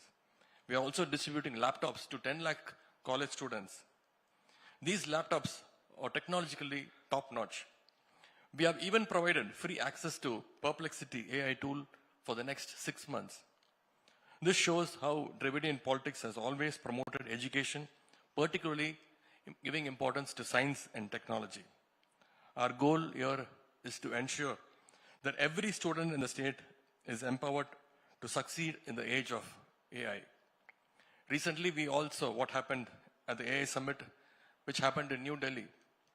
For Tamil Nadu, artificial intelligence is not about some stage-managed publicity event. Rather, it is about a serious commitment to quality education for our youth. We don't chase publicity through false claims. We build real talent. Dravidian politics turns first-generation learners into first-generation leaders. Under the visionary leadership of our Honorable Chief Minister, Tamil Nadu is steadily marching towards a $1 trillion economy. At this juncture, I would like to highlight, as a youth wing secretary of our party, Dravida Munnetra Kazhagam, what we are doing to politicize the youth of our Tamil Nadu. We conducted Dravidian model workshops in all the 234 constituencies. We have been inaugurating Kalaignar centenary libraries across the state in all the constituencies. Our youth wing has its own publication to bring out ideological books that educate youth in Dravidian ideology. We are not just doing this only to attract a great number of youths, but we are doing this to make them ideologically strong and committed. I would like to point that the Dravidian movement was born to fight for educational rights, equality, and self-respect. Some people mistakenly believe that the Dravidian ideology targets them. This is not true. Whoever stands in the way of equality make us to oppose them. Tamil Nadu is always ready to learn from successful model of progress. But why should we accept regressive ideas from failed models? Periyar, Anna, and Kalaignar have taught us to defend our rights while delivering welfare to the people at the same time. That is the essence of Dravidian model. Because of our social justice policies and developmental schemes, Tamil Nadu has become the #1 state in the country in several aspects. For example, Tamil Nadu registered 11.19% double-digit growth, which is nearly twice the national average. Our manufacturing sector grew at 14.74%, which was 3 times more than the national average of 4.5%. Nearly 43% of all women working in India's factories are from Tamil Nadu. So Modi's so-called double engine will not even move an inch in Tamil Nadu. Their faulty engines has only flat tires, such as the AIADMK and others. Everyone knows that BJP's allies in Tamil Nadu are facing several ED and IT cases. It is obvious that the BJP has made them fall in line by threatening them with these cases. Only the DMK has never been afraid of the BJP's threats. The people of Tamil Nadu understand this reality very clearly. The Tamil Nadu people are very smart enough to identify the fascist forces and keep them at a distance. I'm sure that the people of Tamil Nadu will again reject these fascists from the Delhi in the upcoming assembly elections. To ensure a bright future for our youth, we must counter communal forces and protect social harmony. Our Chief Minister is leading India in this fight. We will not get intimidated and we will never surrender.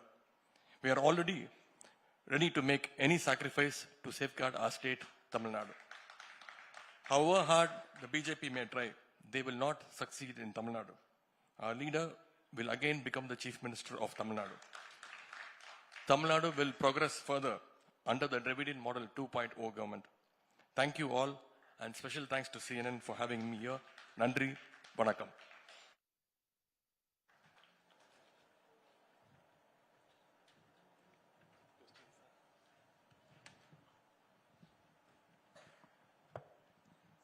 So you mentioned about how Dravidian model was founded by young people, youth. In this election also, youth will be attracted by the Dravidian model because there are some other youngsters also who seem to be playing the game. Definitely. Since, as I've mentioned in my speech, we have many policies, we have implemented many schemes for the development of youth, especially the education. We are given so much importance. Our Chief Minister has always said the two most important sectors that we're giving importance is health and education. And our schemes have reached the youth, and definitely they will stand by our party as well as the government. You're hopeful. So the politics of this state for the last 50 years has been DMK versus ADMK, DMK versus ADMK. You still think this election will also be like that? This is for the people of Tamil Nadu to decide. What is your view? நீங்க எப்படி பாக்குறீங்க இந்த தேர்தல்? நான் திமுக பக்கம் மக்கள் நிப்பாங்கன்னு நான் எதிர்பார்க்கிறேன். புதுசா வர்றவங்க வந்துட்டே தான் இருப்பாங்க. அவங்களுக்கான ஸ்பேஸ் இருந்துட்டு தான் இருக்கும். பட் மக்கள் ரொம்ப தமிழ்நாட்டு மக்கள் மிகுந்த தெளிவானவங்க. ஒரு நல்ல முடிவை எடுப்பாங்க.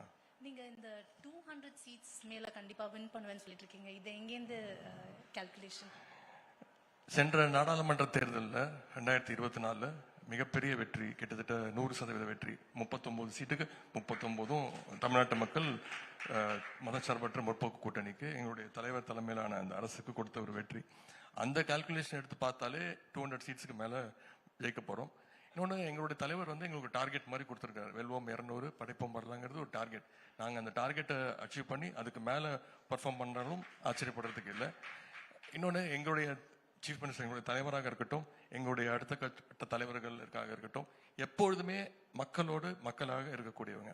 இது வரைக்கும் தமிழ்நாட்டு வரலாற்றிலேயே எந்த முதலமைச்சரும் இவ்வளவு தூரம் மக்களை சந்திச்சாங்க அப்படின்னு எனக்கு நினைவு தெரிஞ்ச வரைக்கும் கிடையாது. எப்பொழுதுமே மக்களோட தொடர்புல இருக்கிறோம். இன்னைக்கு கூட எங்களுடைய முதலமைச்சர் இன்னைக்கு காலைல உங்க நிகழ்ச்சி கலந்துக்கிட்டாரு. முடிச்சிட்டோன்னே அவரோட தொகுதிக்கு போயிட்டாரு. இன்னைக்கு ஈவினிங் வரைக்கும் அவரோட தொகுதியில் பல்வேறு நிகழ்ச்சியை கலந்துகிட்டு இருக்கிறாரு. நான் தொடர்ந்து மக்களோடு தான் பழகிட்டு இருக்கிறேன். அவங்களோட ரெஸ்பான்ஸ் பார்க்கும்போது நிச்சயம் 200க்கு மேல சட்டமன்ற தொகுதிகள் மேல வெல்வோங்கிற உறுதி எனக்கு இருக்கு. பிஜேபி இன்ரோட்ஸ் வைப்பாங்கன்னு நினைக்கிறீங்களா இந்த தடவை? ஏன்னா நிறைய பிரைம் மினிஸ்டர், ஹோம் மினிஸ்டர் நிறைய கேம்பெயின் பண்ண பிளான் பண்ணிட்டு இருக்காங்க. உங்க மெசேஜ் என்ன உங்களுக்கு? இல்லை, நான் காலையில் எங்களுடைய முதலமைச்சர் சொன்ன மாதிரி நாங்கள் அடிக்கடி திரு மோடி அவர்களும் திரு அமித்ஷா அவர்களும் அடிக்கடி தமிழ்நாட்டுக்கு வரணும். தேர்தல் போது நிச்சயம் அடிக்கடி வருவாங்க. அவங்க வர மக்களுக்கு அதிகமான விழிப்புணர்வு அவங்க வராங்களே தவிர தமிழ்நாட்டிற்கான எந்த ஃபண்டும் எந்த ப்ராஜெக்டும் அவங்க கொடுக்கறது இல்லை. நம்ம கேட்குற நிதி கொடுக்கறது இல்லை. கல்வி நிதி நிப்பாட்டி வச்சிருக்கிறாங்க நியூ எஜுகேஷன் பாலிசிக்காக. மெட்ரோ ரயில் திட்டத்துக்கு கேட்டோம், ஜல்ஜீவன் திட்டத்துக்கு கொடுக்கல. இப்போ 100 நாள் வேலைவாய்ப்பு திட்டத்தை அந்த பேர்டன் வந்து மாநில அரசு மேல போட பாக்குறாங்க. இதெல்லாம் அவங்க வந்து பேசும்போது மக்கள்கிட்ட இன்னும் நாங்க பேசுறதை விட அவங்க பேசும்போது மக்கள்கிட்ட இன்னும் ரீச் ஆகுது. எனவே அவங்களுடைய முயற்சி அவங்க எடுத்துக்கிட்டு தான் இருப்பாங்க. தமிழ்நாட்டு மக்கள் மிகவும் தெளிவானவங்கன்னு நம்பிக்கை எங்களுக்கு இருக்கு. நீங்க வந்து உங்க ஸ்பீச்ல வந்து Dravidian model is not anti anyone, not anti Hindi அப்படின்னு சொன்னீங்க. But why is there this misconception? மக்கள் மத்திய especially outside of Tamil Nadu ஏன் இந்த மாதிரி டிஎம்கே வந்து திராவிடியன் ஐடியாலஜி வந்து ஆன்டி ஹிந்தி ஆன்டி இந்து அப்படின்றாங்க? அந்த மிஸ்கன்செப்ஷன் வந்து கிரியேட் பண்றது எங்களுக்கு எதிர்த்து அரசியல் செய்யறவங்க, திராவிட சிந்தனைக்கு மாறாக சிந்தனை உள்ளவங்க எங்க மேல எப்படியாவது ஒரு வெறுப்பு பிரச்சாரத்தை உண்டாக்கணுங்கிறதுக்காக அவங்க கிரியேட் பண்றது. அதுல சில நேரம் அவங்க வெற்றியும் பெற்றிருக்கிறாங்க. எல்லாராலையும் ஒரு தப்பான மிஸ்கன்செப்ஷன் வச்சு எல்லா நேரத்திலையும் வெற்றி பெற முடியாது. உண்மை ஒரு நாள் மக்கள் நிச்சயம் புரிஞ்சுப்பாங்க. உண்மை என்னைக்கு இருந்தாலும் ஒரு நாள் வெளில வரும். பிஜேபியோட கன்டென்ஷன் வந்து இந்த ஸ்டேட்ல இருந்து இண்டஸ்ட்ரி போறாங்க, செமிகண்டக்டர்ஸ் கோயிங் அவே, கூகுள் வந்து வேற மாநிலத்துக்கு போறாங்க. நீங்க வந்து அது பொலிட்டிக்கல் காரணத்தினால போறாங்கன்னு நீங்க சொல்றீங்க.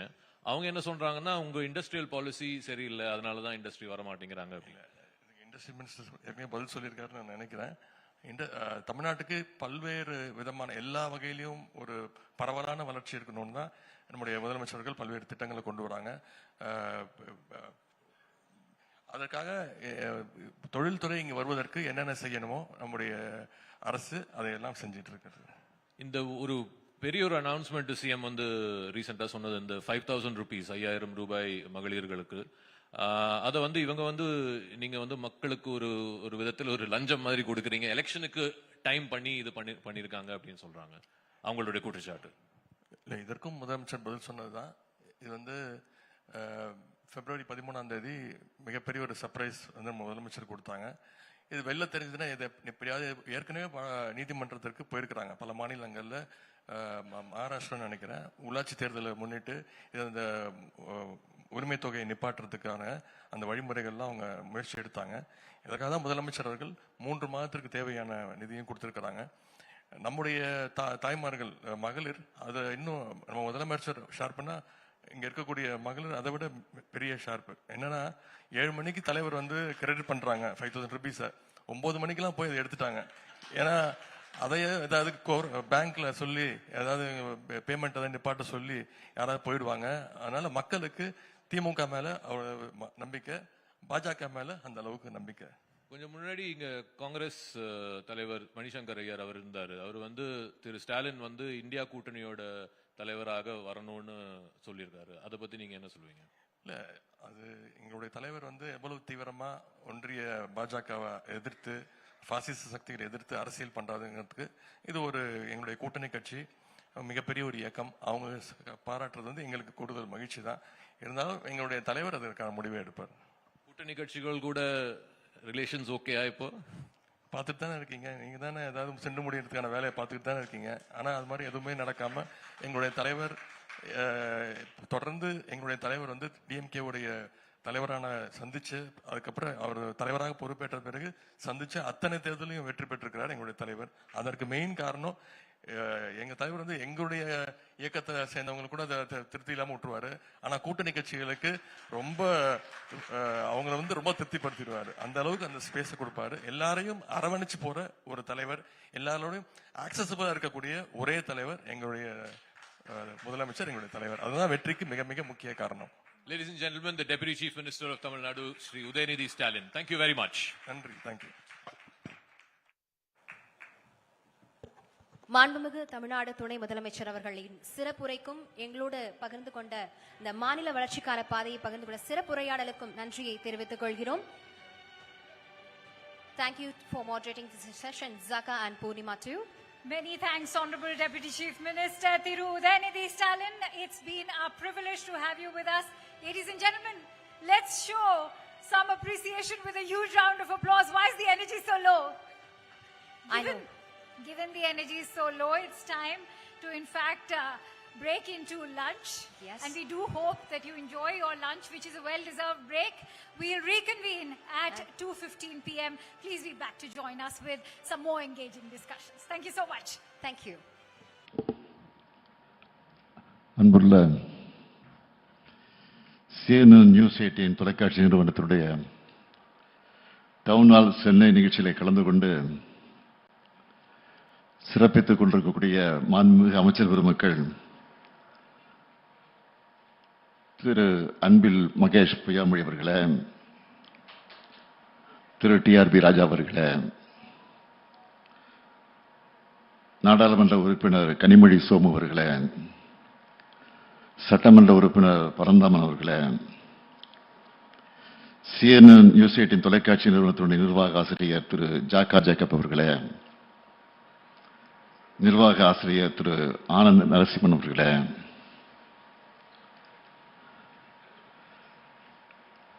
தெற்கிற்கான நிர்வாக ஆசிரியர் திரு விவேக் நாராயணன் அவர்களே, நியூஸ் 18 தொலைக்காட்சி நிறுவனத்தின் மூத்த ஆசிரியர் திரு கார்த்திகை செல்வன் அவர்களே,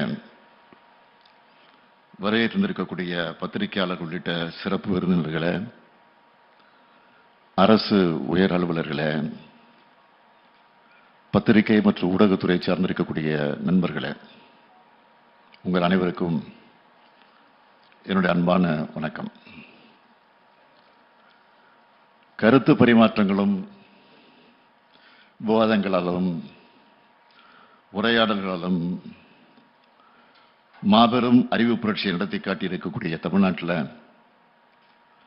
இந்த டவுன் ஹால் நிகழ்ச்சிக்கு ஏற்பாடு செஞ்சிருக்கக்கூடிய CNN News 18 ஊடக நிறுவனத்திற்கு முதல்ல என்னுடைய வாழ்த்துக்களையும் பாராட்டுக்களையும் நான் தெரிவித்துக் கொள்ள விரும்புகிறேன்.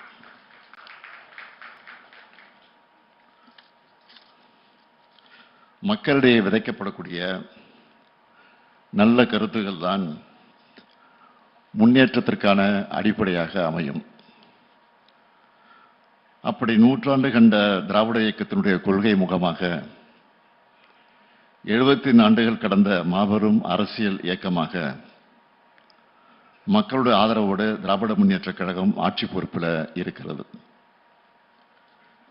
பேரறிஞர் அண்ணாவினுடைய மறைவுக்கு பிறகு இந்த இயக்கத்தோட எதிர்காலத்துக்கான திசை காட்டியா முத்தமிழறிஞர் கலைஞர் அவர்கள் 50 முழக்கங்களை வழங்கியிருக்கிறார். அதுல முக்கியமான ஒன்று, வன்முறை தவிர்த்து வறுமையை வெல்வோம்.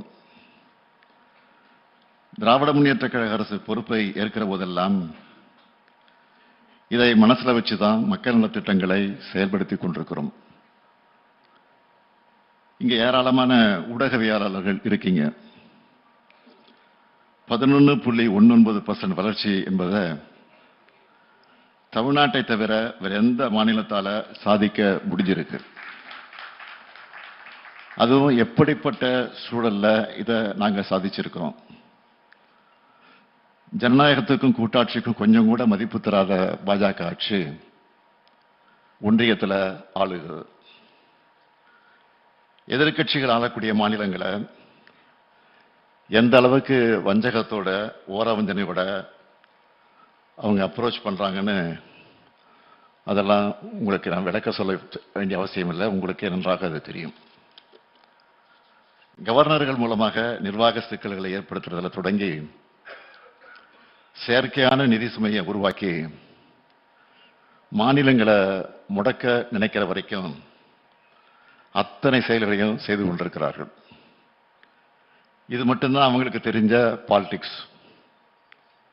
ஆனா இதையெல்லாம் அரசியல் தளத்திலையும் ஆட்சி அதிகாரத்திலையும் எதிர்கொண்டு வளர்ச்சி அரசியல்னா தமிழ்நாட்டை பாருங்கன்னு சொல்ற அளவுக்கு டெவலப்மெண்ட் பாலிடிக்ஸை அடையாளமா தமிழ்நாடு இன்றைக்கு வளர்த்திருக்கு.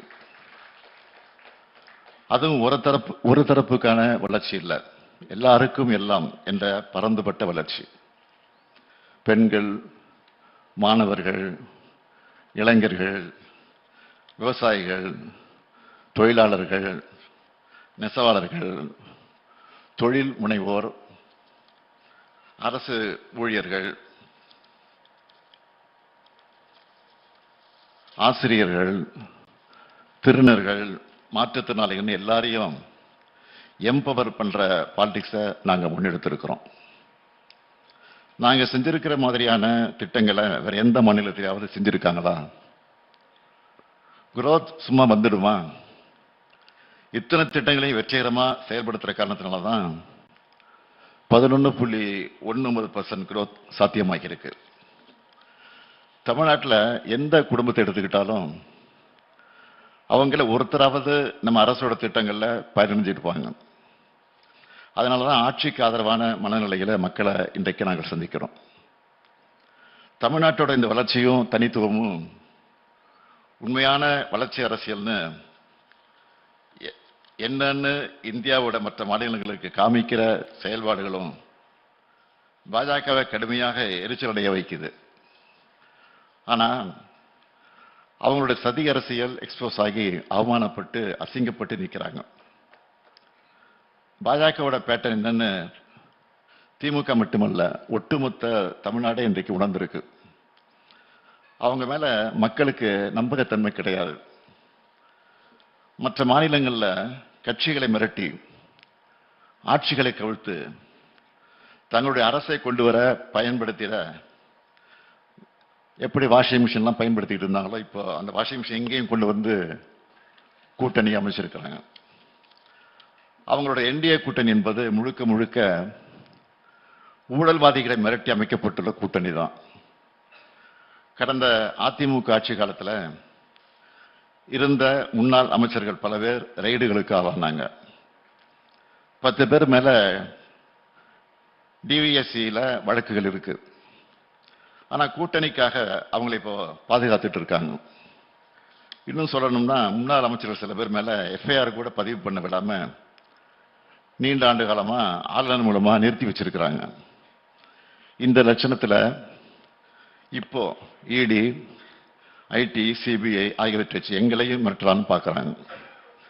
என்னதான் பாஜக இடி, ஐடி, சிபிஐன்னு தன்னுடைய படைபலத்தை அந்த பரிவாரத்தை அழைச்சிக்கிட்டு வந்தாலும் அதை ஒரு கை பார்ப்போம்னு நாங்களும் தயாராக தான் இருக்கோம். இடி இதுவரைக்கும் பதிவு செஞ்ச 8000த்துக்கு அதிகமான வழக்குகள்ல எத்தனை வழக்குகள் முழுமையாக நடந்திருக்கு? அவங்களோட உண்மையான கன்விக்ஷன் ரேட் என்ன? ஊழல் குற்றச்சாட்டுக்கு உள்ளானவங்க எல்லாரும் உடனடியா யாரு கூட கூட்டணி சேர்றாங்க? புலனாய்வு முகமைகளை இவ்வளவு மலிவா பயன்படுத்தி தான் பாஜக அரசியல் சதுரங்க வேட்டைய நடத்திக்கிட்டு இருக்கு. அதுக்கு என்டிஏன்னு அந்த என்டிஏன்னு அந்த கூட்டணிக்கு பேரு. மக்கள் பாஜகவை நம்பணும்னு பழனிசாமி போன்ற ஆமாம் சாமியை பாஜகவின் கிழக்கழக செயலாளரை வச்சுக்கிட்டு டப்பா இன்ஜின் எடுத்துக்கிட்டு உள்ள வர நினைக்கிறாங்க. பாஜக உள்ள நுழைஞ்சா எப்படியெல்லாம் நடந்துப்பாங்க என்பதைத்தான் இப்போ அண்மையில் மகாராஷ்டிரால பார்த்துக்கிட்டு இருக்கோம். அதை நீங்க தெளிவாக புரிஞ்சிருப்பீங்கன்னு நினைக்கிறேன். மாநில கட்சியை உடைச்சி ஆட்சிக்கு வந்தவங்க இப்போ பிற்படுத்தப்பட்ட முஸ்லிம்களுக்கான 5 விழுக்காடு இடஒதுக்கீட்டை ரத்து செஞ்சிருக்கிறாங்க. மகளிர் உதவித்தொகை திட்டத்தில் 22 லட்சம் பெண்களை நீக்கி இருக்காங்க. இதை தான் தமிழ்நாட்டிலையும் செய்ய நினைக்கிறாங்க. அதுக்கு அவங்க பயன்படுத்த நினைக்கிற ட்ரோஜன் குதிரை தான் அதிமுக. அதனால தான் பழனிசாமி அவர்களை இன்றைக்கு பார்க்குறோம். அவர் வழங்கக்கூடிய எந்த வாக்குறுதியும் மக்கள் நம்புவதற்கு தயாராக இல்லை. மண்குதிரையை நம்பி யாராவது ஆத்திர இறங்குவாங்களா? நிச்சயம் மாட்டாங்க. எங்களை பொறுத்த வரைக்கும் எங்களுடைய லட்சியங்களும் கடமைகளும் ரொம்ப பெருசு. அதை நோக்கிய பயணம்தான் எங்களுடைய தேர்தல் வெற்றிகள். எல்லாருக்கும் எல்லாம், எங்கும் தமிழ், எதிலும் தமிழ், அனைத்து துறை வளர்ச்சி, அனைத்து மாவட்ட வளர்ச்சின்னு மக்கள் நல திட்டங்களை செயல்படுத்திக்கிட்டு இருக்கிறோம். அடுத்து ஒன்றுபட்ட இந்தியாவில் மாநிலங்களுக்கான உரிமைகளை பெற்று தந்து உண்மையான கூட்டாட்சி கருத்தியலை நிறுவனம்னு எங்களோட அடுத்த கட்ட பயணத்தையும் தொடங்கி இருக்கிறோம். மாநில சுயாட்சி என்பது அறிஞர் அண்ணா அவர்களுடைய உயில்.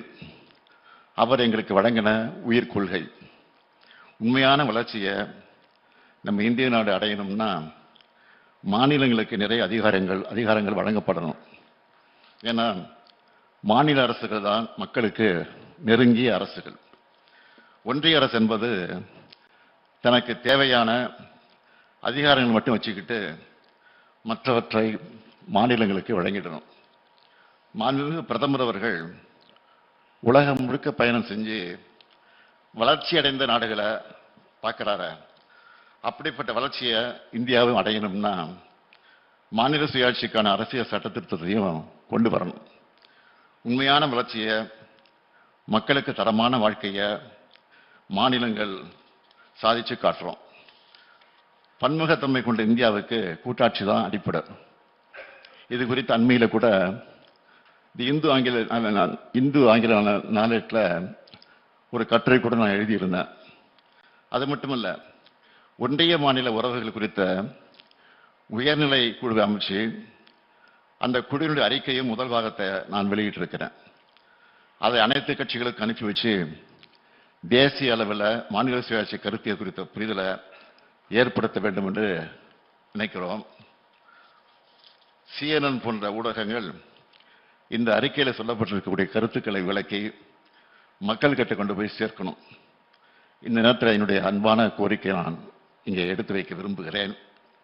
எங்களை பொறுத்த வரைக்கும் சமத்துவம், சமூக நீதி, மதச்சார்பின்மை, சகோதரத்துவம், மாநில சுயாட்சி உள்ளிட்ட கருத்தியல்கள் குறித்து இந்தியா முழுக்க ஒரு பரந்துபட்ட பார்வை உருவாக வேண்டும் என்று நினைக்கிறோம். அதுதான் இந்தியாவுக்கு உண்மையான வளர்ச்சி பாதையை உருவாக்கும்னு நான் நினைக்கிறேன். அந்த பாதையை காட்டுவதற்கான ஒளியாதான் திராவிட மாடலை நாங்கள் அடையாளம் காட்டுகிறோம். இந்த பணியிலிருந்து நாங்கள் ஒருபோதும் பின்வாங்க மாட்டோம். நான் மக்களை நம்புகிறவன். மக்களுக்கான எங்களுடைய பயணத்தை யாராலும் தடுத்து நிறுத்த முடியாது. தமிழ்நாட்டில் நடக்க இருப்பது ஜனநாயகத்துக்கும் பாசிசத்துக்கும் இடையிலான தேர்தல். நான் உறுதியாக சொல்றேன், தமிழ்நாடு வெர்சஸ் NDA என்ற இந்த தேர்தலில் தமிழ்நாடு தான் நிச்சயம் வெல்லும். அதுக்கான கருத்துக்களை மக்கள்கிட்ட இன்னும் வலுவா கொண்டு போய் சேர்க்க CNN நியூஸ் ஊடகத்தின் இந்த டவுன்ஹால் நிகழ்வு துணை நிற்கணும் என்று கேட்டு, அந்த வகையில் இந்த நிறுவனத்துக்கு வாழ்த்தையும் சொல்லி விடைபெறுகிறேன். நன்றி, வணக்கம்.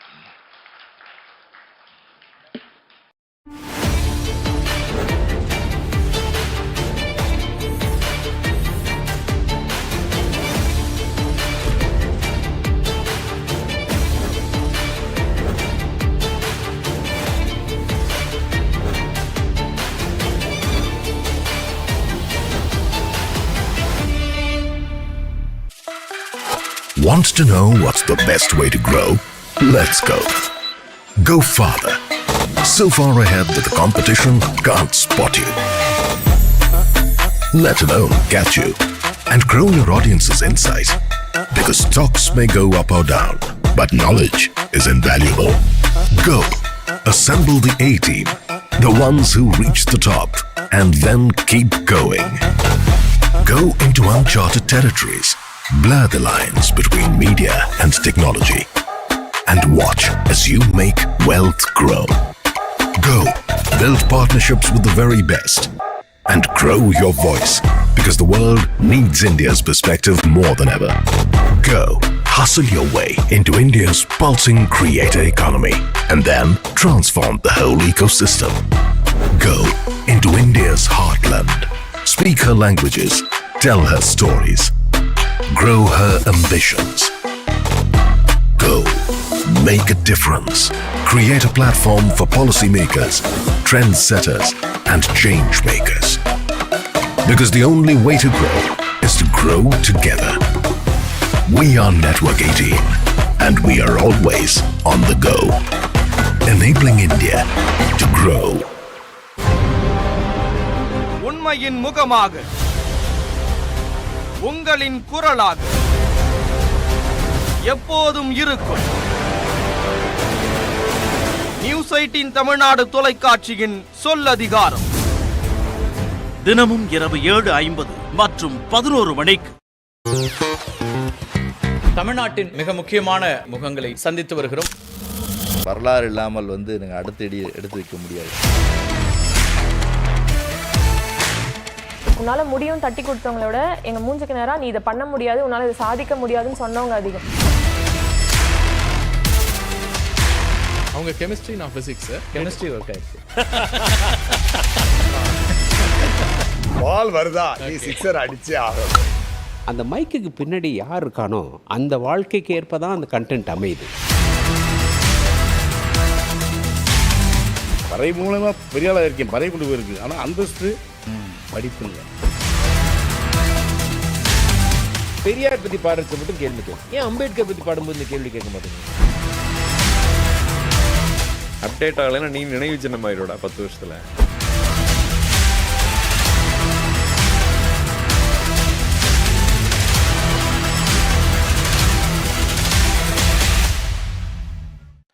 Political enthusiasts, friends from across the political spectrum, members from the media, அனைவருக்கும் என்னுடைய அன்பான வணக்கம்.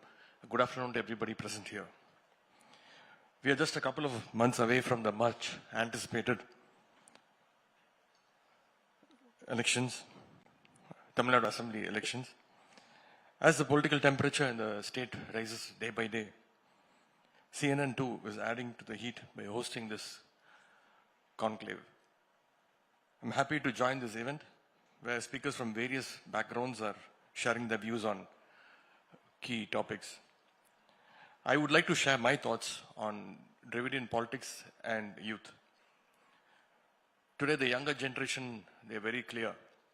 They want quick and convincing solutions to the problem they face every day. In this context, Dravidian politics is more relevant than ever. The DMK, founded by a group of young leaders 76 years ago, still carries a vision centered on the progress of youth. At its very core, the Dravidian politics tells every young person, your future will be decided by your talent, not by your background. The people of Tamil Nadu have experienced the Dravidian model since 1967. Our Dravidian model has delivered results, and that is why we are confident that the younger generation will support us wholeheartedly. Ahead of the 2014 parliament elections, the nation was flooded with propaganda about the so-called Gujarat model. There was enormous hype around it, but the nation later realized it was just an illusion created. But the Tamil Nadu understood the false claims of the Gujarat model from day one and has rejected it ever since. Our people can easily tell the difference between the real growth and empty promises. Do you know why the people of Tamil Nadu have continued to support the DMK despite decades of false allegations spread by communal forces? Because they clearly understand the essence of the Dravidian ideology, something much of the country has largely misunderstood. Let me give you one very simple example. I'm sure that some of you present here have an idea, will definitely think that DMK has always been opposing Hindi imposition just for political gains. But this is not true. Tamil Nadu's struggle against the Hindi imposition began in 1930s a decade even before the DMK party was formed. Hundreds of Tamil scholars and lakhs of activists came onto the streets opposing the Hindi imposition. Our great leader, Thandai Periyar, played a decisive role in leading the movement forward. Even in 1965, it was the college students who spearheaded the massive protest across the state against the Hindi imposition.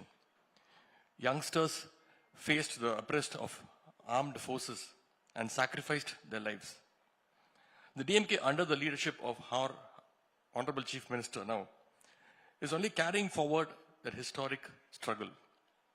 Without understanding this basic truth, our Honorable Prime Minister, Thiru Narendra Modi, and Home Minister, Thiru Amit Shah, portray themselves as lovers of our Tamil language. They visit Tamil Nadu only during the elections and express regret about not speaking in Tamil. I fail to understand why someone must regret for not knowing a language. What the people truly want to know is simple. What have you delivered for Tamil Nadu? What are your assurances? This is what we want to know. They may speak in Gujarati, their mother tongue, which we truly respect. We care only about what they deliver, what we get, what our state gets, not the fake emotions that they try to show. In the recent union budget, not a single significant scheme was announced for our state, Tamil Nadu. The union government is also withholding the funds that are due to us, rightfully due to Tamil Nadu, our state, including allocations for education. The BJP-led union government is trying to create an artificial financial crisis in Tamil Nadu. This is due to their frustration rejected by the people of Tamil Nadu continuously, election after election. They fail to see what the DMK government does, led by Peringer Anna, Muttamilingar Kalaignar, and now by our Honorable Chief Minister, have delivered for the welfare of the people and the development of the state. The Dravidian model uplifts disadvantaged sections by empowering them through education. It takes education to every household in the state. Our Dravidian model government provides breakfast to 22 lakh students every day. This has improved attendance and reduced majorly dropouts. We are even taking our government school students on international tours to give them exposure. Tamil Nadu leads the country in GER, gross enrollment ratio. Around 50% of students completing school in the state, they join college. The union government's national education policy aims at a 50% GER by 2035. Tamil Nadu has already achieved what the union government plans to accomplish 10 years later. To encourage government school students to pursue higher education, we are providing 1,000 rupees per month as education assistance to about 13 lakh college students now under the Pudumai Pen and Tamil Puduvan schemes. We are also distributing laptops to 10 lakh college students. These laptops are technologically top-notch. We have even provided free access to Perplexity AI tool for the next 6 months. This shows how Dravidian politics has always promoted education, particularly giving importance to science and technology. Our goal here is to ensure that every student in the state is empowered to succeed in the age of AI. Recently, we also what happened at the AI summit, which happened in New Delhi. For Tamil Nadu, artificial intelligence is not about some stage-managed publicity event. Rather, it is about a serious commitment to quality education for our youth. We don't chase publicity through false claims. We build real talent. Dravidian politics turns first-generation learners into first-generation leaders. Under the visionary leadership of our Honorable Chief Minister, Tamil Nadu is steadily marching towards a $1 trillion economy. At this juncture, I would like to highlight, as a youth wing secretary of our party, Dravida Munnetra Kazhagam, what we are doing to politicize the youth of our Tamil Nadu. We conducted Dravidian model workshops in all the 234 constituencies. We have been inaugurating Kalaignar centenary libraries across the state in all the constituencies. Our youth wing has its own publication to bring out ideological books that educate youth in Dravidian ideology. We are not just doing this only to attract a great number of youths, but we are doing this to make them ideologically strong and committed. I would like to point that the Dravidian movement was born to fight for educational rights, equality, and self-respect. Some people mistakenly believe that the Dravidian ideology targets them. This is not true. Whoever stands in the way of equality make us to oppose them. Tamil Nadu is always ready to learn from successful model of progress. But why should we accept regressive ideas from failed models? Periyar, Anna, and Kalaignar have taught us to defend our rights while delivering welfare to the people at the same time. That is the essence of Dravidian model. Because of our social justice policies and developmental schemes, Tamil Nadu has become the #1 state in the country in several aspects. For example, Tamil Nadu registered 11.19% double-digit growth, which is nearly twice the national average. Our manufacturing sector grew at 14.74%, which was 3 times more than the national average of 4.5%. Nearly 43% of all women working in India's factories are from Tamil Nadu. So Modi's so-called double engine will not even move an inch in Tamil Nadu. Their faulty engines has only flat tires, such as the AIADMK and others. Everyone knows that BJP's allies in Tamil Nadu are facing several ED and IT cases. It is obvious that the BJP has made them fall in line by threatening them with these cases. Only the DMK has never been afraid of the BJP's threats. The people of Tamil Nadu understand this reality very clearly. The Tamil Nadu people are very smart enough to identify the fascist forces and keep them at a distance. I'm sure that the people of Tamil Nadu will again reject these fascists from the Delhi in the upcoming assembly elections. To ensure a bright future for our youth, we must counter communal forces and protect social harmony. Our Chief Minister is leading India in this fight. We will not get intimidated and we will never surrender. We are already ready to make any sacrifice to safeguard our state, Tamil Nadu. However hard the BJP may try, they will not succeed in Tamil Nadu. Our leader will again become the Chief Minister of Tamil Nadu. Tamil Nadu will progress further under the Dravidian Model 2.0 government. Thank you all, and special thanks to CNN for having me here. Nandri, Vanakkam.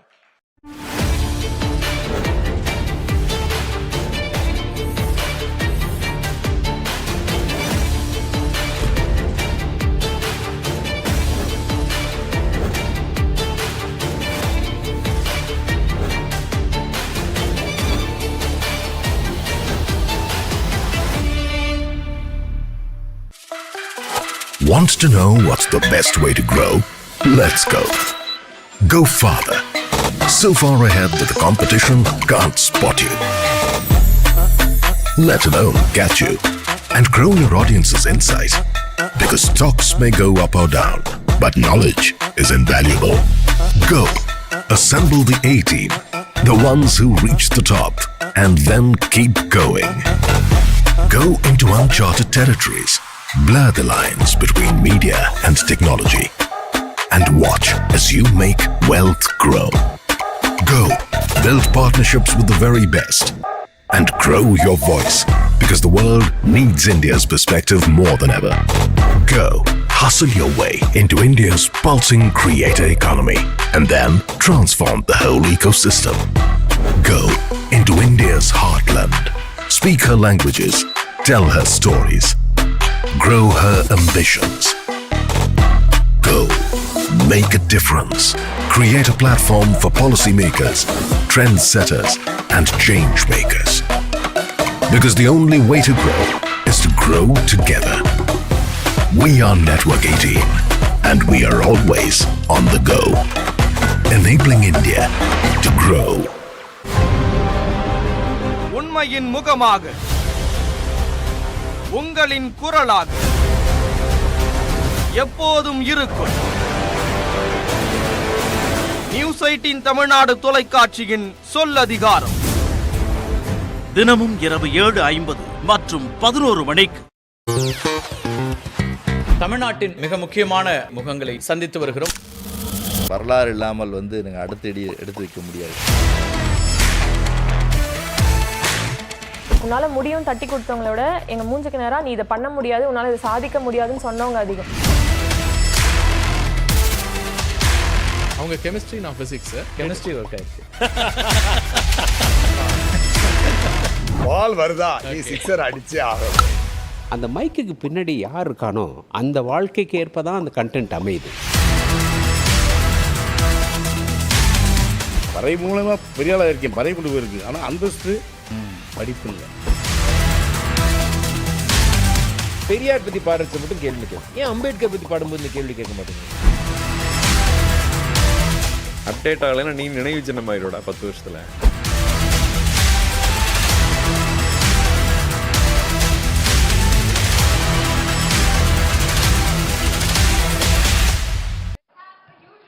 Applause, ladies and gentlemen, for Dr. TRB Raja.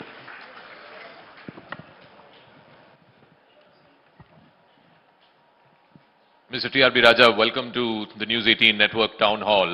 The Chief Minister in his speech said Tamil Nadu is growing at 11%, 11.9% I think, which is the fastest for any state in the country.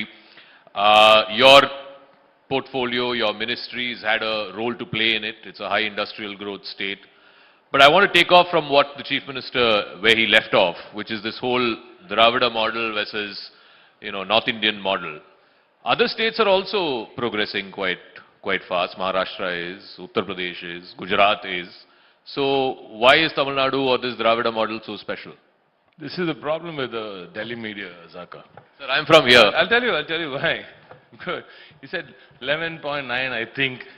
You should take the effort to know which state is growing at the number 1 speed in India, right? The fastest growing state. It's not no mean feat. You shouldn't say it's 11.19, I think. You should get to know that before asking that question. You should get to know which is the fastest growing state in the country, because we are growing at that rate for India, right? So Delhi needs to know which state is doing better for India. So with that point, no other state is going at 11.19. India is going at 6.9 and we are going at 11.19. And we are the fastest growing state in India, and we are also the only state to grow in double digits. So get those facts ready, it's clear, and then you can please go ahead. No, but the point is that it's not. I'll tell you why. I'll tell you why it's just a bit putting off, because every time Delhi sees some of these other states up north do great, they just go gaga goo goo about it. But I don't know why you have this attitude towards the south.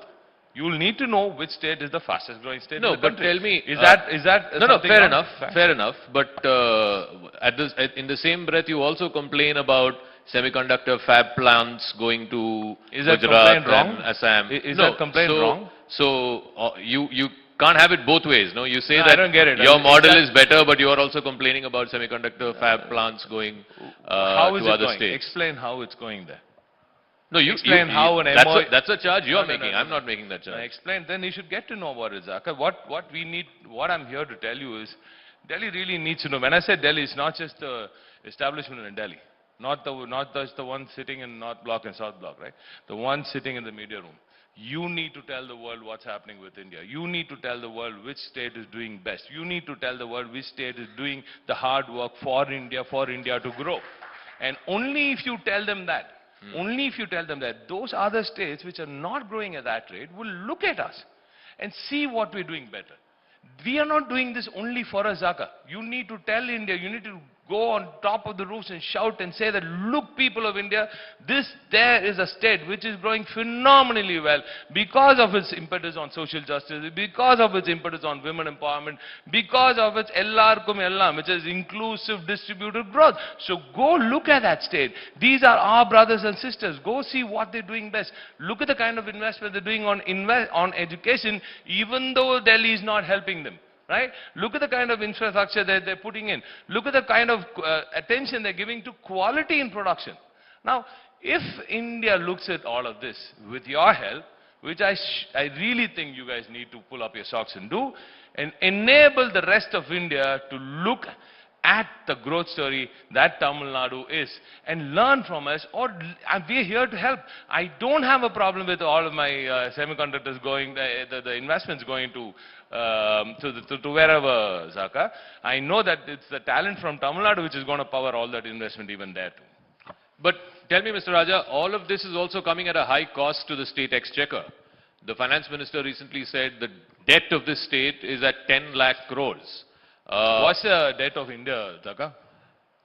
You'll have to tell. That's the problem. No, but it's one of the highest, one of the highest in the country at 10.7 Next lakh time you crores. ask me that question, please get to know the debt to GDP ratio of the state, of the country, and then ask me that. What's the FRBM? What does the FRBM say? What is the limit that it has set? 4.5% is no, what the... it's not that. It's debt to GDP should be at around 25 to 30, I think 25 to 30, right? And we have the limit, and that is the ballpark figure. They say that you keep it at that ratio. You keep it. They say the entire Fiscal Responsibility Act says that you keep your debt below that 30%. It's 35 to 30%. That's what it is, right? And that is only it's an advice.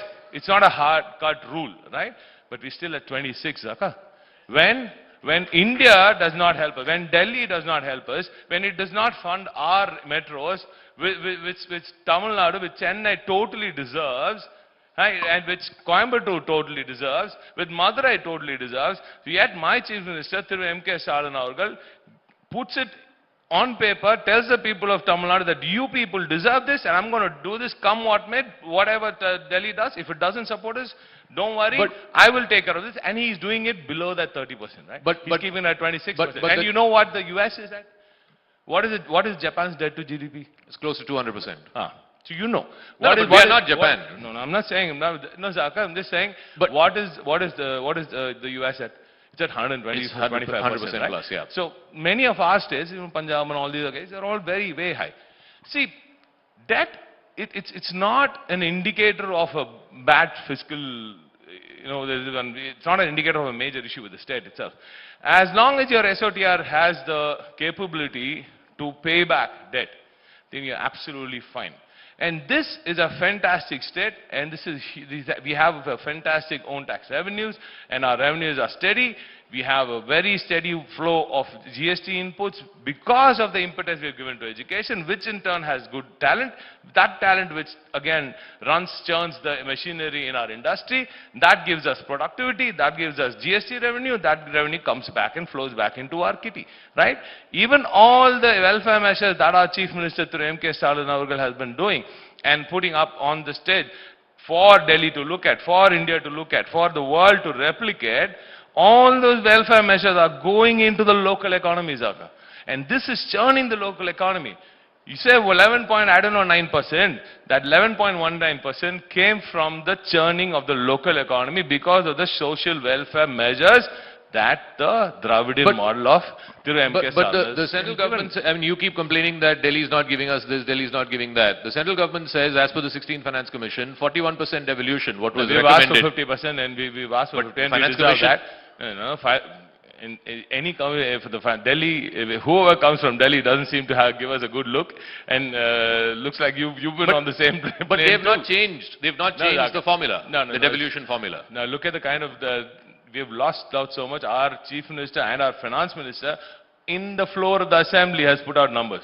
This is not some talk show that I'm sitting and talking about. You can check the Assembly numbers. He's given out a detailed plan. He's given out a detailed roadmap on why Delhi is not divulging enough, and why the devolution is not enough, and why we have to put in more. And even after the 10-year mismanagement of the previous regime, where in fact I should tell you that they didn't do it on their own. It was Delhi which, arm twisted them to sign on the Uday scheme, which is definitely not right for Tamil Nadu and other states also. Because of that one scheme alone, we've lost out tens of thousands of crores in revenue. But their contention is that GST has not helped us also. The debt has ballooned in the last 5 years of the DMK. No, this is their contention. Just give me 1 second. I'll give you numbers. This is what Mr. Edapadi Palaniswamy You don't have to look at the paper. I'll give you the numbers. No, this is Edapadi Palaniswamy has said on the floor of the House Zaga, let's talk about numbers which sane people give. Okay, let me just finish the I'll tell you what. He says when he demitted office in 2021, the outstanding debt of the state was 5.5 lakh crores. Today it's over 10 lakh crores. He says 5 lakh crores the state has borrowed in the last 5 years. Okay, what is the debt when we gave them in 2011? What is the debt, Zaka? 108. Okay, it was about 101. Okay, it was 1.101 lakh. Okay, when DMK left in 2011, it became 240 something. It became about 208 something. It became about 108%. It was 108% when they left in 2015-16. Okay, I mean they didn't leave, but they got to continue.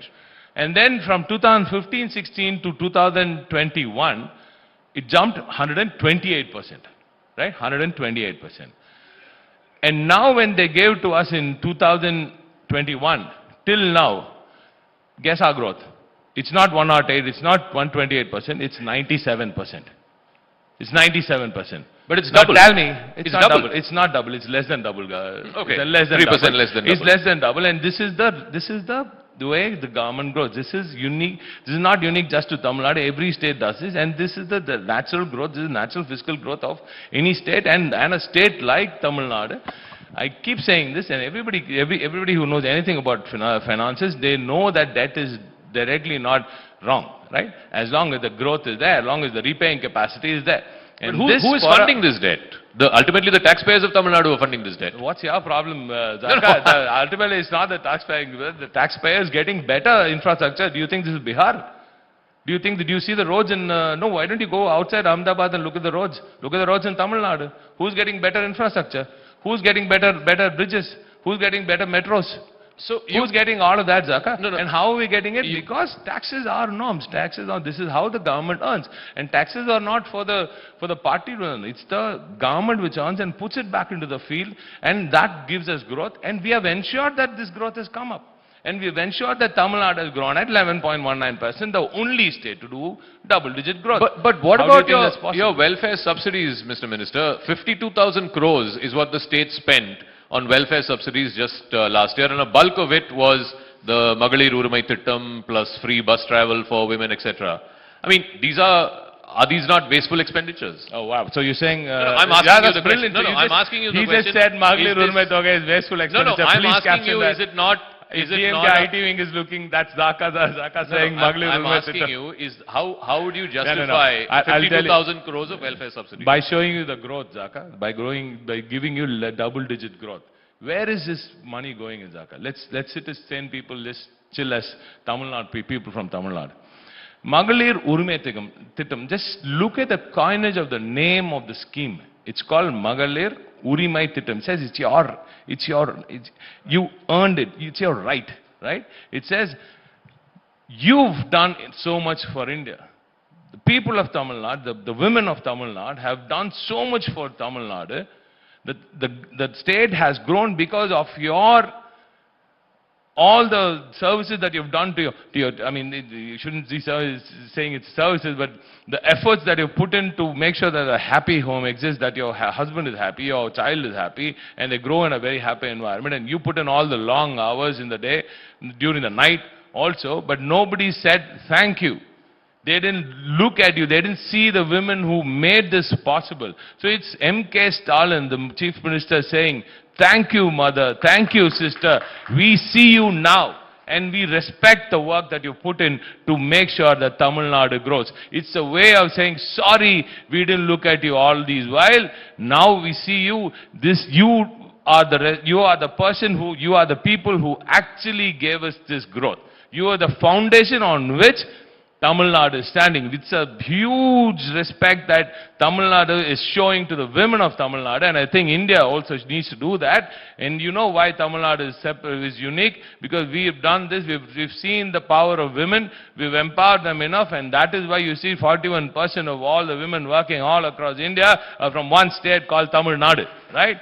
And that has given us this growth. So this is not wasteful expenditure, this is income into the pockets of those deserving people who we didn't see all this while. And these women, Zaka, are the ones who are saving it, who are spending it in that local economy. It's going to that shop. It is going to that Maliga Kadai in that corner of that street. It is being spent in that village. It's spending in that rural village. The rural economy is booming.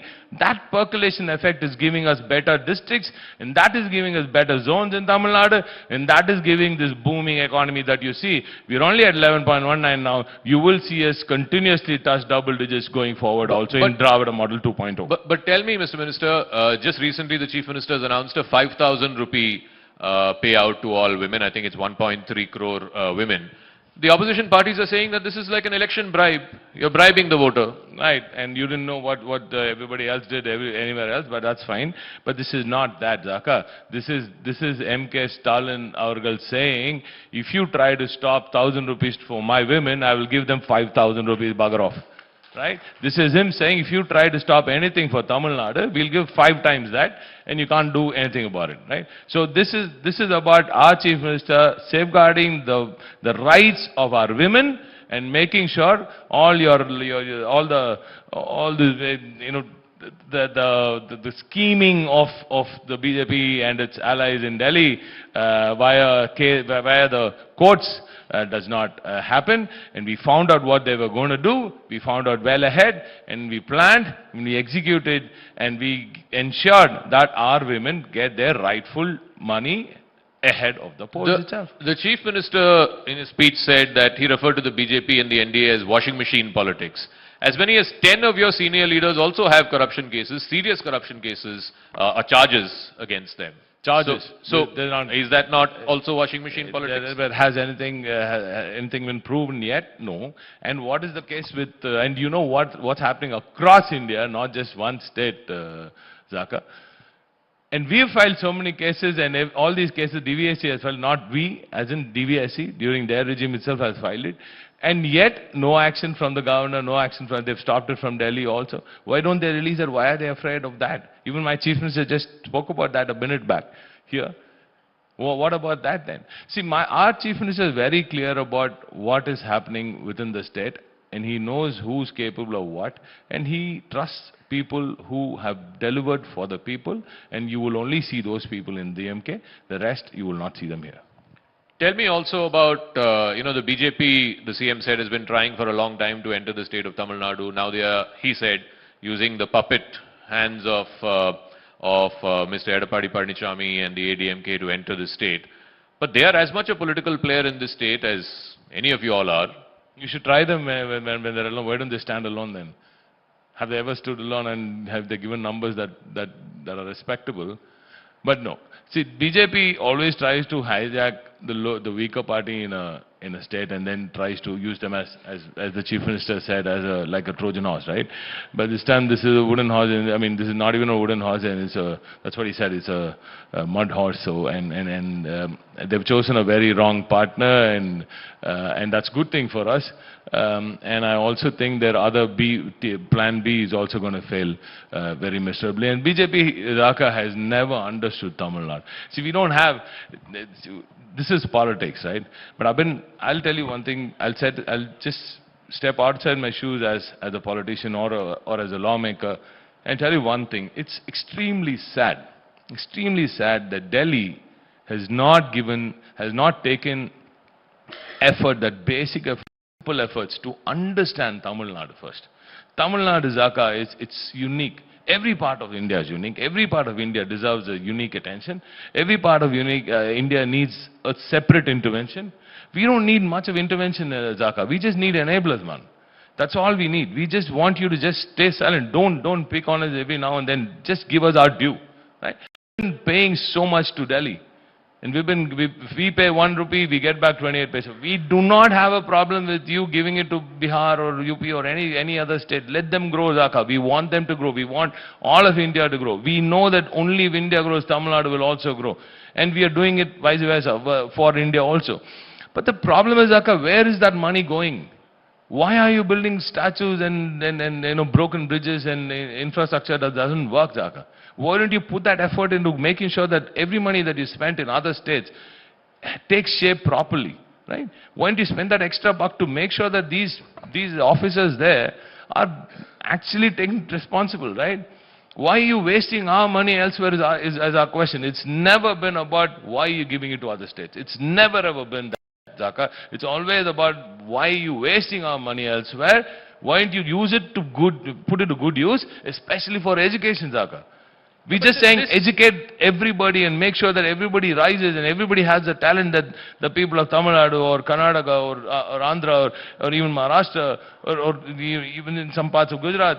You know, let all of India get that is what we're saying, and don't do wasteful expenditure with our taxes. But none of the other states are making this political argument. Maharashtra because they're not giving as no, much Maharashtra pays more taxes than Tamil Maharashtra Nadu is doing does. fantastically well. I'm not saying no. Maharashtra. They're not saying. I tell you that the original double engines of India are Tamil Nadu and Maharashtra. There is no other double engine in India. It is only Maharashtra and Tamil Nadu which is actually slogging and doing so much of work and giving so much of revenue to the country. Of course, Andhra is doing great. Of course, Tamil Nadu, Karnataka is doing great. All of these other states are working brilliantly well. But these two states are excelling in what we're doing because we are doing balancing manufacturing and services, right? It's not just services like in Karnataka or elsewhere. It's not like a bit of manufacturing and a bit of services. No, it's actually not much of services in Andhra now. In Telangana, services not much of manufacturing. So see, while these two states have laid that foundation, enable them to do better. And as far as your semiconductor question is saying, you'll need to answer, if I have to answer your semiconductor question again, Zaka, this is also about national interest, man.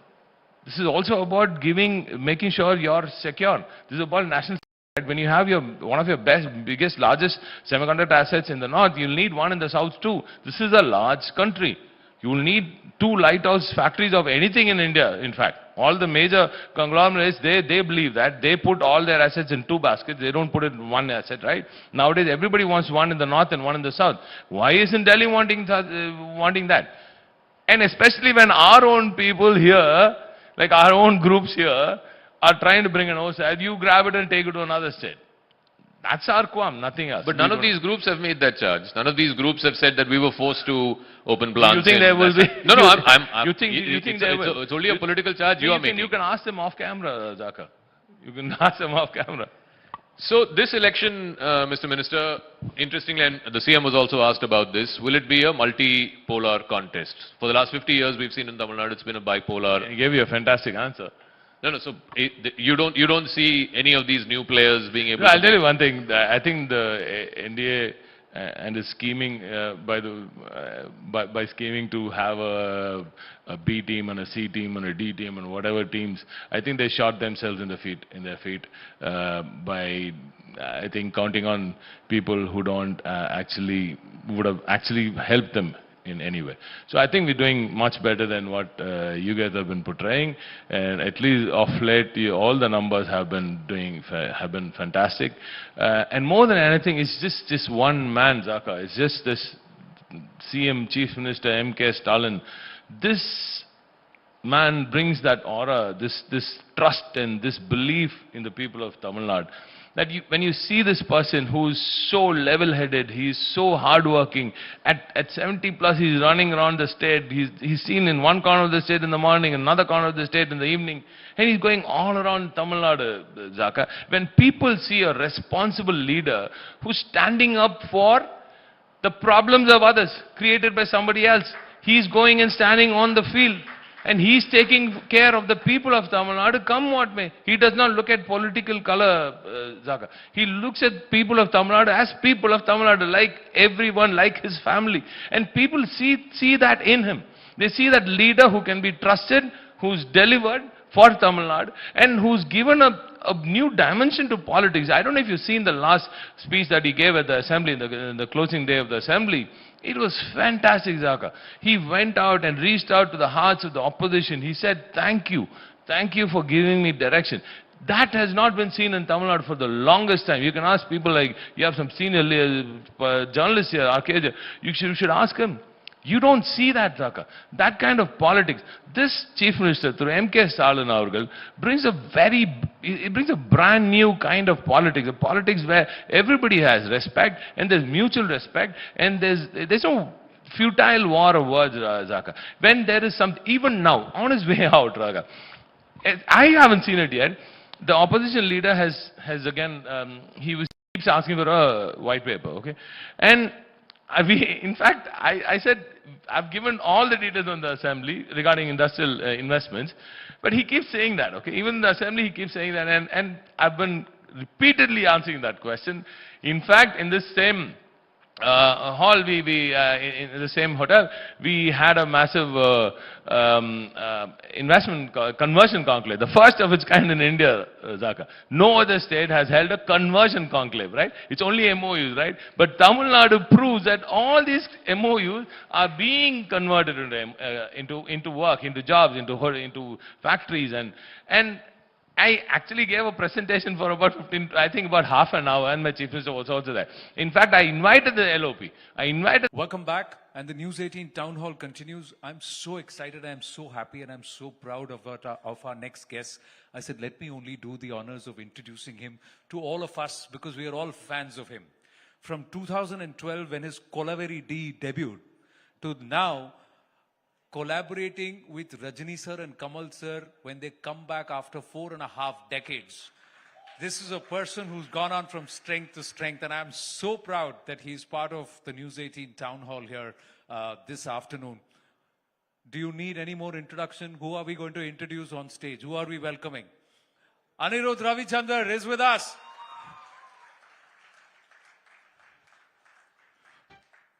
Romba nandri Anirudh. Vango. And a big round of applause to his parents also. I'm so proud of them also. Ravichandar sir, Mrs. Ravichandar, thank you so much, ma'am. Thank you for coming. Please. Okay, my first question. We'll do English and Tamil because you are not national, global. But let me say. Telugu, I don't know, sir. Telugu, you don't know, but you're scoring music there also, bro. How do you do it? Sir, firstly, very good afternoon to everybody and all the esteemed guests here. Thank you for being here today. Thank you to News 18 Network, CNN News 18, Anand sir, KS sir, everybody for having me here. It's a privilege. Base, macha. The base. Just woke up 1 hour back, sir. Just woke up 1 hour back, sir. So,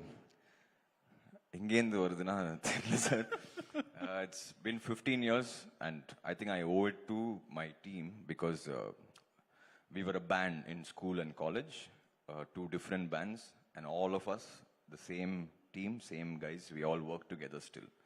So there's no question of, it's the same, like 8 to 10 people. So one is a violinist, one is a drummer, one is a guitarist, one is a bass player. So it's the same team. So it's how we were in school and college as a band, practicing, creating music. The same thing we follow till today. And we enjoy the process because end of the day, so there's no question of if I make something which is not actually good, immediately they'll tell me that it's not nice. So it's very open that way. Full comedy Sanda, sir. So no real Sanda, only comedy Sanda. But yeah, I think they are the ones who keep me going. They are the unsung heroes.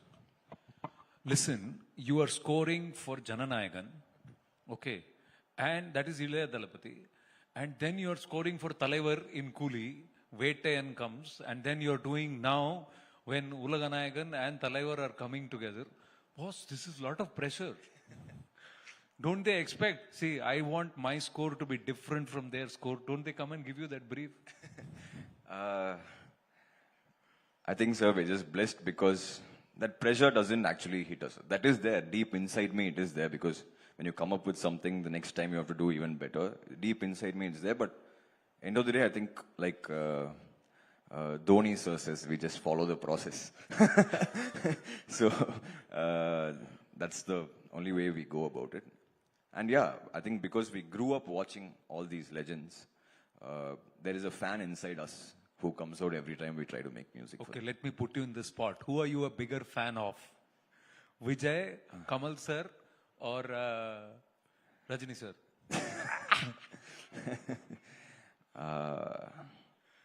They know that I'm a fan of all of them when I score the music for them. No, but okay, let me ask you this. See, Sari, Rajini sir, next project, coolie, a la jailer. They'll give you a background. So for whom does the track come? Immediately. Shanmugapriya, Kanagapriya. No, sir. I think, to be very honest, especially in the movies, you cannot actually be like giving a special, you can't have special preferences towards anybody because, and I was very lucky because when I started off my career, within the first 4 or 5 years, I worked with all the big directors and the big stars. So that way, I felt like, there are like small fan wars online and all that stuff.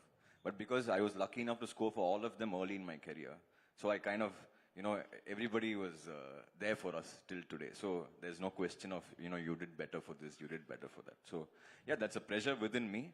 But I think that's what keeps us going also. That's what, even though it's been almost 15 years now, that's what keeps us going. Like, okay, what are we going to do next? How are we going to score? Now, for example, when Kamal sir and Rajani sir's teaser came, we've done a lot of mass music for either of them, whether be it in Vikram or in Jailer. Yeah. So we're like, okay, what else can we do? So we try to do something retro and, bring back that whole 70s, 80s kind of a vibe. So it's all about balancing the... Yeah, we try and play out some of those visuals. Okay, one is scoring music. The other one is sitting in the same car as the two of them. How did that feel? That was actually both Nelson and I, we were feeling very surreal then because I think the very fact that both of them were in the same shooting spot, and we've not seen it in our generation. I think it's happening after 47 years.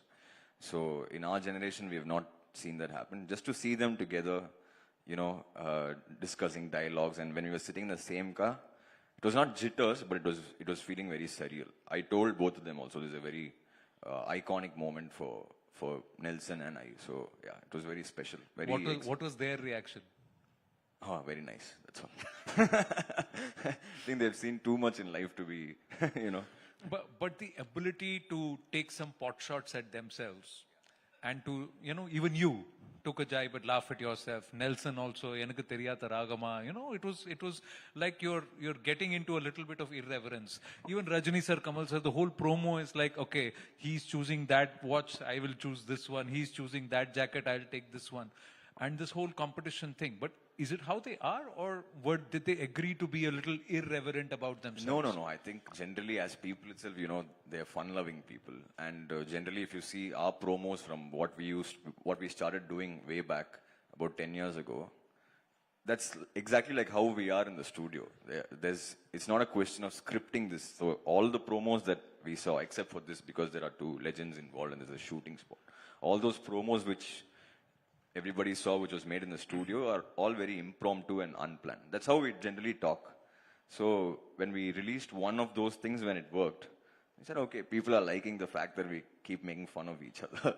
So it's nice to take the brunt. And actually, because Nelson is the director, he always puts all the jokes on me, and I'm okay with it. So so that's how we roll. We are running some pictures. We squeezed in a few pictures when he was Indian of the Year also. 2024 Youth Icon. So this is my cue to say thank you to CNN News 18 for giving me Indian of the Year. No. It's a moment of pride for us that from a Youth Icon 2 years ago, he's now headlining on collab for Legends for us.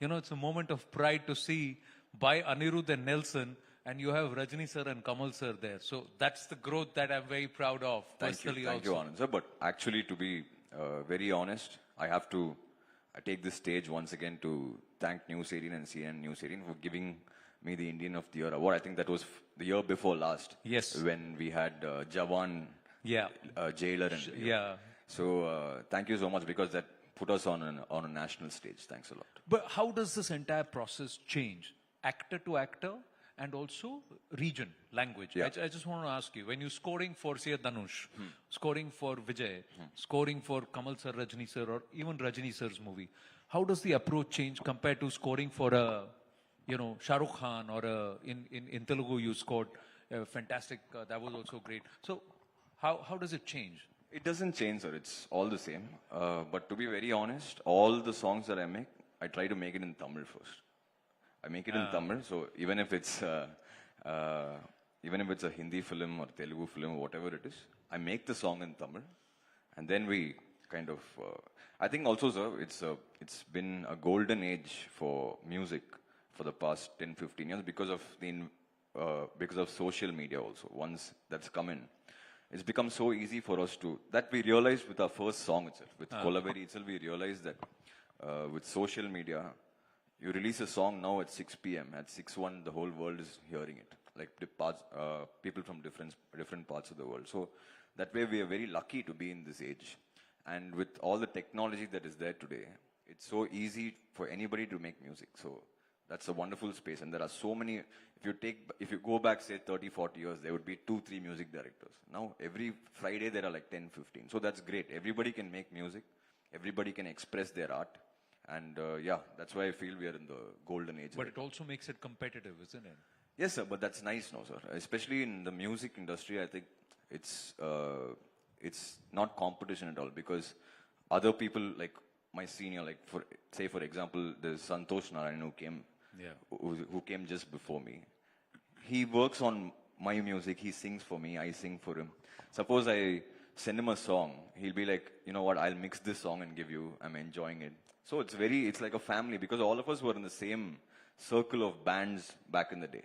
So whether it be from my band, there are like 4 guys who are music directors now. From our band, that is, there's a Leon James who did a film called Dragon last year, which did really well. Then there's Vivek and Mervin. There are a lot of people who have become music directors from our team. So I mean, it's all like one family, and we kind of feed off each other's vibes also. But in the competition, ego எல்லாம் வராது. அவனுக்கு award கிடைச்சது, எனக்கு மட்டும் sir, அது சின்ன sir பண்றது. No, sir, I think with music, that's not there, sir, at all. Because, I mean, we were all friends, firstly, and we were all part of the same circle. So that's not there whatsoever when it comes to music. In Vettayan, you recreated Malaysia Vasudevan. Yeah. How did you do that? You use tech, AI? No. Yes. So how does that, change the dynamic of creating music? Sir, it's become really wonderful, I must say. I think the way you use it is very important. The first attempt for us was in Vettayan because there's always a thing that for Rajini sir's intro song, it should be SPB who sings. SPB sir's voice should sing the song.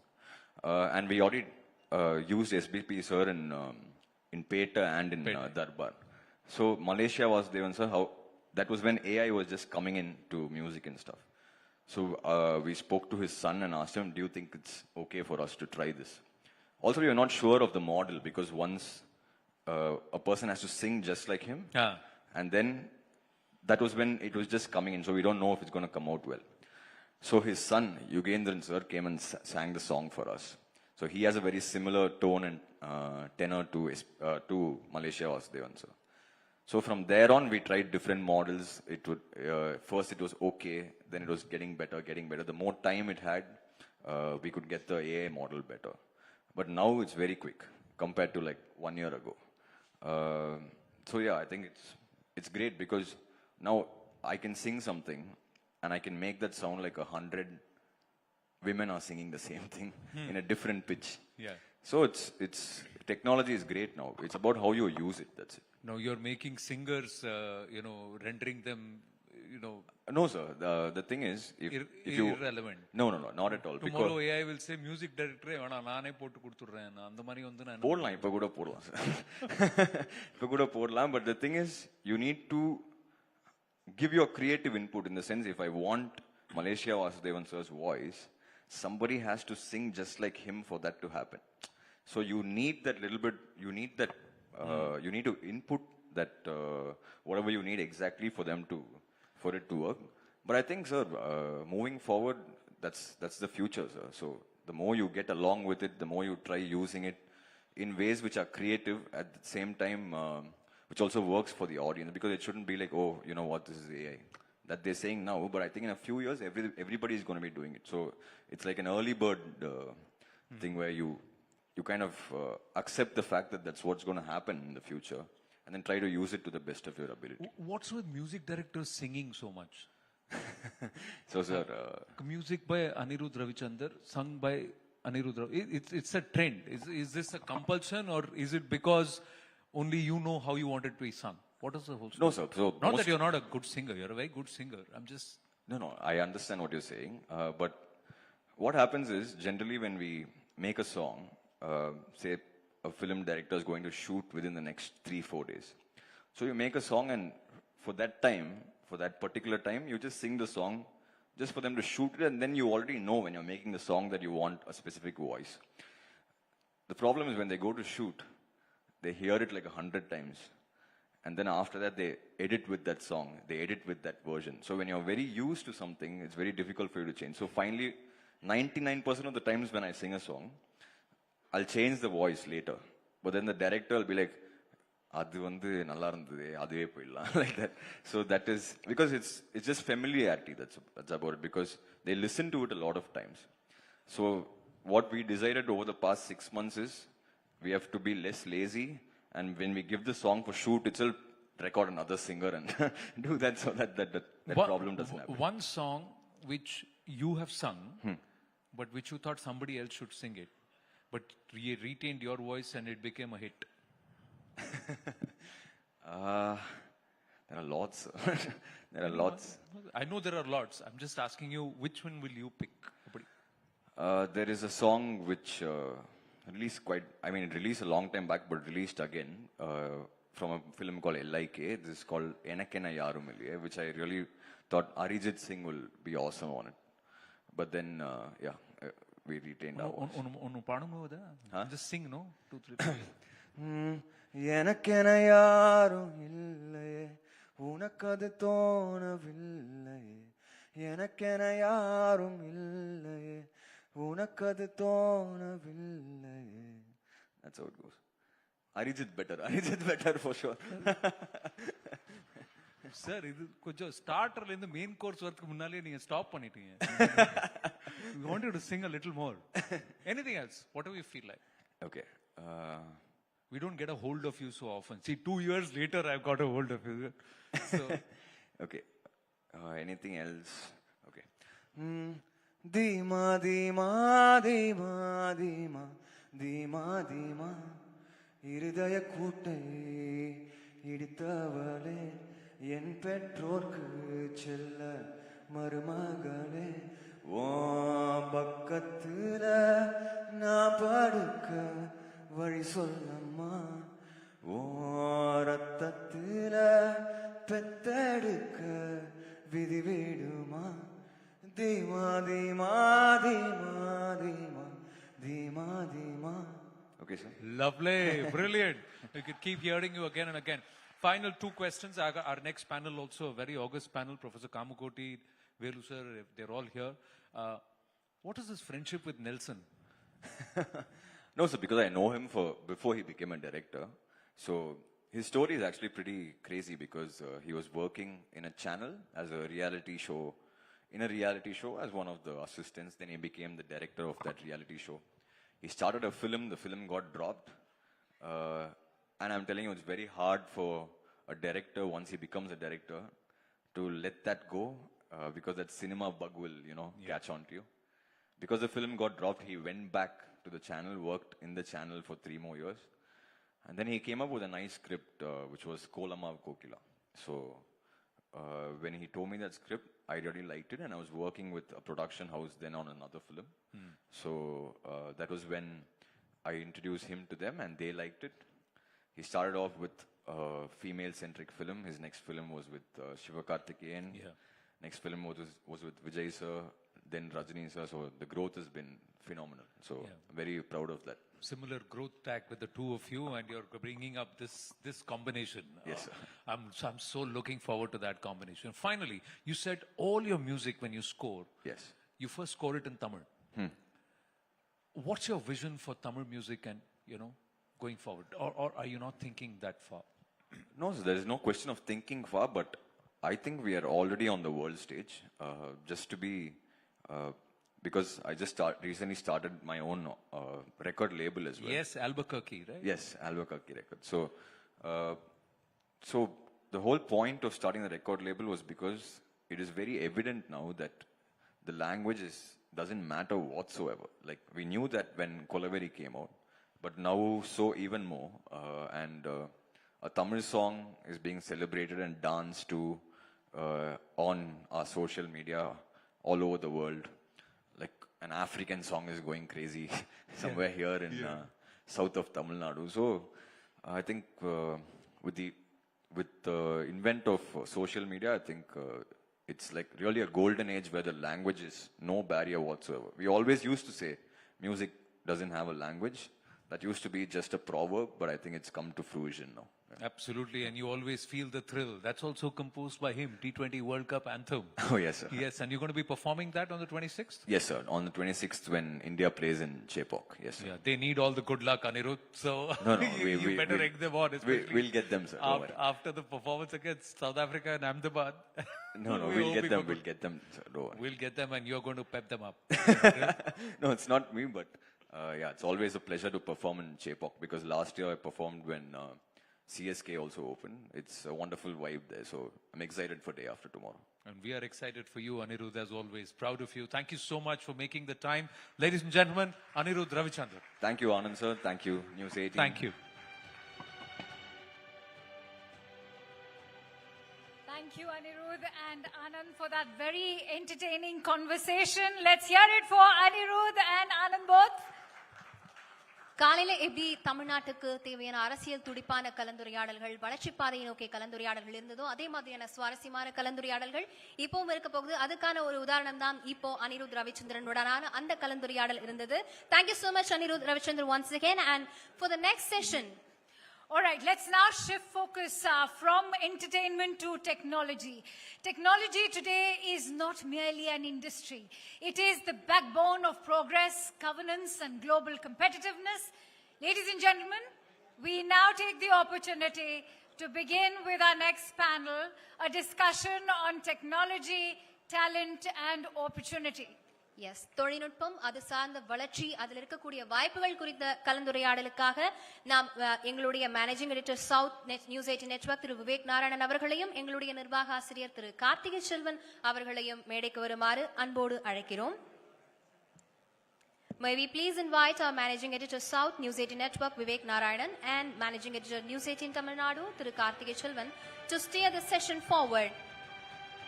Joining us for this panel discussion are Professor V. Kamakoti, Director, IIT Madras. Yes, sir, please. Mr. Velusamy, President, Automotive Business Mahindra & Mahindra, and Dr. Sasikumar Gendam, President of Electronic Industries Association of India. Panel discussion is going to start, and over to Vivek Narayanan and Karthikeya Selvan.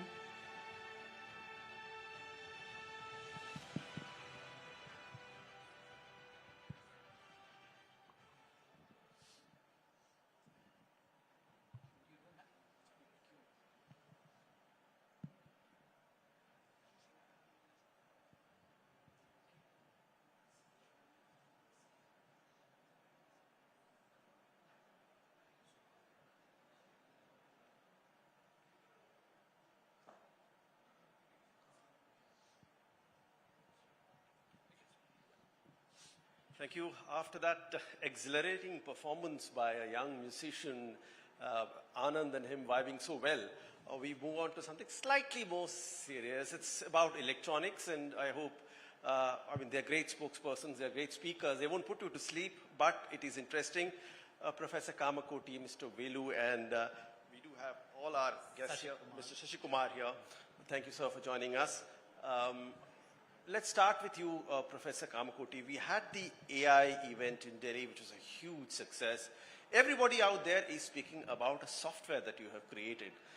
We in television industry are thankful to you for a software that in real time translates into multiple of Indian languages. What was the idea behind coming up with the AI? Yeah. So language barrier has been something very important in the sense that every student today across the nation may not have that type of an introduction or a training in English. And when we go into technical education, first semesters, second semester students, we do find they have this language gap, and that's not enabling them to perform to their brim.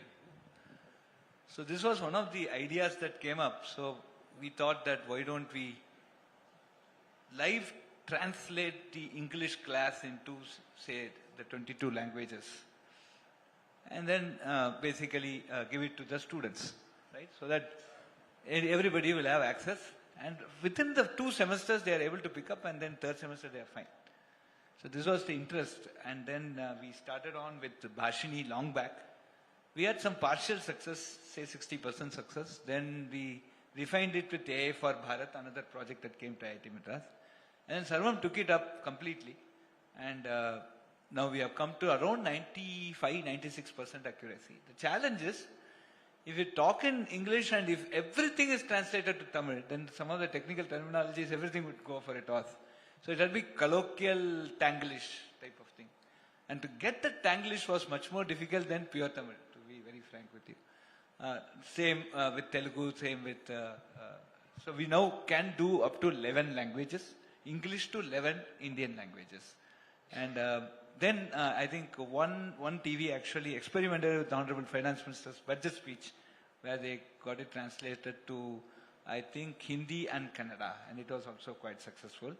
I think, so slowly, every conversation, every public conversation, every conversation in the court of law should come to a stage where you know Hindi, I know Tamil, I talk in Tamil, you listen in Hindi, you talk, return back in Hindi, and I listen in Tamil. So I think that's the stage we are going to get. Thank you. Mr. Shashi Kumar is the president of the Electronics Association of India. Mr. Shashi Kumar, when we look at the electronic scenario, I mean, when we look at what is happening across the country, roughly 10% of all electronic ingredients manufactured across the globe is in India. About 4.5% of that is in Tamil Nadu. Half of what is being produced across India is in Tamil Nadu, and that's a matter of extreme pride for the nation. When we talk electronics, what kind of a component are we talking of when Tamil Nadu produces 5% or 4.5%? Is it semiconductor or is it something more basic? Thanks for the question, and first of all, I really appreciate the opportunity to be here in the midst of all of you.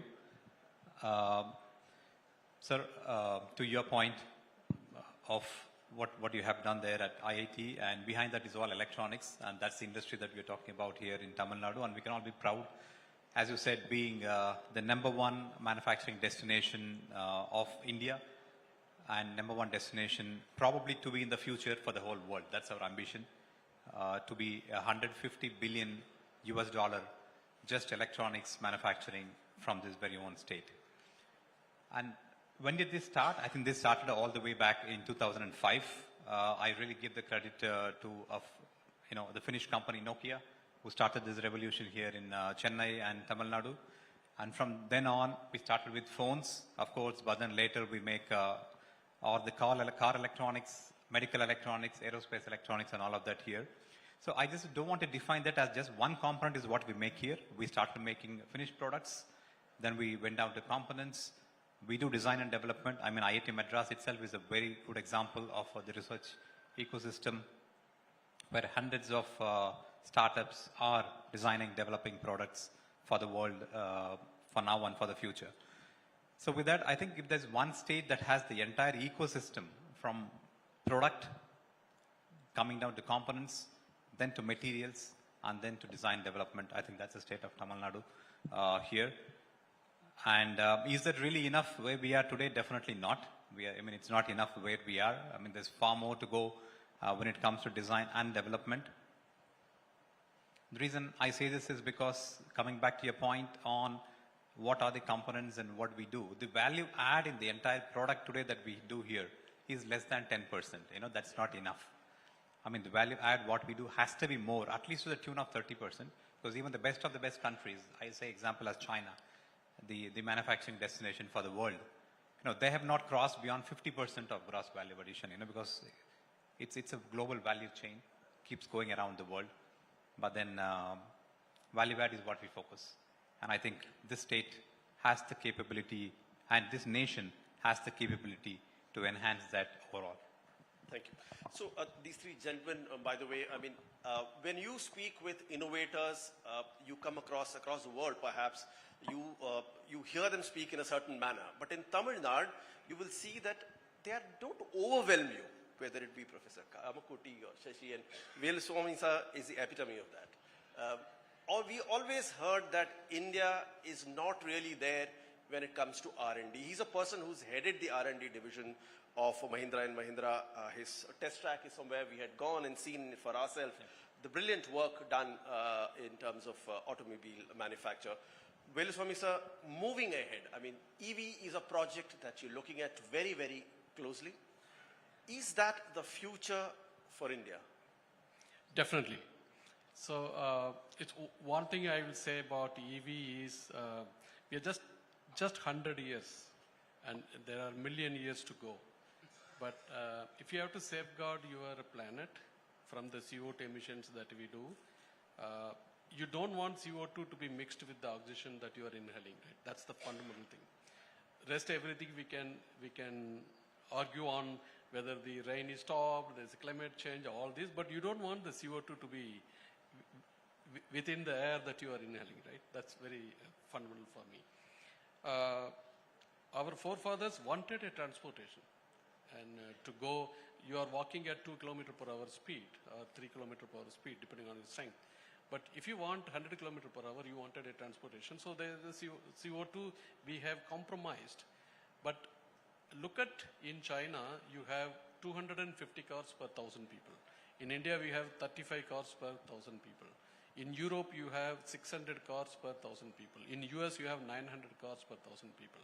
Now, what you need is, if India is accelerating growth, it's growing, it will go first to 200 cars per 1,000 people. The CO2 levels will go high. The city will cry for climate changes. EV is the only choice and chance for us to survive, keep the transportation, keep the health of the planet, health of the people. So, but one small thing, there is always, for an Indian buyer or an automobile user, costing is number one. Yes. There is always a 20% extra on that battery-driven vehicle, which may stop me from buying it. Yes. I mean, I look at the cost effectiveness and I say, 5 years I can run it on fossil fuel, why go for EV? I'm not sure latest you have got to the dealership. So we launched the 7XO, that is an ICE vehicle. I thought the list price is exactly equal to the 9S with the 79 kWh. So the electric vehicle price is very similar to the ICE vehicles. And in fact, the electric vehicles have got much more technology. Thanks to the governments, they have 5% duty, GST duty on electric vehicles, whereas the ICE vehicles, depending on your vehicle length, it can be either 18% or 40%. That's one. Second, in Tamil Nadu, you have the registration duty. After the GST, then you have a road registration duty that is zero for electric vehicles. In Karnataka, you go, that's 10%, depending on.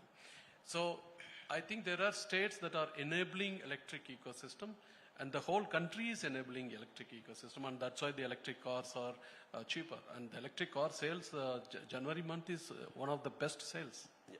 By the way, I'm buying one for IIT. Okay. Thank you. Thank you, sirs. I have a privilege of having all three of prominent faces in our podcast series. From Veluswamy sir, Kamakudi sir.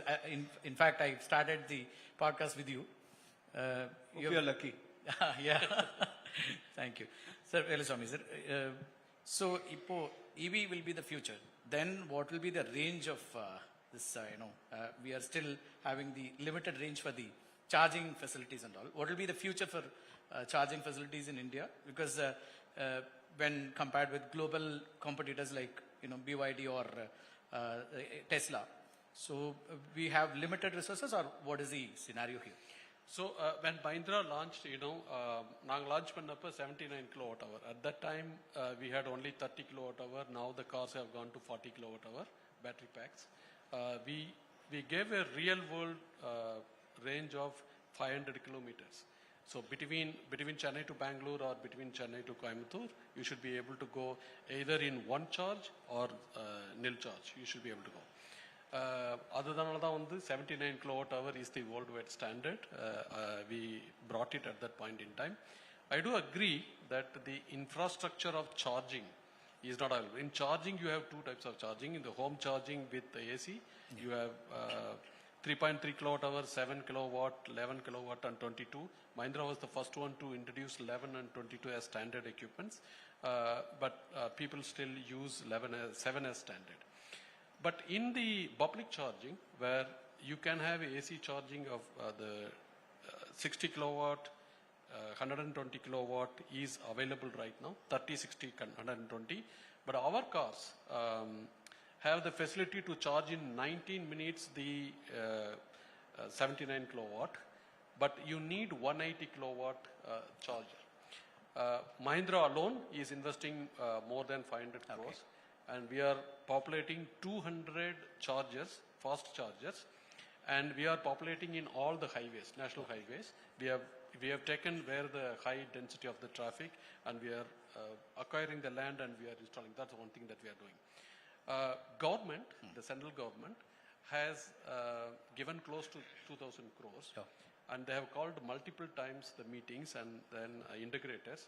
They've told us that you take one of the highways, each one of the people, OEMs or NGOs, they can take the national highway, and then they can bring the proposals to install the chargers, and from the fund that was given in the last budget, they can use. I think many of these proposals are approved. So once the infrastructure comes in place, what we see is the southern grid, three things are happening. The stability between 7 o'clock to 9 o'clock, the electricity stability is very good in southern part of India. The charger availability is very good. And also the charger that is really working. Not only is available, but it's really working. So what we have seen, the sales of electric vehicles in south is far higher compared to the north, and one of the reasons is this. Do we need to increase the grid capacity? What is the scenario? The grid capacity, I think it is there in south, and the north probably they might have to do. What you need is the land. And whenever I went to industry minister, one phone call, you get a land, then you get the HT lines, then the lines permissions have to be given, then installation and certification, all of them. That takes a lot of time. But it varies state to state. My experience is in Tamil Nadu because I very often go via phone call, and it's very fast responsive. It's my experience. Where we are in research, sir, like you are keen on research, this basically on cell technology. No, this we do for the company. So for our installation, so we installed between Bangalore and Chennai. We have installed the 2 chargers, 4 guns. So we installed it. It was a matter of one phone call. Then you get all this. The speed was very good. Yeah. Okay, great. Professor Kamakodi has been, insisting for I like very much one sentence, like your vision is democratizing IIT. So how far it is going, like BS data science and other degrees. So, and where we are in research, basically, that's the biggest question. Both the, electronics and automobile industry is waiting for more research students from institutes like IITs. Yeah, so when you interviewed me, we had 2 courses in the BS data science. The BTech exam, BTech is admitted through a JEE Advanced, where we have 1.5 million aspirants, from which we select 18,000 actually. The top 2,000 come to IIT Madras. So to democratize, we opened up this online course, and we had talked about that also in your podcast. So today from 2, 1 and another one just started, and we're 35,000 students. Today we have 50,000 students, and we have now grown to 4 courses. One BS in data science and programming, another BS in management and data science. We find that the next generation managers, I think, both of them can add, must be both technically oriented and business-wise, savvy. We have also started a course on aeronautics and space technology, and of course the electronic systems. So I think I'm covering all the things that they are all interested. So that's what we are doing, and today we see massive growth in the number of people who are aspiring to come for this degree. And that way we are reaching to the poor of the poorest. The latest story is one school which was opened in 1888. in a very, very remote place of Bangalore. And we had been working with that school to see, and one girl child from that school has got into our program. So that's the latest thing that we have. Right. So the next one is we basically started advocating Patent A Day because we believe that IIT Madras can do a Patent A Day. So last but one financial year we had 386 patents. Last year financial year 417 patents. We've crossed the 366 barrier. And this year we'll be touching some phenomenal number. I'll announce on April 1. Great. But more than that, so what next? So patents are there, what will you do with it? So we started this Startup Shatam program, and again, keeping IITM for all, we said any person who is having a bright idea can come here, we'll incubate them and we will help them. So we had 103 startups last year alone incubated, in which coincidentally 51 were from IIT Madras students, but 52 were from outside students, and we have helped them out quite significantly. And we also see that this startup, after they become a startup, the other parts of the world call it as Valley of Death. Right? I've been teaching architecture, poison bit, garbage collection, ellame, that's all in the negative, other part of the world mindset. But India, right, we are positive. So I call it Valley of Hope. So both anchors, whenever you are talking to startups, I request you to use the word Valley of Hope. I give full copyright to you, okay? Right? So what we do with them? So we are now starting up, we just announced it and we'll be launching it shortly, 600 crore Frontier Fund, along with Unicorn, IITM Unicorn Frontier Fund, which will be basically helping these startups cross that Valley of Hope with confidence. So that's how we are, bringing up the entrepreneurship. So this is all overall what I could present after you came and after between this a status update. Okay. Excellent, sir. Actually, we are very honored to have you all. Like you are all most celebrated faces from your field from Tamil Nadu nationally, Sashikar. So iPhone manufacturing is happening here. The 300 components in an iPhone. எவ்வளோ இப்போ நம்ம என்ன ஸ்டேஜில் இருக்கோம்? It's a component manufacturing or assembling or what is the status in Tamil Nadu and in India? நான் முதல்ல சொன்ன மாதிரி இப்போ நம்ம முதல்ல தமிழ்நாட்டில் ஸ்டார்ட் பண்ணது ஃபோன் மேனுஃபேக்சரிங் தான் 2005ல். வித் த ஃபோன் மேனுஃபேக்சரிங் கிட்டத்தட்ட 300 components 350 components depending upon which variant. அதில் பார்த்தீங்கன்னா more than half is more or less today made in India. Not just in Tamil Nadu but all parts of India. அதில் ஸ்பெசிஃபிக்காக நம்ம value addition தான் coming back to the only one, it's like 8 to 10% is the general value addition.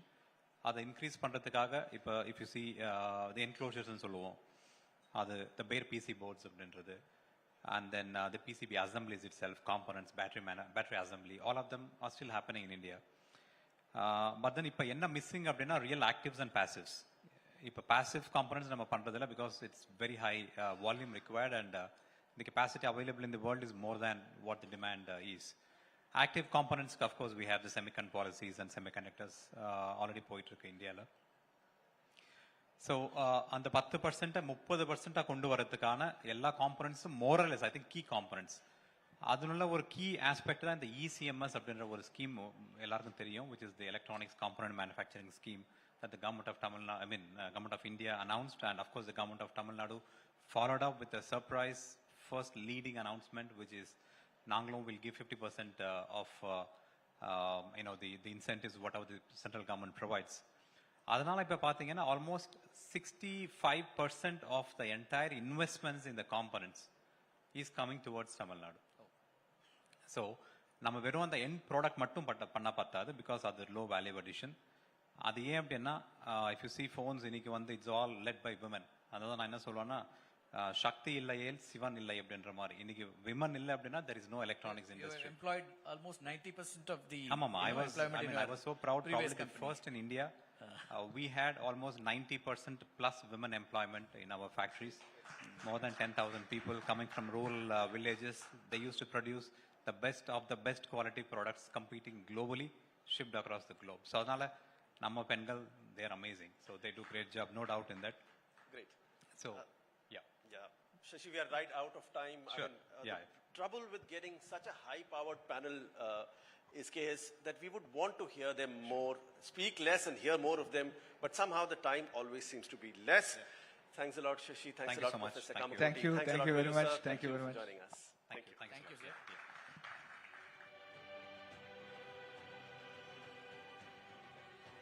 Thank you to our distinguished panel for those very invaluable insights. Thoroughly appreciate your presence over here at the Chennai Town Hall. Now, with elections scheduled in the coming months, we will also be seeking more conversations in this edition of the Town Hall that seeks to capture the pulse of Tamil Nadu at a critical juncture when power structures and political narratives are actively intersecting. Town hall Chennai எடிஷன்ல அடுத்ததாக நிகழப்போவது முற்றிலும் தமிழிலான ஒரு conversation. இந்த விவாதத்தை மேற்கொள்வதற்காக news 18 Tamil Nadu அரசியல் பிரிவு ஆசிரியர் திரு தியாகச்சமல் அவர்களையும் துணை ஆசிரியர் திரு பாலவேல் சக்கரவர்த்தி அவர்களையும் மேடைக்கு வருமாறு அழைக்கிறோம். இந்த பேனலில் கலந்து கொள்வதற்காக திருமிகு ராதிகா கணேஷ் அவர்களையும் திரு BR ஸ்ரீனிவாஸ் அவர்களையும் திருமிகு மதிவதனி அவர்களையும் இதேபோல திரு பிலிக்ஸ் அவர்களையும் மேடைக்கு வருமாறு அன்போடு அழைக்கிறோம். Over to you, Tyagachamal and Balaveer Chakravarti. All right, we're being told that the panel should happen any time from now. We are expecting our guests also to be on stage in just a bit. But as we all know, that this is in fact a high voltage battle in the state of Tamil Nadu. You can expect a lot going on, given that there's been the entry of various new players, especially TVK. Is BJP going to be able to manage with the alliances? It is striking. That is another key question that is, of course, on the minds of not just the people in Tamil Nadu, but also the entire country. All right. Over to the panel discussion with Balaveer Chakravarti and Tyagachamal.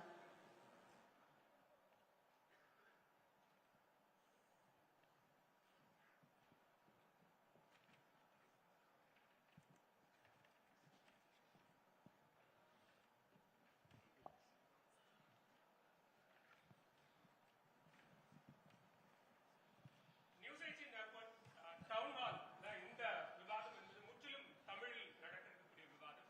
இந்த விவாதத்துக்கு வருகை தந்திருக்கக்கூடிய பார்வையாளர்களாகிய உங்களையும் விருந்தினர்களையும் அன்போடு வரவேற்கிறோம். இந்த town hall டே அப்படிங்கிறது முதலமைச்சருடைய உரை மற்றும் அந்த நேர்காணல் தொடங்கி பல்வேறு அம்சங்கள் தமிழ்நாட்டிற்கும் தமிழ்நாட்டினுடைய அரசியல் களத்திற்கும் தேவையான பல விஷயங்களை காலையிலிருந்து பேசிட்டு இருக்கோம். அந்த வகையில பல்வேறு துறை சார்ந்த பல்வேறு பார்வைகள் இருக்கக்கூடிய விருந்தினர்கள் இந்த அமர்வுல பங்கேற்று தங்களுடைய கருத்துக்களை முன்வைத்திருக்கிறாங்க. இந்த அமர்வுல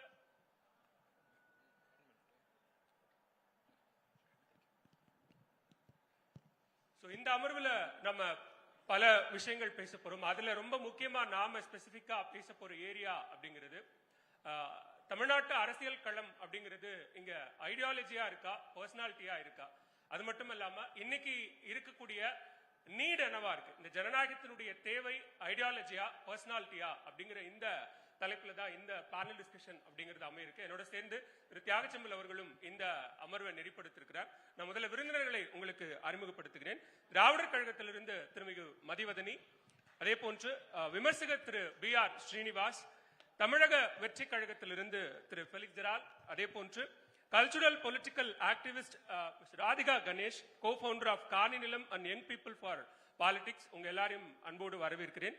நான் இந்த டாபிக் ஏன் வந்தது மெயினா ஐடியாலஜி ஆர் பர்சனாலிட்டி, இது ஏன் ஜனநாயகத்தின் தேவை அப்படின்னா இன்னைக்கு பாலிடிக்ஸ் அந்த மாதிரி இருக்கா, அடிப்படையில அப்படியான ஒரு சூழலுக்கு அது போயிருக்கா அப்படிங்கிற கேள்விதான். ஏன் அப்படின்னா கடந்த சில ஆண்டுகள்ல நம்ம பேசியிருக்கோம், நிறைய ஒரு ஐகானிக் லீடர்ஸ், கரிஸ்மேட்டிக் லீடர்ஸ் அப்படிங்கிறவங்க எல்லாம் மறைஞ்சதுக்கு அப்புறம் இங்க ஒரு வேக்கம் கிரியேட் ஆச்சு.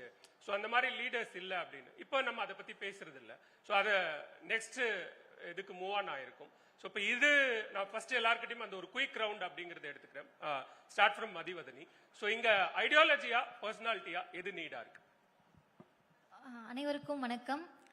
தமிழ்நாட்டினுடைய அரசியலை பொறுத்த வரைக்கும் ஐடியாலஜி தான் இங்க பிரதானம். ஏன் அப்படின்னு கேட்டீங்கன்னா எந்த ஒரு கட்சி அமைப்பாக இருக்கலாம், இயக்கமாக இருக்கலாம், ஒரு தத்துவம் இருக்கணும், அந்த தத்துவத்தை சரியாக கொண்டு போய் சேர்ப்பதற்கு ஒரு லீடர் இருக்கணும், அந்த தத்துவத்தையும் அந்த லீடர் சொல்லுவதை கேட்டு அதன்படி நடப்பதற்கு கேடர்ஸ் இருக்கணும். ஐடியாலஜி எங்ககிட்ட இருக்கு, சரியான லீடர் இல்லைன்னா அந்த ஐடியாலஜி இருந்தும் அது வேஸ்ட் தான். இல்லை லீடர் இருக்காங்க, சரியான ஐடியாலஜி இல்லைன்னா அதுவும் அட்டர் ஃபெயிலியர். ஐடியாலஜி இருக்கு, ஒரு லீடர் இருக்காங்க, ஆனால் அதை சரியாக கொண்டு போய் சேர்ப்பதற்கான தொண்டர்களை உருவாக்காம ஒரு கட்சியோ அமைப்போ இருக்குன்னா அதுவுமே லாங் லாஸ்டிங்காக இருக்க முடியாது. இப்போ இன்னைக்கு தமிழ்நாட்டினுடைய ஐடியாலஜி என்ன அப்படின்னு கேட்டால், சந்தேகம் இல்லாமல் ஒரு செகண்ட் தாட் இல்லாமல் திராவிடம் அப்படின்றது தான் தமிழ்நாட்டினுடைய ஒட்டுமொத்த ஐடியாலஜியாக இருக்கு. அந்த தத்துவத்தை வச்சு தான் இந்தியா சாதிக்க முடியாத பல இடங்கள்ல தமிழ்நாடு சாதிச்சிருக்கு. ஒருவேளை இந்த ஐடியாலஜி கையில இல்லாம இருந்திருந்தா இன்னைக்கு நார்த் இந்தியாவில் நடக்கக்கூடிய பல சம்பவங்கள் தமிழ்நாட்டிலையும் நடந்திருக்கும். ஸோ ஐடியாலஜியை யார் எடுத்துட்டு போறாங்க அப்படின்ற அந்த லீடர்ஷிப்பும் முக்கியம். அதை நீங்க பர்சனாலிட்டிக்குள்ள சுருக்குனீங்கன்னா அது ஒரு ரசிகத்துவத்திலையும் ஒரு ரசிக மனப்பான்மையில போய் முடிஞ்சிடும். அது தனிப்பட்ட ஒரு மனிதருடைய தவறால் ஒட்டுமொத்த சமூகத்துக்கும் அது சீரழிவா மாறிடும். இப்ப தனிப்பட்ட மனிதர் சரியா இல்லை அப்படின்றப்ப இந்த தத்துவத்துல இருந்து நீங்க விலகி போறீங்க, சோ உங்களை நாங்க எடுத்துக்க முடியாதுன்னு சொல்றதுக்கு மக்கள் தயாராயிடுவாங்க. அப்ப முதல்ல மக்கள் கிட்ட போய் சேர வேண்டியது ஒரு தத்துவம், அந்த தத்துவத்தை எடுத்து செல்வதற்கு ஒரு தலைமை தேவை. அது தமிழ்நாட்டில் சரியாக அமைந்திருக்கிறது. அதனாலதான் ஒரு 50 வருஷத்துல இவ்வளவு சாதிச்சு நிக்க முடியுது. ஸ்ரீனிவாஸ், இப்ப அவங்க ஒரு தத்துவம் இருக்கு, அதை கொண்டு போய் சேர்க்கறதுக்கு ஒரு தலைவர் தேவை, அது மக்கள்கிட்ட சரியா போய் சேர்ந்திருக்கா அப்படிங்கிற ஒரு கேள்வி எழுது. இப்போ ஒரு எதிர்கருத்து இருக்கு அப்படின்னா, ஒரு எதிர் தத்துவம் இருக்கு அப்படின்னா, அது மக்கள்கிட்ட போய் கொண்டு போய் சேர்க்கறதுல ஏதாவது சிக்கல் இருக்கு அப்படின்னு நீங்க பாக்குறீங்களா? இல்ல, ஒரு விஷயம் கண்டிப்பா ஒத்துக்கணும். சொல்ற மாதிரி மெசேஜும் இம்பார்ட்டன்ட், மெசேஞ்சரும் இம்பார்ட்டன்ட், தத்துவமும் இம்பார்ட்டன்ட், தலைவர்களும் இம்பார்ட்டன்ட். ஆனா ரெண்டு விதமா பிரிக்கலாம். ஒண்ணு தேசிய அளவில் எப்படி இருக்கு, தமிழ்நாட்டில் எப்படி இருக்குன்னு.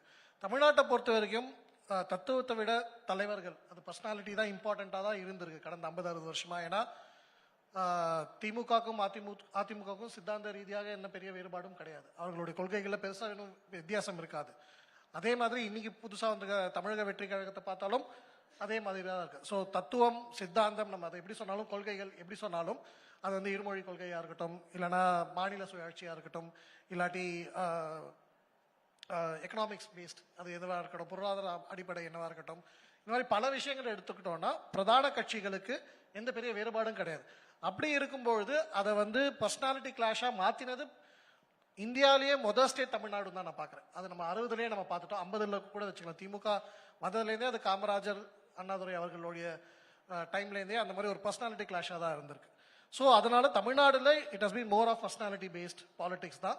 ஏன்னா ஐடியாலஜிங்கிறது மோர் ஆர் லெஸ் எல்லாருக்குமே சேமா இருக்கு. ஆனால் அந்த தத்துவத்தை எடுத்துட்டு போறதுக்கு பர்சனாலிட்டி எவ்வளோ இம்பார்ட்டன்ட்டுக்கு ஒரு முக்கியமான காரணம் என்ன, ஒரு விஷயம் என்ன பார்க்கணும்னா, 100 வருடங்களுக்கு முன்னாடி 2 சித்தாந்தங்கள், தமிழ்நாட்டில் சேர்த்தா 3 சித்தாந்தங்கள், பட் ஆல் இண்டியா லெவலில் பார்த்தோன்னா 2 சித்தாந்தங்கள் கிட்டத்தட்ட ஒரே டைம்ல வந்தது. அது வந்து ஒன்று ஹிந்துத்துவம், ஆர்எஸ்எஸோட தொடக்கத்தை மூலமாக, அது இன்னொன்று இடதுசாரி அரசியல், கம்யூனிஸ்ட் பார்ட்டி வந்தது, எல்லாமே 1925. அதே டைம்ல தான் ஜஸ்டிஸ் பார்ட்டியும் வந்தது. ஸோ தமிழ்நாடு போக மற்ற 2 சித்தாந்தங்களும் இந்தியா முழுக்க இருந்தது. ஒரு டைம்ல பவர்ஃபுல்லா இடதுசாரி சித்தாந்தம் தான் இருந்தது. அது 3-4 ஸ்டேட்ல ரூலிங்ல கூட இருந்தது. ஆனா இன்னைக்கு அந்த இடதுசாரி அரசியலே பெரிய கேள்விக்குறியா இருக்கு. கேரளா போன்ற ஒரு மாநிலத்தில், சிறிய மாநிலத்தில் மட்டுமே இருக்கே தவிர மற்ற எந்த மாநிலத்திலும் இல்லை. ஏன்னா அதை எடுத்துக்கொண்டு போகிறதுக்கான பர்சனாலிட்டிஸ் ஆர் லீடர்ஸ் இல்லை. ஸோ அந்த கரிஸ்மேட்டிக் ஃபிகர்ஸ் இந்தியாவில் எப்போதுமே, தமிழ்நாடும் சரி இல்லாட்டி மற்ற மாநிலங்களும் சரி, அந்த லீடர்ஸ் எடுத்துட்டு போறது தான் பார்ப்பாங்க. அந்த ஒரு கிரெடிபிலிட்டி, அந்த ஒரு அக்செப்டபிலிட்டி அந்த லீடருக்கு இருக்கா, அந்த சித்தாந்தத்தை எடுத்துட்டு போகும்போது அதான் பார்ப்பாங்க. அதே நம்ம பார்த்தோம் தேசியவாத அரசியலோ, அது இந்துத்துவ அரசியலோ, அது என்ன வேணா சொல்லலாம். அது வந்து 100 வருஷமா எப்படி வளர்ந்து வந்திருக்கு, எப்படி ஒரு 2 மாநிலங்கள் 3 மாநிலங்கள் அப்படின்னு இருந்த ஒரு சித்தாந்தம் இன்னைக்கு எப்படி ஒரு 18 மாநிலங்கள்ல இருந்திருக்கு. அது டெவலப்டு ஸ்டேட்ஸ்லயுமே இருக்கு. பின்தங்கிய மாநிலங்கள் மட்டும் இல்லாம மகாராஷ்டிரா, குஜராத், கர்நாடகா போன்ற டெவலப்டு ஸ்டேட்ஸ்லயுமே அந்த சித்தாந்தம் முன்னாடி தான் இருக்கு. நார்தர்ன் சிட்டிஸ், பல சிட்டிஸ்ல அர்பன்ல வந்து ஸ்ட்ராங்கா தான் இருக்கு. பட் கம்யூனிசம் ஆர் இடதுசாரிகள் விழுந்ததுக்கான காரணம், அவர்கள் அந்த சித்தாந்தத்தை மட்டுமே பிரதிநிதித்துவம் படுத்திட்டு பர்சனாலிட்டிஸ் தலைவர்களை பிரதிநிதித்துவம் படுத்தாதனால தான் அந்த சித்தாந்தம் தோல்வி அடைஞ்சிருக்கு அப்படின்னு நான் பார்க்குறேன். நம்ம எல்லாருக்குமே தெரியும், ஜோதி பாசு ஹிமாலயன் பிளண்டர்னு சொன்னது தெரியும். 96ல பிரைம் மினிஸ்டர் ஆப்பர்ச்சுனிட்டி வந்தப்போ அதை விட்டது வந்து ஒரு பெரிய ஹிமாலயன் பிளண்டர் அவங்க பின்னாடி ரியலைஸ் பண்ணாங்க. ஸோ அது முன்னாடியே தெரிஞ்சிருந்தாங்கன்னா, அந்த மாதிரி ஒரு ஆப்பர்ச்சுனிட்டி அவங்க எடுத்திருந்தாங்கன்னா ப்ராப்ளி கம்யூனிசம் இன்னைக்கு பெட்டர் ஸ்டேட்ல இந்தியாவில் இருக்கும் தான் பார்க்குறேன். ஸோ அதனால தமிழ்நாடை பொறுத்த வரைக்கும் இது பர்சனாலிட்டி கிளாஷாக தான் இருக்கு. இந்திய அரசியலை பொறுத்த வரைக்கும் 100 வருஷத்துல வளர்ந்து வந்த விதத்துல பார்க்கும்பொழுது சித்தாந்த அடிப்படையில அது இந்துத்துவமோ தேசியவாதமோ அது முன்னிருந்திருக்கு. ஏன்னா ஒரு சித்தாந்தம் இல்லாம சென்ட்ரிசம் அரசியல் பண்ண காங்கிரஸ் பல தேசிய லெவலில் கூட சொல்ல பல மாநிலங்கள் வீழ்ச்சி அடைந்திருக்கு. ஏன்னா அவங்களுக்கு ஒரு சித்தாந்தம் இல்லை. எதுக்கு காங்கிரஸ்க்கு எதுக்கு ஓட்டு போடணும்? காங்கிரஸுக்கும் ஆர்ஜேடிக்கும் பீகார்ல என்ன டிஃபரன்ஸ்? காங்கிரஸுக்கும் அகிலேஷ் யாதவுக்கும் யூபியில் என்ன டிஃபரன்ஸ்? காங்கிரஸுக்கும் சரத் பவாருக்கும் மகாராஷ்டிராவில் என்ன டிஃபரன்ஸ்? அந்த மாதிரி கேள்வி வரும்போது அவர்கள் அந்த ரீஜனல் பர்சனாலிட்டி பேஸ்ட் லீடர்ஸ்க்கு சூஸ் பண்றாங்க. அந்த சித்தாந்தம் இல்லாத காங்கிரஸ் கட்சியை நிராகரிக்கிறாங்க. ஸோ ஆனால் தேசிய அளவில் இந்த பிரச்சனை வந்து காங்கிரஸுக்கும் கம்யூனிஸ்ட் கட்சிகளுக்கும் இருக்குன்னு நான் பார்க்கிறேன். ஃபைன். திரு ஃபெலிக்ஸ், இங்க சீனிவாஸ் சொன்னது போல தலைவர்கள் அரசியல் தான், ட்ரிவன் பாலிடிக்ஸ் தான் தமிழ்நாட்டில் இவ்வளவு நாள் இருந்திருக்கு அப்படின்னா அது ஒரு வாசிப்பும் ஒரு காரணமா இருக்கு. ஒரு தனிநபர் வழிபாடு, அந்த தலைமைக்கு கொடுக்கக்கூடிய முக்கியம், தலைவர்களுக்கு கொடுக்கக்கூடிய முக்கியத்துவம் அப்படிங்கிறது. இன்னைக்கு டிவிக்கே கம்ப்ளீட்டா அப்படியான ஒரு பார்ட்டியா இருக்கா? நீங்க அதை ஐடியாலஜியா பாக்குறீங்களா, பர்சனாலிட்டியா பாக்குறீங்களா? இல்ல, ஒரு அரசியல் கட்சி தொடர்ந்து இயங்கணும் அப்படின்றதுனாலும் மக்கள்கிட்ட அது வெற்றி பெறணும்னாலும் ரெண்டும் அவசியம். ஒரு கரிஸ்மேட்டிக் லீடர் ரொம்ப முக்கியம். அவர் ஒரு பவர்ஃபுல் ஐடியாலஜி எடுத்துட்டு போய் கொடுக்கணும். இது ரெண்டுமே ஈக்குவல். இன்னைக்கு தமிழகத்துல ரெண்டுலயுமே பிரச்சனை இருக்குது. ஒண்ணுன்னா ஒரு பக்கம் கொள்கையே இல்லாம போயிருக்கு, இன்னொரு பக்கம் கரிஸ்மேட்டிக் லீடரும் இல்லாம போயிருக்கு. இந்த இடத்துல தான் தாவேகா வந்து அந்த அந்த வேக்யூமை வந்து ஃபில் பண்ணுது. we have a very strong ideology as well as very charismatic leader. இங்க வந்து ஃபார் எக்ஸாம்பிள் சமூக நீதி இங்க முறையா கடைபிடிக்கப்படுதா அப்படின்னு பார்த்தா அங்க இல்ல. அதே மாதிரி பெண் விடுதலை பேசலாம். அது எல்லாத்திலையும் விட எது வந்து ஆக்கிரமிச்சு ஒரு ஆக்டோபஸா அந்த மொத்த பொது அரசியலையும் ஆக்கிரமிச்சிருக்குன்னா ஊழல். இப்போ இங்க வந்து சமூக நீதியோ இல்ல செகுலரிசமோ தங்களுடைய ஊழலை மறைப்பதற்கு ஒரு கேடயமா தான் பயன்படுத்தப்படுது. பெரியார் வந்து ஒரு இன்வெஸ்ட்மெண்டா பார்க்கப்படுது. அவரை வச்சு பல கோடிகள் வந்து சம்பாதிக்கிற ஒரு நிலையில தான் இங்க இருக்கு. அப்போ இன்னைக்கு இங்க ஒரு கரிஸ்மேட்டிக் லீடர் தேவைப்படுறாரு. அவர் எடுத்து வைக்கிற தத்துவமும் ரொம்ப he has to be true to himself. தான் வைக்கிற சித்தாந்தத்துல அவரே நம்பணும். அந்த நம்பிக்கை இல்லாம அதை நம்ம ஃபாலோ பண்ணாம நம்ம காம்ப்ரமைஸ் ஆகி போகும்போது நீங்க சொல்றபடி பார்த்தா அப்படி ஒரு 50 ஆண்டுகள்ல தமிழ்நாடு சம்பாதிச்சிருந்தா இந்நேரத்துக்கு தமிழ்நாடு தான் மிகப்பெரிய ஒரு wealth state. It should be number 1 in the ஏதாவது யூரோப் இந்த இந்தியாவா ஆறி இருக்கணும். அப்படி யாரும் வரலையே. இப்போ ஒரு அண்ணாவிற்கு பிறகு கட்சிகள் வந்து எந்த கட்சிகள் வந்தாலும் ஊழலை மட்டுமே மையப்படுத்தி அது ஊழல் தான் உங்களுடைய முக்கிய இலக்காகும் போது இந்த அடிப்படை கூறுகள் அடிப்படை கேரக்டர்ஸ் ஆஃப் பொலிட்டிக்கல் பார்ட்டி மொத்தமா காலி ஆயிடுது. சோ இன்னைக்கு ரெண்டுக்குமே தேவை இருக்கு. ஒரு கரிஸ்மேட்டிக் லீடரும் தேவை, அதே மாதிரி ஒரு ஸ்ட்ராங்கான ஐடியாலஜியும் தேவை. Okay fine. ஃபர்ஸ்ட் ரவுண்டா எடுத்துக்கிறேன். ராதிகா, நீங்க ரொம்ப க்ளோஸ் டு ஜென்சி கிட்ஸ் இன்னைக்கு. ஏன்னா அவங்க ஈவன் நம்ம இப்போ டவுன் ஹால்ல பேசின டெப்டி சீஃப் மினிஸ்டர் சொன்னதும் என்ன அப்படின்னா இன்னைக்கு யங்ஸ்டர்ஸ் வந்து ஒரு குயிக் ரெமெடி எதிர்பார்க்கறாங்க, எதுவா இருந்தாலும் ஒரு உடனடி தீர்வு தேவைகள் எதிர்பார்க்கறாங்க அப்படின்னு. ஸோ நீங்க அவங்களோட ஒரு க்ளோஸ் அசோசியேட் பண்றீங்க. அவங்களோட வியூ அப்படிங்கிறது என்னவா இருக்கு உங்களோட பாயிண்ட் ஆஃப் வியூல? முதல்ல நன்றி என்ன இங்க கூப்பிட்டதுக்கு. பட் இந்த பைனரி நம்ம கிரியேட் பண்றோம்ல, தலைவரா கொள்கையா அப்படின்னு, அந்த binary any kind of binary can only exist in a fascist environment. நம்ம வந்து நிஜமான ஒரு டெமோக்ராட்டிக் என்வாயன்மெண்ட்ல இருக்கணும்னா பைனரிஸை பார்க்க முடியாது. ஏன்னா எதுவும் அரசியல்ல பிளாக் அண்ட் ஒயிட் கிடையாது. அதே மாதிரி நம்ம தமிழ்நாட்டை பொறுத்த வரைக்கும் இளைஞர்கள் மிகவும் அரசியல் வயப்பட்டவங்க. ஃபார் செவரல் டெக்கேட்ஸ் நவ் மற்ற இடங்கள் nobody in this conclave, nobody on this stage அவங்க வந்து டினை பண்ணவே முடியாது. இந்தியாவில் கிட்டத்தட்ட மற்ற மாநிலங்களை கம்பேர் பண்ணும்போது அட்லீஸ்ட் ஒரு 20-25 years ahead தமிழ்நாடு இஸ். எஜுகேஷனா இருக்கட்டும், ஹெல்த் கேரா இருக்கட்டும், எனி இன்ஃப்ராஸ்ட்ரக்சர். இது வந்து வெறும் அரசியல் கட்டமைப்புனால நடத்தப்படல, நம்ம எல்லாரும் அரசியல் வயப்பட்டதுனால நடக்குது. We are constantly demanding the best from the system. In that situation அவங்களுக்கு கொள்கை முக்கியமா தலைவர்கள் முக்கியமான நம்ம பிரிச்சு பார்க்கவே முடியாது. ஒரு கொள்கை கட்டமைப்புக்குள்ள இருக்கக்கூடிய தலைவர்கள், நல்ல தலைவர்கள் நம்மளுக்கு தேவைப்படுது. அதனாலதான் இன்னைக்கு நம்ம வந்து தொடர்ந்து இதை வந்து ப்ராப்ளமடைஸ் பண்றோம். வெறும் ஒரு கரிஸ்மேட்டிக்கான லீடர் மட்டும் இருந்தா அந்த பார்ட்டி ரொம்ப வலிமை இல்லாம இருக்கக்கூடும். அதே மாதிரி கொள்கையை வந்து மெனிபுலேட் பண்ற பார்ட்டிஸும் இருக்கக்கூடாது. My biggest concern on this stage today will be இன்னைக்கு எல்லாருமே இந்த பைனரியில விழுந்துட்டோம். இன்னைக்கு காலையில கூட இவங்க கேட்டாங்க பாரதியார் வேணுமா பெரியார் வேணுமா, தமிழ்நாட்டுக்கு யார் முக்கியம்? நாங்க ஏன் சூஸ் பண்ணணும்? ரெண்டு பேரும் வேணும், பாரதியும் வேணும் பெரியாரும் வேணும். அப்படி அந்த கொள்கைகளை வந்து nobody is without fallacies. Everybody has had அவங்க எல்லாருமே ஹியூமன், அவங்கள மகாத்மாக்களா பாக்குறது நம்ம. அப்படி இருக்கிற போது அவங்களுடைய கொள்கையில எது நல்ல விஷயம் எது கெட்ட விஷயம்னு பிரித்தறிந்து பார்க்கக்கூடிய மனப்பான்மை தமிழக இளைஞர்களுக்கு இருக்குங்கிறத நம்பணும். நம்பினதுனாலதான் இவ்வளவு தூரம் we've been able to come forward and going forward also I believe Gen Z உடைய ஒரே ஒரு பிரச்சனை என்னன்னா அவங்களுக்கு ஓவர் டோஸ் ஆஃப் இன்ஃபர்மேஷன். எது கையில நம்ம வந்து எதை வந்து நியூஸ் பேப்பர் படிச்சு தெரிஞ்சுக்கணும்னு நினைப்போமோ அது இப்ப போனோட டிப்ல இருக்கு. அண்ட் எல்லாமே ஒரு சென்ட் ஆஃப் பாய்சனோட தான் கொடுக்கப்படுது. சோ அந்த சயின்டிபிக் டெம்பரையும் கிரிட்டிக்கல் திங்கிங்கையும் வளர்க்கக்கூடிய ஒரு டெமோக்ராட்டிக் என்வாயன்மெண்ட்டை தமிழ்நாட்டுல இன்னி வரைக்கும் மெயின்டைன் பண்ணியிருக்கோம். இதையும் தொடர்ந்து அடுத்த 5 வருஷம் 10 வருஷம் அடுத்த ஃபியூச்சர் வரைக்கும் நம்ம இதை வந்து மெயின்டைன் பண்ணணும்னா அவர் ideological stand has to be very clear. as he was speaking லெஃப்டா ரைட்டா அப்படின்னு கேட்கும் பொழுது இது திராவிடம் வந்து சென்டரிசம் கிடையாது. சென்டரிசம்க்கும் திராவிடம்க்கும் ஒரு மிகப்பெரிய வித்தியாசம் இருக்கு. திராவிடம் ஒரு கல்ச்சுரலி ரூட்டட் ஐடியாலஜிக்கல் சிஸ்டம். அந்த சிஸ்டம் வந்து சென்டரிசம்னு சொல்லி நம்ம டைல்யூட் பண்ணும் பொழுது நம்மளுடைய அரசியல் புரிதலும் ரொம்ப சூப்பர்ஃபிஷியலா இருக்கும். நீங்க பேசும்போது ஒரு விஷயம் சொன்னீங்க, நல்ல தலைவர்கள் அப்படின்னீங்க.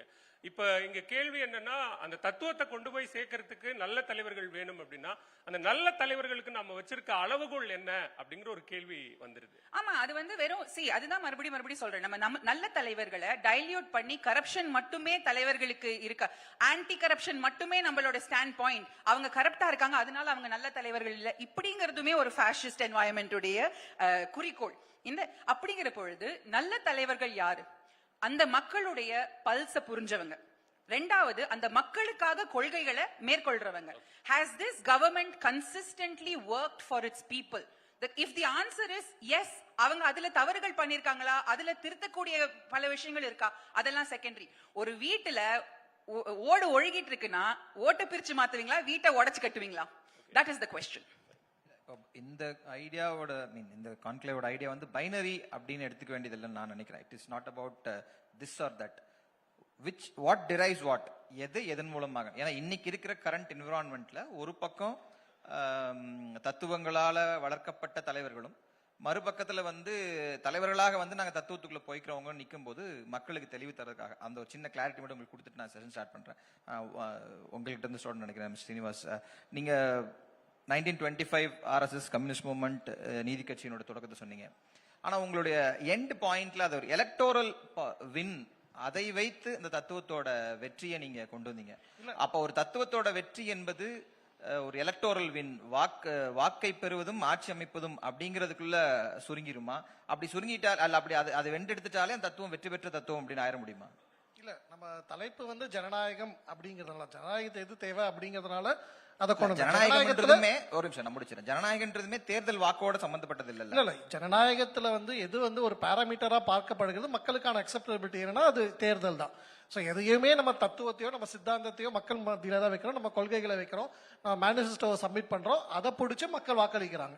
ஸோ அப்படி பார்க்கும்பொழுது நான் இதை செஞ்சிருக்கேன் இல்லாட்டி நான் அதை செய்ய போறேன் அப்படின்னு சொல்லும்போது நமக்கு வாக்கு கிடைச்சதுன்னா அதை மக்கள் அக்செப்ட் பண்ணிக்கிறாங்கன்னு அர்த்தம். ஸோ மொதல் விஷயம். ஸோ தேர்தல் வெற்றிகள் மட்டுமே அப்படின்னா கிடையாது. தேர்தல் வெற்றிகள் மட்டுமே அப்படின்னா இப்ப கம்யூனிஸ்ட் சித்தாந்தம் பெங்கால்ல 25 வருஷம் மட்டும்தான் சக்சஸ்ஃபுல்லா, அதுக்கப்புறம் இல்லையா அப்படிங்கிற பேச்சு கிடையாது. பட் அது சஸ்டெயின் ஆகி பெர்குலேட் ஆகி மக்கள் அதை எப்படி எடுத்துட்டு போறாங்க ஃபியூச்சர்ல அப்படிங்கிறது தான். தேர்தல் வெற்றிங்கிறது ஒரு பாராமீட்டர் ஆர் ஒரு it's a mirror, it shows, அவ்வளவுதான்.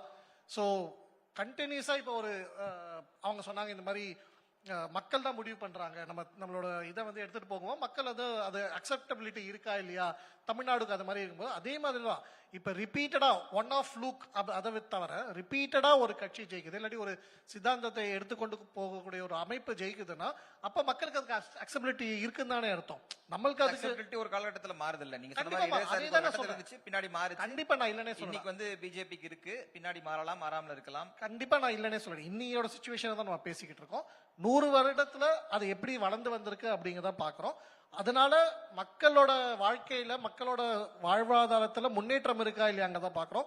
தமிழ்நாடு யூபி கூடயோ தமிழ்நாடு பெங்கால் கூடயோ கம்பேர் பண்றதோட பெங்கால் 10 வருஷம் முன்னாடி எப்படி இருந்துச்சு, இன்னைக்கு எப்படி இருக்கு, பெங்கால் சுதந்திர டைம்ல எப்படி இருந்துச்சு, கம்யூனிஸ்ட் ரூல்ல எப்படி இருந்துச்சு, யூபி 15 வருஷத்துக்கு முன்னாடி எப்படி இருந்துச்சு, இன்னைக்கு எப்படி இருக்கு, கர்நாடகா 10 வருஷம் முன்னாடி எப்படி இருக்கு, இன்னைக்கு எப்படி இருக்கு அப்படிங்கிறதா. ஏன்னா each states has is own dynamics. தமிழ்நாடுக்கு இருக்கிற சில advantages, historical advantage, geographical advantage ராஜஸ்தானுக்கு இருக்காது.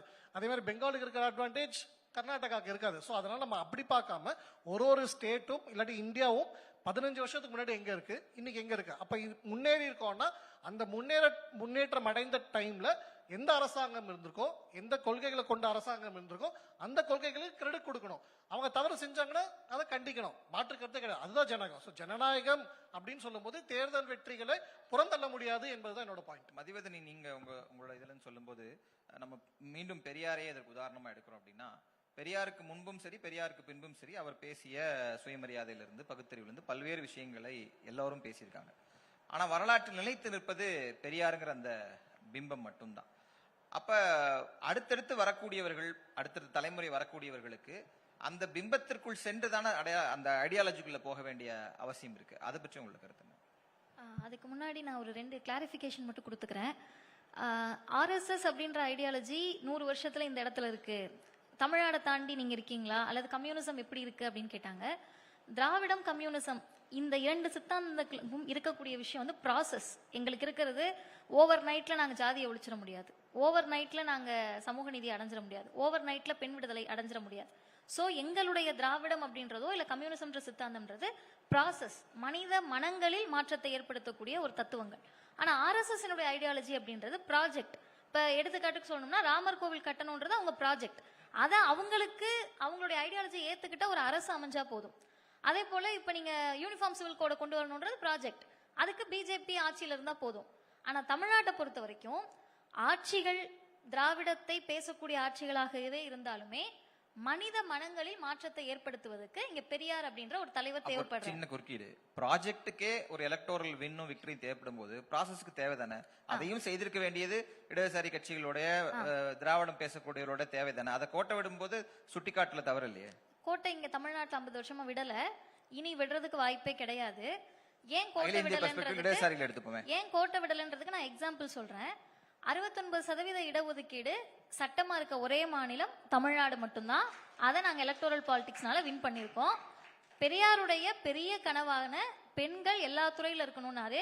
இன்னைக்கு விமன் லேபர் ஃபோர்ஸ் பார்ட்டிசிபேஷன்ல 40% திராவிடம் ஆண்ட தமிழ்நாடு தான்.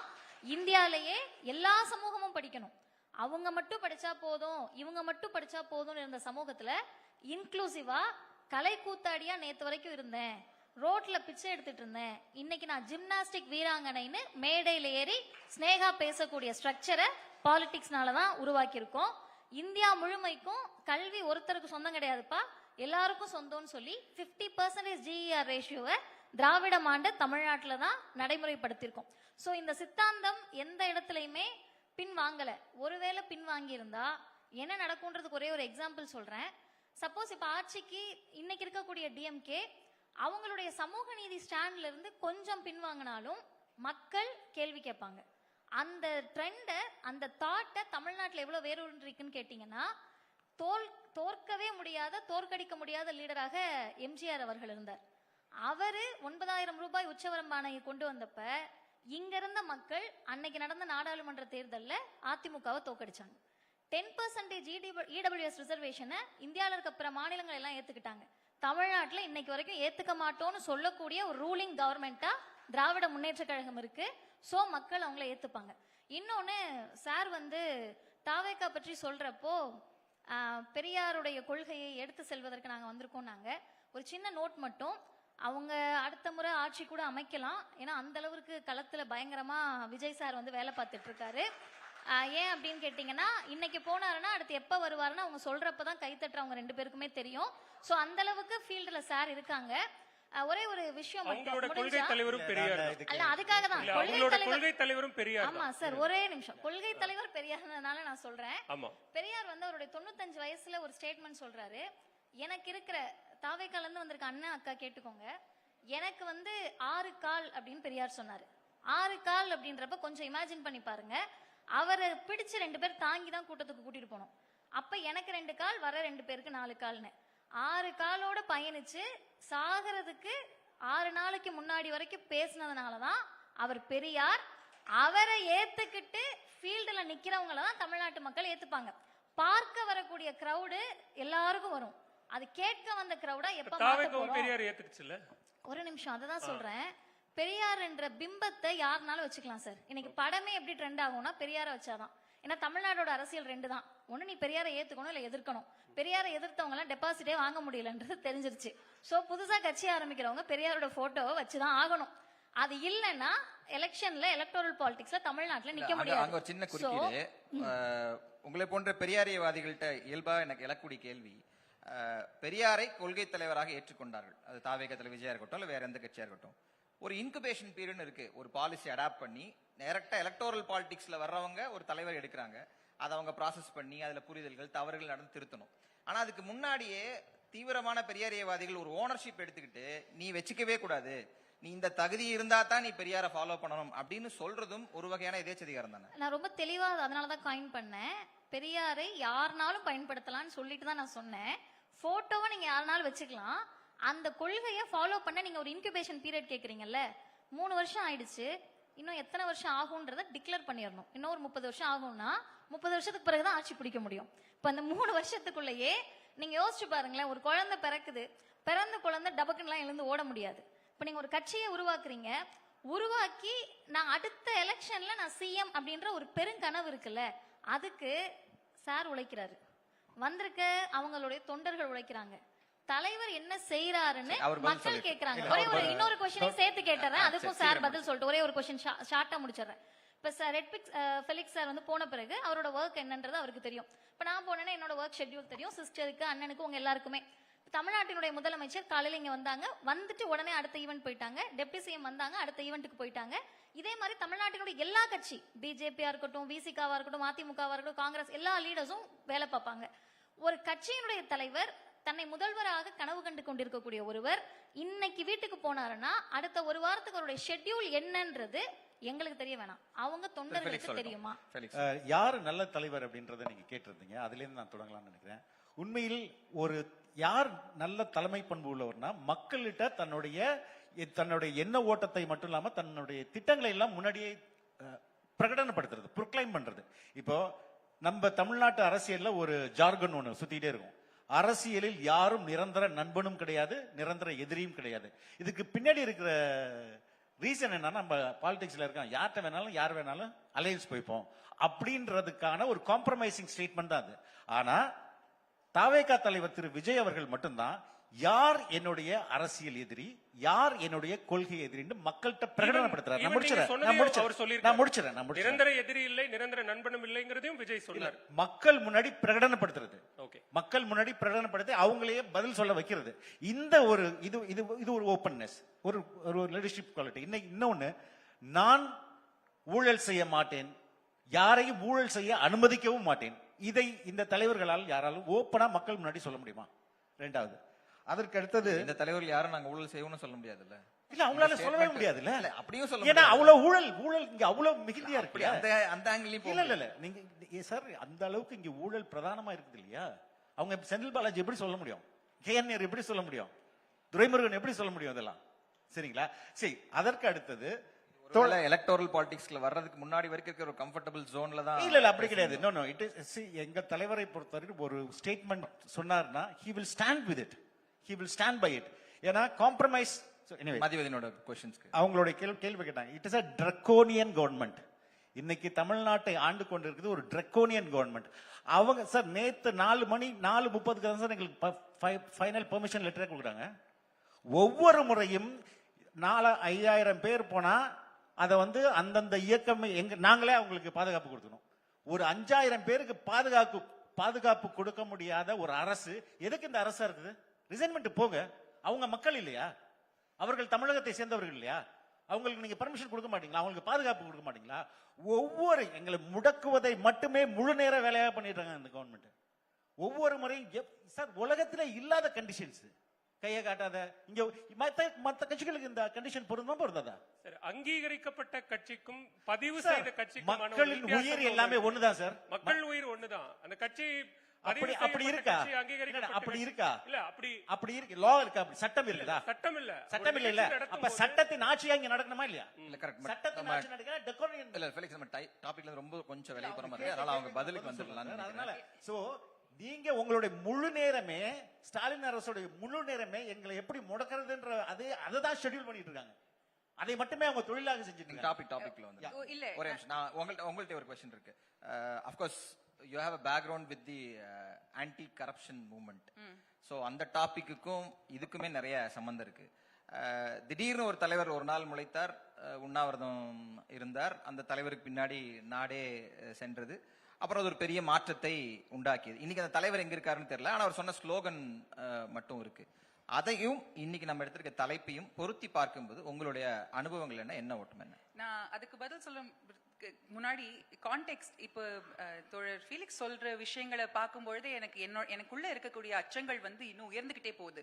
தமிழ்நாட்டுடைய அரசியல்ல இன்னைக்கு காலகட்டத்துல ரொம்ப மிக முக்கியமான கொள்கை எதிரி யாருன்னு அவங்களுடைய தலைவரே சொல்றாங்க. நம்மளுக்கு கொள்கை எதிரி ஒருத்தங்க இருக்காங்க, ஒரு மிகப்பெரிய கொள்கை எதிரி இருக்காங்க, மொத்த தமிழ்நாடும் சேர்ந்து அண்ட் டு ரெஸ்பாண்ட் டு இடதுசாரி கட்சிகளுடைய ஃபெயிலியர்ஸ்ல இருந்து நம்ம கத்துக்கணும் அப்படிங்கிற பொழுது தமிழ்நாட்டுல மட்டும் இல்ல உலக ரீதியில நம்ம பார்க்கும் பொழுது திராவிடம் வந்து ஃபாசிசம்க்கு ரொம்ப மிக முக்கியமான ஒரு ரெசிஸ்டன்ஸ் ஃபோர்ஸா இருந்திருக்கு. அதை நம்ம டினை பண்ணவே முடியாது. அப்படி இருக்கிற காலகட்டத்துல இப்போ ஒரு அரை மணி நேரம் முன்னாடி லஞ்ச் ரூம்ல நான் இவங்களுடைய கட்சியில இருந்து வந்த அவர் அருண் ராஜ் கிட்ட பேசிட்டு இருக்கும் பொழுது ஆன்டி கரப்ஷனும் நெப்போட்டிசம் மட்டும் எங்களுடைய கொள்கை கிடையாது. ஆனா இந்த ஸ்டேஜ்ல மறுபடியும் இவர் உட்கார்ந்த பொழுது திரும்பி திரும்பி நம்ம சுத்தி அந்த இடத்துக்கு தான் போறோம். வேற எந்த எவ்வளவு பெரிய ஸ்டேஜ் கொடுத்தாலும் இந்த ரெண்டு விஷயங்களை தாண்டி நம்மளால கொள்கைகளை பேச முடியல, அவங்களுடைய நிஜமான திட்டங்களை ஆராய முடியல. அண்ட் நீங்க சொல்றது நான் ஆன்டி கரப்ஷன் மூவ்மெண்ட்ல இருந்தேங்கிறது எனக்கு இன்னைக்கு ஒரு வெக்கமான ஒரு விஷயம் ஆயிடுச்சு. ஏன்னா அந்த மூவ்மெண்ட் இருக்கிற இடமே இல்லாம போயிடுச்சு. அதுக்கப்புறம் அது அரசியல் வயப்பட்டு அந்த அரசியல் எந்த போர்சஸ் நம்ம எதிர்க்கணும்னு நினைச்சோமோ அதே போர்சஸோட கை கோத்து அங்க நின்னுது. நான் மட்டும் இல்ல, எனக்கு அப்ப 21 வயசு, எனக்கு தெரிஞ்சிருக்காது. ஆனா பெரிய பெரிய லீடர்ஸ் எல்லாம் அந்த மேடையில நின்னவங்க இறங்கி வந்து ஐயோ நம்மளுக்கு தெரியாம போச்சே, இப்படி ஒரு ஃபாசிஸ்ட் சாஃப்ரன் ஃபோர்ஸோட நம்ம கை சேர்த்துட்டோமே அப்படின்னு எல்லாருமே வருத்தப்பட்டோம். அதனாலதான் திரும்பி திரும்பி நாங்க வந்து இன்சிஸ்ட் பண்றோம், நீங்க தமிழ்நாட்டுக்குள்ள அரசியல் பண்ண வரீங்கன்னா இந்த flimsy arguments of somebody is corrupt. Who is not corrupt in politics? I'm sorry, I have no party alliance. எனக்கு பார்ட்டி அலிஜென்ஸே கிடையாது. நான் எல்லாரையும் கேள்வி கேட்பேன். நான் வந்து ஒரு டிரான்ஸ்பரன்சி ஆக்டிவிஸ்டா இருந்திருக்கேன். அப்படி இருக்கும்பொழுது எந்த ஒரு அரசியல இருக்கிறவங்க யாரா இருந்தாலும் அவங்க வந்து கரப்டா இருக்கும்போது அது தட்டி கேட்கக்கூடிய உரிமை நம்மளுக்கு இருக்கு. இன்னைக்கு வெறும் ஒரு ஆன்டி கரப்ஷன் ஸ்டேஜை மட்டும் நீங்க வச்சுக்கிட்டு மறுபடியும் இவங்க கரப்ட், இவங்க தீய சக்தி, நீங்க என்ன பண்ண போறீங்க? 2021 இந்தியாவுல நம்ம வந்து when we were fighting our elections, இவங்க திராவிட DMK வரும்பொழுது அவங்க பண்ண ஒரு மிக முக்கியமான ஒரு விஷயம், இவங்களை எதிர்த்து நம்ம போராடுறோம்னு சொல்றதை விட நம்ம இதுக்கு நிக்க போறோம், இதுதான் எங்களுடைய கொள்கை, இதுதான் எங்களுடைய திட்டம், இதைதான் நாங்க அடுத்து 5 வருஷத்துல பண்ண போறோம்னு சொல்லி பண்ணியும் காமிச்சிட்டாங்க. நீங்க சொல்ற அதே திராவிடத்தையும் கூட தமிழ் தேசியத்தையும் சேர்த்து இது ரெண்டுத்தையும் நாங்க ரெண்டு கண்களா பாக்குறோம். அதை தாண்டி எங்களுடைய கொள்கை எதிரி யாரு, அரசியல் எதிரி யாரு அப்படிங்கறது கொள்கை எதிரியை எதிர்த்து பேசுங்க. இன்னைக்கு காலகட்டத்துல உங்களுடைய கட்சியில இருக்கக்கூடிய இளைஞர்களுக்கு மிக முக்கியமா தேவைப்படுறது அந்த கொள்கைகளை பத்தியான எஜுகேஷன். நீங்க அதை பேசவே மாட்டேங்கிறீங்க, உங்களோட அரசியல் எதிரியை பற்றி மட்டும் தான் பேசுறீங்க. இன்னைக்கு நடந்த மீட்டிங்ல கூட கொள்கை எதிரிகள் யாரு, கொள்கைகள் என்ன நடக்கிற சட்டமன்ற தேர்தல், அதனால நாங்க எங்க அரசியல் எதிரி பேசுறோம்னு சொல்றாங்க. இப்ப நடக்கிறது சட்டமன்ற தேர்தல், பார்லிமென்ட் எலெக்ஷனா? இப்ப நீங்க நான் சொல்லவா, நான் பதில் சொல்றேன். என்ன நரேட்டிவ் பேச நீங்க பண்றாங்க? கேள்வி கேக்குறதுக்கு நான் பதில் சொல்றேன். சட்டமன்ற தேர்தல் நடந்தாலும் ஒரு நிமிஷம் பெரியார் பத்தி சொன்னீங்க, கேள்வி மட்டும் பதில் சொல்றேன். பெரியார் பத்தி சொன்னீங்களா மேடம்? அறிவாலயத்துல பெரியார் சிலை வைக்க சொல்லுங்க மேடம், தயவு செய்து. ஒரு நிமிஷம், அது முடியுமான்னு பாருங்க. கேள்விக்கு நான் பதில் சொல்லிடுறேன். ராதிகணேஷ் முடிச்சனே அவங்க முடிச்சிட்டு மதியம் ஸ்டார்ட். நான் ஜஸ்ட் 30 செகண்ட்ஸ் முடிச்சிடுறேன். இன்னைக்கு நடக்கக்கூடியது சட்டமன்ற தேர்தல், அதனால நாங்க கொள்கையை பத்தி பேச மாட்டோம் அப்படின்னு நீங்க சொன்னீங்கன்னா they are not in the game. Why should we talk about somebody who is not in the game? They are very much in the game. There is not a single state in India that is not affected by the terrible policies. They are not policies of the BJP. You are not able to take a concrete stand against them. Radhika கேட்ட கேள்வியோட தொடர்ச்சி தான். அதாவது கொள்கை எதிரும் ஒருத்தர் பிரகடனப்படுத்திட்டீங்க, ஏன் அவங்களை எதுக்கல அப்படின்னு கேட்கும்போது நாட் இன் தி கேம் அப்படின்னு சொல்லி எளிதில் கடந்து போறீங்களா? ஏன்னா தமிழ்நாட்டோட முதலமைச்சர் இது வரைக்கும் எல்லா தேர்தலையுமே ஒரு சிங்கிள் ஆன்டி இன்கம்பன்சி ஃபேக்டரோ இல்ல ஒரு சிங்கிள் ஃபேக்டரோ அந்த எலெக்ஷன் டிசைட் பண்ணும். ஆனா இந்த எலெக்ஷன்ல ரொம்ப முன்னாடியே முதலமைச்சர் இந்த தேர்தல் என்பது தமிழ்நாட்டுக்கும் டெல்லிக்குமான யுத்தம் அப்படின்னு சொல்றாரு. ஒரு பிரதான கட்சியே அப்படி சொல்லும் போது நீங்க கடந்து தானே போறீங்க. இல்ல அதுவே ஒரு ஃபேக் நரேட்டிவ். இன்னைக்கு டிஎம்கே ட்ரெடிஷனா ஏடிஎம்கே தான் உங்களுடைய எதிரியை எடுத்துக்கணும், இல்லனா தாவேகா தான் எடுக்கணும். எதுக்கு பிஜேபி எடுத்துட்டு போறாங்க? அவங்க எதிரி யாரும் நீங்க முடிவு பண்ண முடியாது. ஏடிஎம்கே அலையன்ஸ்ல பிஜேபி இல்ல சார், ஏன்னா இவங்களோட ஊழலை பேச முடியாது சார். ஊழலை பேசினா இவங்களுக்கு அசிங்கமாய். சோ இல்ல சார், நான் சொல்றேன் நீங்க கொள்கையை பத்தி பேசுங்க. ஒவ்வொருத்தர பேசு. சோ இன்னைக்கு அவங்க வந்து எடுக்கிறதுக்கான ரீசனே இதுவே ஒரு கன்ஃப்ளோஜ் பண்றது தான். அதனால நாங்க தெளிவா இருக்கோம். யூஸ் இன் பவர், திமுக பவர்ல இருக்கு, அவங்கள தானே அகற்றணும். எங்களோட ஃபுல் ஃபோக்கஸ் யாரை பத்தி இருக்கணும்? அதனால தான் மதிவதனி குறுக்கிட்டாங்க. அவங்க குறுக்கிட்டாங்க. அவங்க மதிவதனி குறுக்கிட்டாங்க. மதிவதனி தோழர் சொல்றேன், அறிவாலயத்துல நீங்க வந்து பெரியார் சிலை வைங்க. எங்களுடைய கொள்கை தலைவர்களை நாங்க எங்க ஆபீஸ்ல வச்சிருக்கோம். அதே மாதிரி நீங்க வைங்க. மதிவதனி முடிச்சனே ஆபீஸ்ல மட்டும் தான் வச்சிருக்கீங்க, அதான் பிரச்சனையே. இல்ல நீங்க அங்கேயே கூட வச்சிரல, அதனால தான் பிரச்சனையே. நீங்க எல்லாரும் இங்க இல்ல நீங்க முடிச்சிட்டு ப்ளீஸ். அவங்க பேசிட்டு இருக்காங்க. சரிமா, ஓகே ப்ளீஸ். நான் டக்குன்னு சொல்லிடுறேன். முதல்ல வந்து இது DMK versus NDA, Tamil Nadu versus NDA, Tamil Nadu versus Delhi அப்படின்ற நெரேட்டிவை முந்தி அடிச்சுட்டு வந்து பிரேக் பண்றப்பவே இவங்க யாருன்றது மக்களுக்கு எக்ஸ்போஸ் ஆயிடும். நீங்க பிஜேபி வெர்சஸ் தமிழ்நாடுன்னு சொல்றத அதெல்லாம் ஏத்துக்க மாட்டோம், என்ன வச்சுக்கோ நீ வெர்சஸா அப்படின்னு இவங்க தான் வந்து கேட்க முடியாது. ஏன்னா எங்களோட சண்டை அவங்க கேக்குறது, நீங்க பிஜேபி பேஸ் பண்ணாதீங்க. இவ்வளவு நாளா நீங்க ஏடிஎம்கே கூட தான் சண்டை போட்டுட்டு இருந்தீங்க. பங்காளிகளா இருந்தாலும் திமுக அதிமுக தானே போர். இப்ப ஏன் அதிமுக ஒதுக்கிட்டு நேரா பிஜேபி பாக்குறீங்கன்னு கேக்குறாரு. ஒரே ஒரு திருத்தம், இவ்வளவு நாள் அரசியல்ல சட்டமன்ற தேர்தல்னா டிஎம்கேவா அதிமுகவா அப்படின்றது மட்டுமே தமிழ்நாட்டுல டிசைடிங் ஃபேக்டரா இருந்தது கிடையாது. எல்லா இடத்துலயுமே எந்த தேர்தல் நீங்க எடுத்துக்கிட்டீங்கனாலுமே அடிப்படை கொள்கை சார்ந்து அறிவிப்புகள் யாருக்கு வருதுன்றதான் தமிழ்நாடோட டிசைடிங் ஃபேக்டரா இருக்கு. ஆனா இப்ப நாங்க எந்த நிர்பந்தத்துல இருக்கோம்னா அந்த கொள்கைகளை யார் பண்ண போறாங்கன்றது ஒரு கேள்வியா இருந்துச்சுல. 5 வருஷம் உங்களுக்கு வாய்ப்பு தந்தேன், உங்களுக்கு தரேன்னு இந்த 2 திராவிட கட்சிகளுக்குள்ள தான் டிராவல் இருந்தது. இன்னும் சொல்ல போனா 2021லயும் இந்த கூட்டணி தான் இருந்தது. அப்ப வந்து இந்த நெரேட்டிவ் வைக்கப்படல. 2021லயும் அந்த நெரேட்டிவ் இல்ல இவ்வளவு தீவிரமா தேர்தலுக்கு முன்பே டெல்லி வெர்சஸ் அப்படின்னு நேரடியாக வைக்கிறது இருக்குல்ல. இந்த டேர்ம் தானே பிரச்சனை. நாங்க 50 வருஷமா என்ன சொல்லிட்டு இருக்கோம்னா ஆரிய திராவிட போர் அப்படின்னு வெளிப்படையா டிக்ளேர் பண்ணிட்டு தான் இருக்கோம். ஆரியம் வெர்சஸ் திராவிடம் தான் இங்க சண்டை. அந்த ஆரியம் வெர்சஸ் திராவிடம்ல திராவிடத்தின் பக்கம் நிற்கிறவங்க இங்க ஜெயிச்சிருக்காங்க. 2014ல என்னைக்கு ஒரு பாசிஸ்ட் ஒரு ஃபேஸா ஒரே ஒரு தனி மனிதரை காமிச்சு ஒட்டுமொத்த காவிமயமாக்கலும் இந்தியாவுல மோடின்ற ஒரு ஃபிகரை வச்சு நடக்குதோ அன்னையில இருந்து தமிழ்நாட்டுல வெளிப்படையாக பிஜேபியை இந்த என்டிஏ கூட்டணியில் யார் இருந்தாலும் எதிர்ப்போன்ற ஸ்டாண்டு தமிழ்நாட்டோட ஸ்டாண்டு. இன்னைக்கு நீங்க எவ்வளவு குறுக்குறீங்கன்னு பாருங்க. யூனியன் கவர்மெண்டா இருக்கக்கூடிய ஒருத்தவங்க தமிழ்நாட்டுக்கு வரக்கூடிய அனைத்து உரிமைகளையும் தடுக்கிறப்ப இந்த தேர்தல் தமிழ்நாட்டுக்கும் டெல்லிக்கானும் அப்படின்ற ஒரு நெரேட்டிவை போற போக்குல அதெல்லாம் கிடையாதுங்க, இது டிஎம்கே வெர்சஸ் ஏடிஎம்கே. சரி, டிஎம்கே வெர்சஸ் ஏடிஎம்கேன்னு நம்ம ஒரு நெரேட்டிவ்க்கு வரோம்னு வச்சுக்கோங்க. எந்த இப்ப ஏடிஎம்கே சில விஷயங்கள் தமிழ்நாட்டுல நிச்சயமாக செஞ்சிருக்கு, அதை நம்ம அப்படியே இல்லைன்னு சொல்ல முடியாது. அம்மையார் ஜெயலலிதா அவங்க இருந்தப்பதான் 69% சட்டமாகுது. இந்த மாதிரி நீங்க எதையுமே அவங்கள இக்னோர் நம்ம டோட்டலா பண்ண முடியாது. ஆனா இன்னைக்கு எந்த பிஜேபி தமிழ்நாடு எதிர்க்குதோ அதோட அதிமுக போய் கூட்டணி வைக்கிற போது பிஜேபியோட இருக்கக்கூடிய அனைவரையும் எதிர்ப்போன்ற ஸ்டாண்ட தமிழ்நாட்டினுடைய ஃபைனல் ராப் அப் வந்துட்டோம். நான் சீனிவாஸ் டைம் போயிட்டு இருக்கு. சீனிவாஸ் முடிச்சறேன். நான் 3 பேர் பேசிக்கலாம். ராப் பண்ணனும். 2-3 விஷயம் ஸ்பெசிஃபிக்கா சொல்லணும்.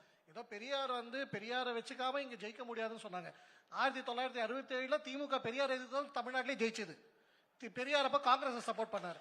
சோ திமுக ஆனா ஜெயிச்ச உடனே வெற்றியை ஜெயிச்ச உடனே வெற்றியை பெரியாருக்கு தான் சமர்ப்பிச்சாங்க. பெரியாரை எதிர்த்து தான் வெற்றி பெற்றாங்க. பெரியார் திமுக எதிர்த்தாரு. Periyar was a pro establishment person. British ஆட்சியில் இருந்தப்போ பிரிட்டிஷர் சப்போர்ட் பண்ணாரு, காங்கிரஸ் ஆட்சியில் இருந்தப்போ காங்கிரஸ் சப்போர்ட் பண்ணாரு, திமுக ஆட்சி வந்தா திமுக சப்போர்ட் பண்ணாரு. இருங்க நான் முடிச்சேன், நான் இன்டர்ஃபியர் பண்ணல. திமுக ஆட்சிக்கு வந்தப்போ திமுக சப்போர்ட் பண்ண ஆரம்பிச்சாரு. அவர் ஒரு ரெவல்யூஷனரி ஃபிகரோ ஆன்டி எஸ்டாப்ளிஷ்மென்ட் ஃபிகரோ இன்னைக்குமே இருந்தது கிடையாது. இது வரலாறு. ரெண்டாவது விஷயம், நம்ம டாபிக்கோட கனெக்டட் ஐடியாலஜியா பர்சனாலிட்டியான்னு 2017க்கு அப்புறம் திருப்பி தமிழ்நாட்டில் பெரியார் வந்து ரீஇன்வென்ட் செய்யப்பட்டிருக்கார். ஏன்னா ஸ்ட்ராங் பர்சனாலிட்டி லீடர்ஸ் இல்லைங்கிறதுனால திமுக போன்ற கட்சிக்கு ஒரு லீடர் வேணும். எந்த லீடர் வச்சு போலாங்கும் பொழுது அவங்க பெரியாரை சூஸ் பண்றாங்க. நீங்க எல்லா பேப்பர்ஸ் எல்லா மீடியா எல்லாத்தையும் செக் பண்ணுங்க. 2014க்கு முன்னாடி நடந்த எலெக்ஷன்ஸோ 1190s 80s பாருங்க, Periyar would have been irrelevant in elections. Periyar பேச்சே ஒரு பேசும் பொருளே கிடையாது. தமிழ்நாடு தேர்தலில் எந்த தலைவருமே பேசினது கிடையாது. மூணாவது சர்வசாதாரணமா ஃபேசிஸ்ட் நீங்க அப்போஸ் பண்ணா ஃபேசிஸ்ட் கவர்மெண்டா திமுக இருந்திருக்கு, இடதுசாரிகள் இருந்திருக்காங்க, 1000 லிஸ்ட் போட முடியும். இருங்க நான் இன்டர்ஃபியர் பண்ணல. This is fascism. Okay. This is fascism. Okay. Let us not go personal first, please. Let us not go. Srinivas, let us not go personal. உங்க point. இந்தியன் அட்மினிஸ்ட்ரேட் காஷ்மீர்னு போட்டு அவங்க இன்ஸ்டாகிராம் பேஜ்ல cards போடுறாங்க. Indian administrate காஷ்மீர்னு யாரா போடுவாங்களா? அதை பொறுத்துட்டு இருக்கிறது தான் ஃபேசிசமா? இந்தியன் அட்மினிஸ்ட்ரேட் காஷ்மீர் யாராவது இங்க சொல்லுவோமா? இந்தியன் அட்மினிஸ்ட்ரேட் தமிழ்நாடுன்னு யாராவது சொல்லுவோமா? நான் ஆக்டிவிஸ்ட் சார், நான் சொல்லலாம். இருங்க அது சோ அதுக்கு அலோவ் பண்றதுக்கு நான் பொலிட்டிஷியன் கிடையாது. இல்ல we are running out time. நான் முடிச்சறேன். To incite hate against me on stage is fascism. I am not inciting. I am saying please don't go personal. Please don't go personal. Fascism on the go. You've gotten first. இல்ல I have to wrap up sir. Srinivas sir, wrap up பண்ணனும். Please not. நீங்க complete Srinivas நீங்க முடிங்க, time இல்ல எனக்கு. Last 30 seconds. fascism இந்த மாதிரி விஷயங்கள் தமிழ்நாடு உரிமை தடுக்கிறாங்கங்கனோ அசால்ட் அடிச்சு போலாம். தமிழ்நாடு உரிமை எந்த விதத்துல தடுக்கப்பட்டிருக்கு, இல்லாட்டி மாநில உரிமைகள் எந்த விதத்துல தடுக்கப்பட்டிருக்கு?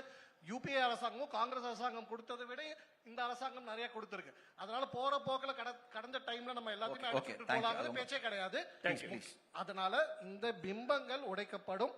எந்த சித்தாந்தம் ஜெயிச்சுட்டு வருது, க்ரோ ஆயிட்டு வருது, நாடு முழுக்க 100 வருஷத்துல மக்களுக்கு தெரியுது, அது கண்டினியூஸா க்ரோ ஆகும். தோல்வி அடைந்த சித்தாந்தங்கள் அதை பத்தி பேச வேண்டிய 10 seconds please. Thank you.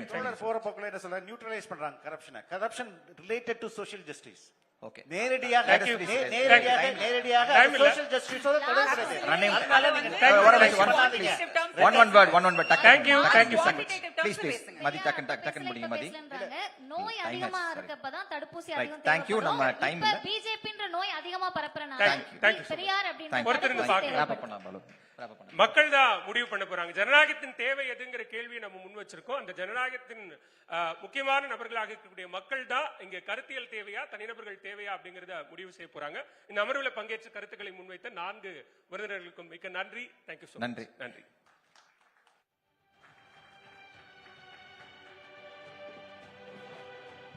Thank you, esteemed panelists, Mr. Balavel and Mr. Thiagachimal, for that engaging, fiery debate. Next up, we have a distinguished leader, also a dedicated public servant from one end of the political spectrum, and another from the other end, known for his secular values and belief in social justice. அரசியல் என்பது ஒரு சவால்கள் நிறைந்த ஒரு பயணம் அப்படின்னு சொல்லுவாங்க. அந்த பயணத்தை பற்றி விவாதிப்பதற்காக ஏற்ற தலைவர்களை அடுத்த கலந்துரையாடலுக்கு நம்ம அழைக்கவிருக்கிறோம். இந்த கலந்துரையாடலை மேற்கொள்வதற்கு எங்களுடைய நியூஸ் 18 தமிழ்நாடு நிர்வாக ஆசிரியர் திரு கார்த்திகை செல்வன் அவர்களை மேடைக்கு வருமாறு அன்போடு அழைக்கிறோம். இந்த கலந்துரையாடலில் பங்கேற்றுக் கொள்வதற்காக அன்பு அக்கா, முன்னாள் ஆளுநர், முன்னாள் பாஜக மாநில தலைவர் தமிழிசை சௌந்தரராஜன் அவர்களை மேடைக்கு வருமாறு அன்போடு அழைக்கிறோம். அவரோடு காங்கிரஸ் மூத்த தலைவர் திரு பீட்டர் அல்போன்ஸ் அவர்களையும் மேடைக்கு வருமாறு அன்போடு அழைக்கிறோம். Over to Karthigai Selvan sir.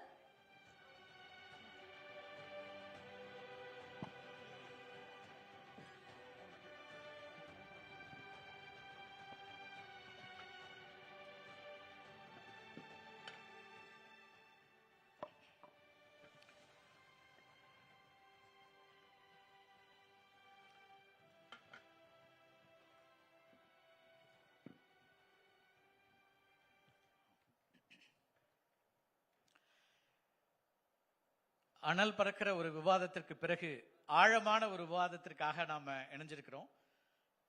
Tamil Nadu அரசியல்ல தமிழ்நாட்டினுடைய மூளை முடுக்கெல்லாம் பயணித்த 2 பேர், தமிழ்நாட்டை தாண்டி புதுச்சேரிக்கும் தெலுங்கானாவுக்கும் பயணித்த ஒருவரும் கூட நம்மோடு இணைந்திருக்கிறார். முன்னாள் ஆளுநர், முன்னாள் தமிழ்நாடு பாரதிய ஜனதா கட்சியினுடைய தலைவர் திருமிகு தமிழிசை சவுந்தரராஜன் அவர்களையும், காங்கிரஸ் கட்சியினுடைய மூத்த தலைவர்கள் ஒருவராக இருக்கக்கூடிய திரு பீட்டர் அல்போன்ஸ் அவர்களையும் இந்த அமர்வுக்கு வரவேற்கிறேன். இன்னும் 60 நாட்களுக்கு குறைவாகத்தான் தேர்தல் களம் இருக்குது. பலமுனை போட்டி என்றாலும் கூட 2 அணிகளாக இப்போதைக்கு இருக்கக்கூடிய 6 வாரங்கள் இருக்கக்கூடிய சூழல 2 பிரதானமான அணிகள், 2 பிரதானமான அணிகளுடைய தேசிய கட்சிகளுடைய பிரதிநிதிகளை வைத்து ஒரு ஆழமான அரசியல் பேசணும் அப்படின்னு ஆசைப்பட்டோம்.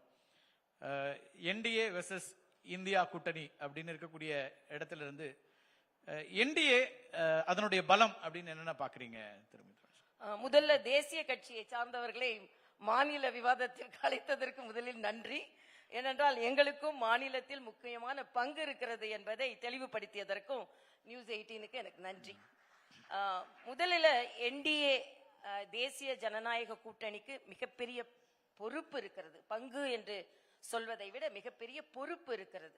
ஏனென்றால் இன்றைய ஆட்சியில் மக்கள் விரோத நடவடிக்கைகள் மிக அதிகமாக காணப்படுகிறது. முதலமைச்சர் தமிழ்நாடு போராடும் வெல்லும் என்று சொல்கிறார். ஆனால் எந்த பிரிவினர் போராடவில்லை என்று நாம் தேட வேண்டிய ஒரு சூழ்நிலை வந்திருக்கிறது. அது அங்கன்வாடி ஊழியர்களாக இருக்கட்டும், மருத்துவர்களாக இருக்கட்டும், செவிலியர்களாக இருக்கட்டும், மாற்றுத்திறனாளிகளாக இருக்கட்டும், எல்லோரும் போராடி கொண்டிருக்கிறார்கள். ஆக ஒரு போராட்ட களமாகவே தமிழகம் மாறி இருக்கிறது. ஒன்று. இரண்டு, சமூக நீதிக்காகத்தான் காலை உங்களோட தொலைக்காட்சி கூட முதலமைச்சர் பேசியதை நான் பார்த்தேன். சமூக நீதிக்காகத்தான் இந்த ஆட்சி என்று சொல்லிக் கொண்டிருக்கிறார். வேதனையோடு குறிப்பிடுகிற வேங்கை வயல் குடிக்கின்ற நீரில் மலம் கலந்து 3 வருடங்கள் ஆக போகிறது. இன்றும் முழுமையாக அந்த பட்டியலின மக்களுக்கு தீர்வு கிடைக்கவில்லை. பல பட்டியலின ஹாஸ்டல்ஸ்கள் மிக மோசமான நிலையில் இருந்து கொண்டிருக்கிறது. அதே மாதிரி மதச்சார்பற்றவை தான் என்னுடைய பங்கு அப்படின்னு சொல்றாரு. நான் யாரையும் குறிப்பிட்டு சொல்ல விரும்பவில்லை. ஆனால் முதலில் நான் இந்திய கூட்டணிக்கு அழைப்பது முஸ்லீம் லீக்கை தான் முதலில் அழைக்கிறேன் என்று சொல்கிறார். மதச்சார்பற்றது என்றால் எல்லா மதத்தையும் சார்பற்றது என்று தான் சொல்ல வேண்டும். ஆக இதெல்லாம் கொள்கை ரீதியாக. இன்னொன்று, நான் ஏன் எங்களுக்கு பொறுப்பு இருக்கிறது என்று சொன்னேன் என்றால், நிதியமைச்சர் செயற்கையாக ஒரு பொருளாதார தடையை மத்திய அரசு ஏற்படுத்துகிறது என்று சொல்கிறார். ஆனால் நான் சொல்கிறேன், செயற்கையாக ஒரு உரிமை போரை முதலமைச்சர் ஏற்படுத்துகிறார். ஏதோ உரிமையெல்லாம் மறுக்கப்படுவது போலவும், உரிமைக்காக இவர்கள் போராடி கொண்டிருப்பது போலவும் ஒரு மாய தோற்றத்தை ஏற்படுத்துகிறார். உதாரணத்திற்கு, அண்ணனே ஒத்துக்கொள்ள மாட்டார்கள், சமீபத்தில் நடந்த மாநில சுயாட்சி 66 துறைகள் மாநிலத்தோடு தான் இருக்கிறது. அது மட்டுமல்ல, 11 லட்சம் கோடி ரூபாய் மாநிலத்தின் கட்டமைப்பிற்கு மத்திய அரசு வழங்கி இருக்கிறது. அது மாநிலத்தின் பங்கும் இருக்கிறது. ஆக எல்லா விதத்திலும் மக்கள் போராடி கொண்டிருக்கிறார்கள். விலைவாசி ஏற்றம் நீங்க பாத்தீங்கன்னா, பால் விலையிலிருந்து மின்சார விலையிலிருந்து இன்று காலை ஒரு பத்திரிகையில் செய்தி வந்திருக்கிறது. 350 சிறு குறு தொழில்கள் மூடப்பட்டு விட்டது. ஏனென்றால் மற்ற மாநிலங்களை விட ₹1 மின்சாரம் அதிகமாக இருக்கிறது என்ற ஒற்றை காரணத்திற்காக பல தறிகள் மூடப்பட்டது என்று. ஊழல் எல்லாவற்றிற்கும் மேல பிரதானமாக ஊழல். இப்ப சமீபத்தில் நேரு மீது வந்திருக்கிற ஊழல் 2300 கோடி ரூபாய் சாமானிய மக்களுக்கு வேலை வாங்கி தருவதற்காக. உடனே நாங்க ஈடிக்கு பயப்படல, மோடிக்கு பயப்படல அப்படின்னா சொல்லுவாங்க. ஆனா ஈடி மட்டும் இல்ல, உயர் நீதிமன்றமே அதில் ஆதாரம் இருக்கிறது. அவர்கள் மீது எஃப்ஐஆர் பதிவு செய்ய வேண்டும் என்று 10 அமைச்சர்கள் மீது ஊழல் குற்றச்சாட்டு இருக்கிறது. ஆக எல்லா விதத்திலும் ரேஷன் பொருட்கள் கிடைக்கவில்லை. எல்லாவற்றிற்கும் மேலாக தமிழகத்தின் கடன் 10,60,000 கோடி ரூபாய். ஒருவர் மீது 1,40,000 ரூபாய் கடன் சுமத்தப்பட்டிருக்கிறது. இவை எல்லாவற்றையும் நீங்கள் பார்க்கும் பொழுது இன்னைக்கு கார்பரேஷனோட இதுல கூட 10 மடங்கு செலவு அதிகரித்திருக்கிறது. எல்லா விதத்திலும் நாங்கள் தமிழகத்தை மீட்டெடுக்க வேண்டிய பொறுப்பில் தேசிய ஜனநாயக கூட்டணி இருக்கிறது என்பதை நான் தெரிவித்துக் கொள்கிறேன். நிறைய கேள்விகள் இருக்கு. முதல் கட்டமா இதை எடுத்துக்கிறேன். திரு பீட்டர், இந்தியா கூட்டணிக்கான பலம் அப்படின்னு என்ன பாக்குறீங்க? ஏன் மக்கள் இந்தியா கூட்டணிக்கு இந்த முறை வாக்களிக்கணும் மீண்டும்? அதாவது, இந்த சட்டமன்ற தேர்தல் அதனுடைய பதவிக்காலம் 2026 2031. இந்த 5 ஆண்டுகளில் மிக முக்கியமான ஒரு 4-5 முன்னெடுப்புகள், தேசத்தினுடைய அடிப்படையே மாற்றி அமைக்கக்கூடிய முன்னெடுப்புகள், நம்முடைய அரசியல் சாசன சட்டத்தினுடைய அடிப்படைகளையே அசைக்கக்கூடிய முன்னெடுப்புகளை எப்படியாவது எடுத்து விடுவது என்று மத்திய அரசு கங்கணம் கட்டி கொண்டு செயல்படுகிறது. அதுல குறிப்பா முதல் நகர்வு என்ன அப்படின்னு கேட்டீங்கன்னா, மாநிலங்களை நகராட்சிகளாக ஆக்கி மாநில அதிகாரங்களை முழுமையாக பறித்து அந்த கூட்டாட்சி தத்துவம் என்கிற அந்த அடிப்படை தத்துவத்தையே சீர்குலைக்கின்ற முயற்சியில உச்ச கட்டத்தில் இன்னைக்கு அவங்க நிக்கிறாங்க. இப்போ இந்த 5 ஆண்டுகளில் தான் நீங்க ஒன் நேஷன் ஒன் எலெக்ஷன் அதற்கான எல்லா முடிவுகளையும் தயாராக வைத்திருக்கிறார். இன்னைக்கு முன்னாள் குடியரசுத் தலைவர் கோவிந்த் அறிக்கையை வைத்திருக்கிறார். அதற்கு நேற்றே சொல்லிட்டாங்க. அதற்காக பாராளுமன்ற குழுவினுடைய தலைவர் சொல்லிட்டாரு, வரக்கூடிய நாடாளுமன்றம் பொறுப்பேற்கின்ற நாள் தான் இது நோட்டிஃபைடு டேட்டா இருக்கும் அப்படின்னு சொல்லிட்டாரு. ஸோ இந்த ஒன் நேஷன் ஒன் எலெக்ஷன்ங்கிறது வந்து ஜஸ்ட் வந்து waiting to happen. It's a certainty. அவங்களோட கையில் இருக்கிறது. இன்னைக்கு வந்து இந்த ராஜ்யசபா தேர்தல் முடிஞ்சா அவங்களுக்கு வந்து மாநிலங்களவையிலையும் மெஜாரிட்டி வந்துருது. அதற்கு பிறகு என்னன்னு கேட்டீங்கன்னா டீலிமிட்டேஷன் வருது. இந்த 5 ஆண்டுகளில் இந்த 2026 2031 இந்த டீலிமிட்டேஷன்ல தமிழ்நாட்டை போன்ற மாநிலங்களுக்கு ஒரு மிகப்பெரிய ஒரு அச்சுறுத்தல் இருக்கிறது. பாராளுமன்றத்தில் வந்து எண்ணிக்கைகளை வந்து கூட்டுகின்ற போது மக்கள் தொகை கணக்கெடுப்பிலே மிக சிறப்பாக செயல்பட்ட தமிழ்நாட்டை போன்ற மாநிலங்களுக்கு வந்து பேர் இழப்புகள் எடுப்பதற்கான வாய்ப்புகள் இருக்கிறது. அதை இன்றைக்கு வரைக்கும் அதை பற்றிய ஒரு தெளிவான நிலைப்பாட்டை ஒன்றிய அரசு சொல்ல மறுக்கிறது. பிறகு வந்து காஸ்ட் சென்சஸ், இவைகள் எல்லாமே தமிழ்நாட்டினுடைய எதிர்காலத்தை வலுவாக பாதிக்கக்கூடிய நேரத்தில் இங்க இருக்கிற ஆட்சி செய்ய நினைக்கின்ற கட்சி, அதை வழிநடத்துகின்ற தலைவருக்கு வந்து இந்த தமிழ்நாட்டின் மீது, தமிழர்களின் மீது, தமிழ் மொழியின் மீது தொடுக்கப்படுகின்ற யுத்தத்தை எதிர்த்து நின்று வழிகாட்டுவதற்கான தகுதி உள்ள தலைவர் யார்? அந்த கேள்வி. அது வந்து இன்னைக்கு இந்தியா கூட்டணியில எங்கள்கிட்ட வந்து அதை ஒருமித்த கட்சிகள் ஒன்றிய இந்த அடிப்படையான கொள்கைகளில் வந்து ஒரு தெளிவும் புரிதலும், எல்லோருக்கும் ஒரே நிலைப்பாடு, இவற்றோடு நாங்கள் வந்து களம் காண இருக்கிறோம். ஆகவே இதை வந்து எதிர்த்து நிற்கக்கூடிய சக்தியோ அந்த போராட்டத்திற்கு வழிகாட்டக்கூடிய ஒரு தகுதியோ புரிதலோ அந்த அணியில இல்ல. அவங்க இதுவரைக்கும் அப்படி நடந்துக்கல.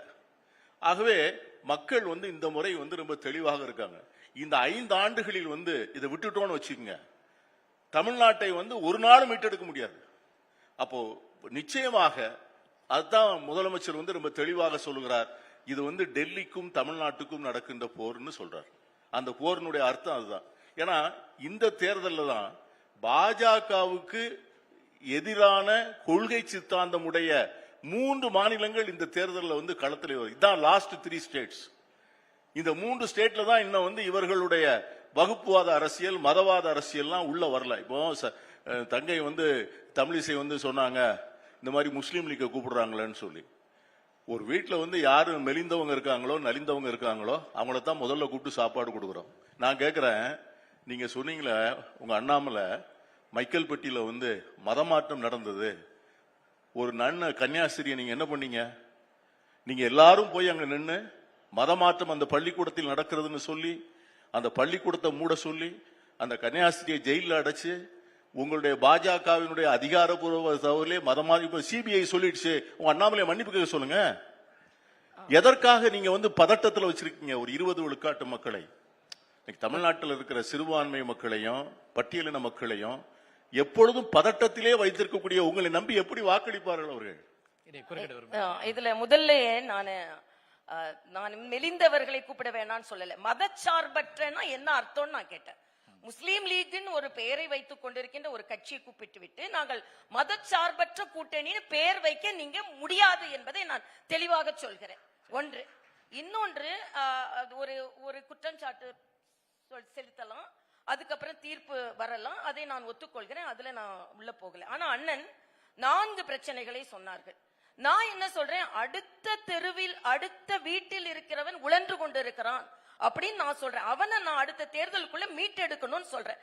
ஆனா அண்ணன் என்ன சொல்றாங்க, காணல் நீராக எங்கோ சில பிரச்சனைகள் தெரிகிறது, அதனால அந்த உரிமையை மீட்டெடுப்பதற்கு அடுத்த முறை நாங்க வரணும்னு சொல்றாங்க. இது பாராளுமன்ற தேர்தல். என்ன சொல்றாருன்னா, தேர்தல் நடக்கக்கூடிய மாநிலங்கள்ல 3 மாநிலங்கள் பாஜகவுடைய ரீச்சுக்கு அவுட் ஆஃப் ரீச் இருக்கு, அதை விட்டுற முடியாது அப்படின்னு இல்ல. அது அவுட் ஆஃப் ரீச் இல்ல, இது வித்தின் அவர் ரீச் தான் வரப்போகுது. ஏன்னா பக்கத்துல உள்ள மாநிலம் புதுச்சேரியில நாங்க தான் ஆட்சி செய்து கொண்டு இருக்கிறோம். அண்ணன் சொல்ற மாதிரி எங்கேயுமே மத கலவரம் ஒண்ணும் இல்ல, அங்க எல்லாமே நன்றாகத்தான் ஆட்சி நடந்து கொண்டு இருக்கிறது. இன்னொன்று, டீலிமிட்டேஷனை பத்தி எங்க முன்னாலேயே மரியாதைக்குரிய அமித்ஷா அவர்கள் கோயம்புத்தூர்ல சொன்னாரு, இதுல எந்த விதத்திலும் பயப்பட தேவையில்லை, எந்த விதத்திலும் தமிழகம் பாதிக்காது அப்படின்னு சொன்னாரு. நான் இன்னொன்னு அண்ணன் சொல்றேன், நீங்க எப்படி தமிழ்நாட்டில் உள்ள இடங்கள் குறையக்கூடாது என்று நினைக்கிறீர்களோ அதே குறையக்கூடாது என்ற எண்ணம் எங்களுக்கும் இருக்குது. என்னமோ நாங்க தமிழ்நாட்டை விட்டு கொடுத்துருவோம், நீங்க குறைச்சா பரவாயில்ல அப்படின்னு நாங்க விட மாட்டோம். அதனால ஏதோ தமிழ்நாட்டுக்கும் எங்களுக்கும் சம்பந்தம் இல்ல, நாங்க அதை விட்டு விடுவோம் என்று சொல்வது எண்ணிக்கை குறையாதா, சதவீதமாகவே குறையாதா? இல்ல, அது இன்னும் கொள்கை ரீதியாக முடிவெடுக்கும். ஆனா எந்த விதத்திலும் குறையாது என்பதில் நாங்களும் உறுதியாக இருக்கிறோம். ஏன்னா நாங்களும் சொல்லப்படுற தகவல்கள்ல இப்ப நாடாளுமன்ற உறுப்பினர்கள் எண்ணிக்கை கூடுதலாக்கும், அப்ப குறையாது அப்படின்னா தகவல்கள் தானேப்பா. நான் என்ன சொல்றேன்னா, பக்கத்துல எல்லாரும் விலைவாசியில கஷ்டப்பட்டு இருக்கும் போது என்னைக்கோ வர்றதை பத்தி நீங்க பேசிக் கொண்டிருக்கிறீர்கள், வராது என்பதை நான் தெளிவாக சொல்றேன். இன்னொன்னு, அண்ணன் இன்னைக்கு மாநில உரிமையை பற்றி பேசுறாங்க. 27 மாவட்டங்களில் ஊரக உள்ளாட்சி தேர்தல்கள் தமிழ்நாட்டில் நடத்தப்படவில்லை. அப்ப அதுவும் சுயாட்சி தானே, மக்களுக்கான சுயாட்சி மறுக்கப்பட்டு இருக்கிறது. அதனால் ஊரக உள்ளாட்சி தேர்தல் 1/1/2025 முடிந்த தேர்தல்ல மாவட்டத்திற்கு நீங்க சுயாட்சி கொடுக்கல, மாவட்டத்திற்கு உள்ளாட்சிக்கு பஞ்சாயத்துக்கு சுயாட்சி கொடுக்காம மாநில சுயாட்சியை பற்றி நீங்கள் பேசிக் கொண்டிருக்கிறீர்கள். அன்றாட பிரச்சனைகளை பக்கத்துல ஒவ்வொரு நாளும் சந்திக்கிற பிரச்சனைகளை விட்டுட்டு எப்போதோ வரப்போகிற பிரச்சனையை காண்பிச்சு நீங்க வாக்காளர்களை திசை திருப்புறீங்களான்னு கேக்குறேன். எப்போதும் வரப்போகிற பிரச்சனை இல்ல, ஒரு அரசுக்கு வருகிறதானே தெரியலங்கிறாங்க. அது அவங்க அப்படித்தான், அவங்க எதையுமே நிச்சயமா கடைசி வரைக்கும் அவங்க சொல்ல போறதே இல்லை. அவங்க நம்ம மாநிலங்களை பாதிக்கக்கூடிய எந்த முடிவையும் மாநிலங்களை கலந்து ஆலோசித்து எடுப்பதும் இல்லை.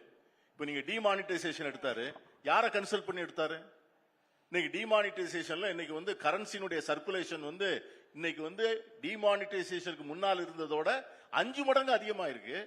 டிமானிட்டைசேஷன் வேற, அது நான் என்ன சொல்றேன், இல்ல அவ்வளவு பெரிய முக்கியமான முடிவை நீங்க மாநில முதலமைச்சரை முதலமைச்சர் எல்லாம் கலந்தீங்களா?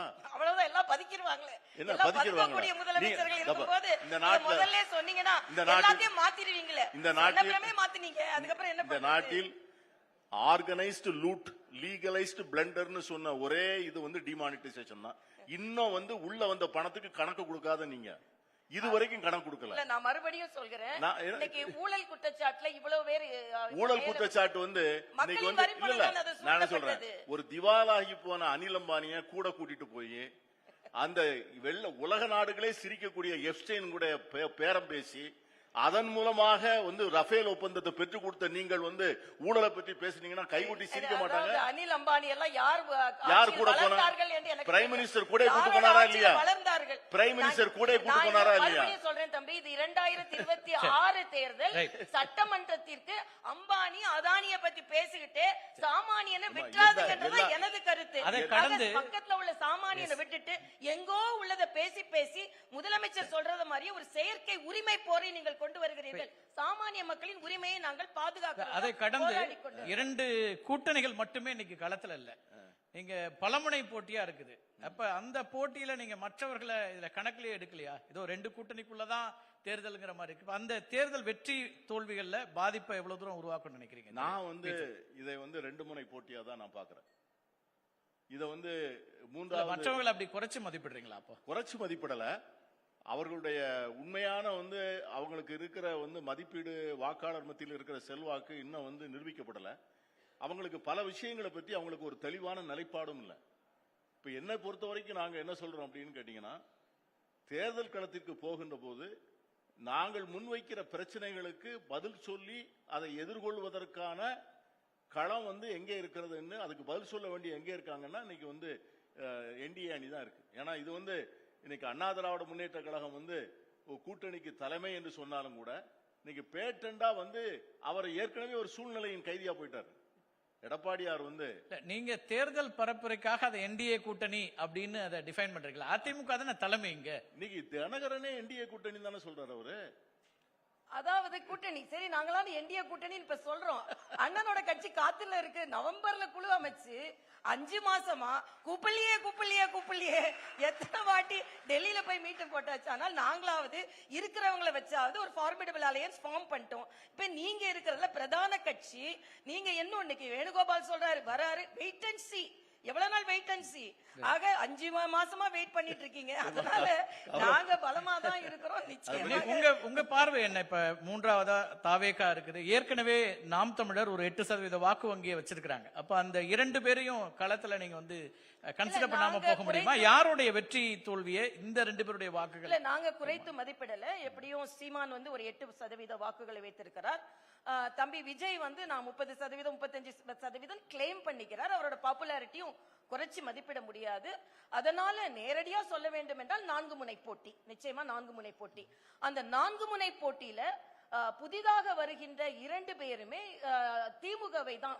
தம்பி விஜய் அவர்கள் இன்னைக்கு கூட அதுல ஒண்ணு மிஸ்டர் ஸ்டாலின் கொஞ்சம் மரியாதையா சொன்னா கூட தீவிரமாக எதிர்க்கிறார். அப்படி பார்க்கும்போது எதிர்ப்பாளர்கள் அதிகமாக இருக்கிறார்கள்.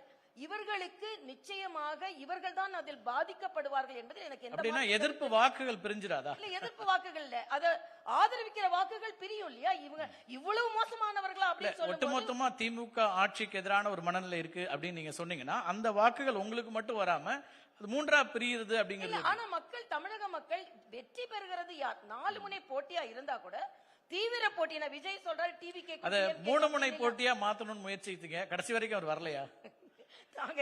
நாங்க 2 முனை போட்டியா கூட மாத்த முயற்சி செய்வோம். அதுல என்ன பிரச்சனை? இப்போ வாய்ப்பு இருக்கா? எப்ப வாய்ப்பு இருக்கு, ஒரு பிரச்சனை இல்ல. ஏன்னா எங்களுக்கு எங்களோட ஒற்றை இலக்கு திமுகவை தோற்கடிக்க. திரு விஜய் அவர்களோ திரு சீமான் அவர்களோ வந்தாலும் இல்ல அவர்களின் கருத்து எங்களுக்கு உதவி செய்யும் சொல்றேன்.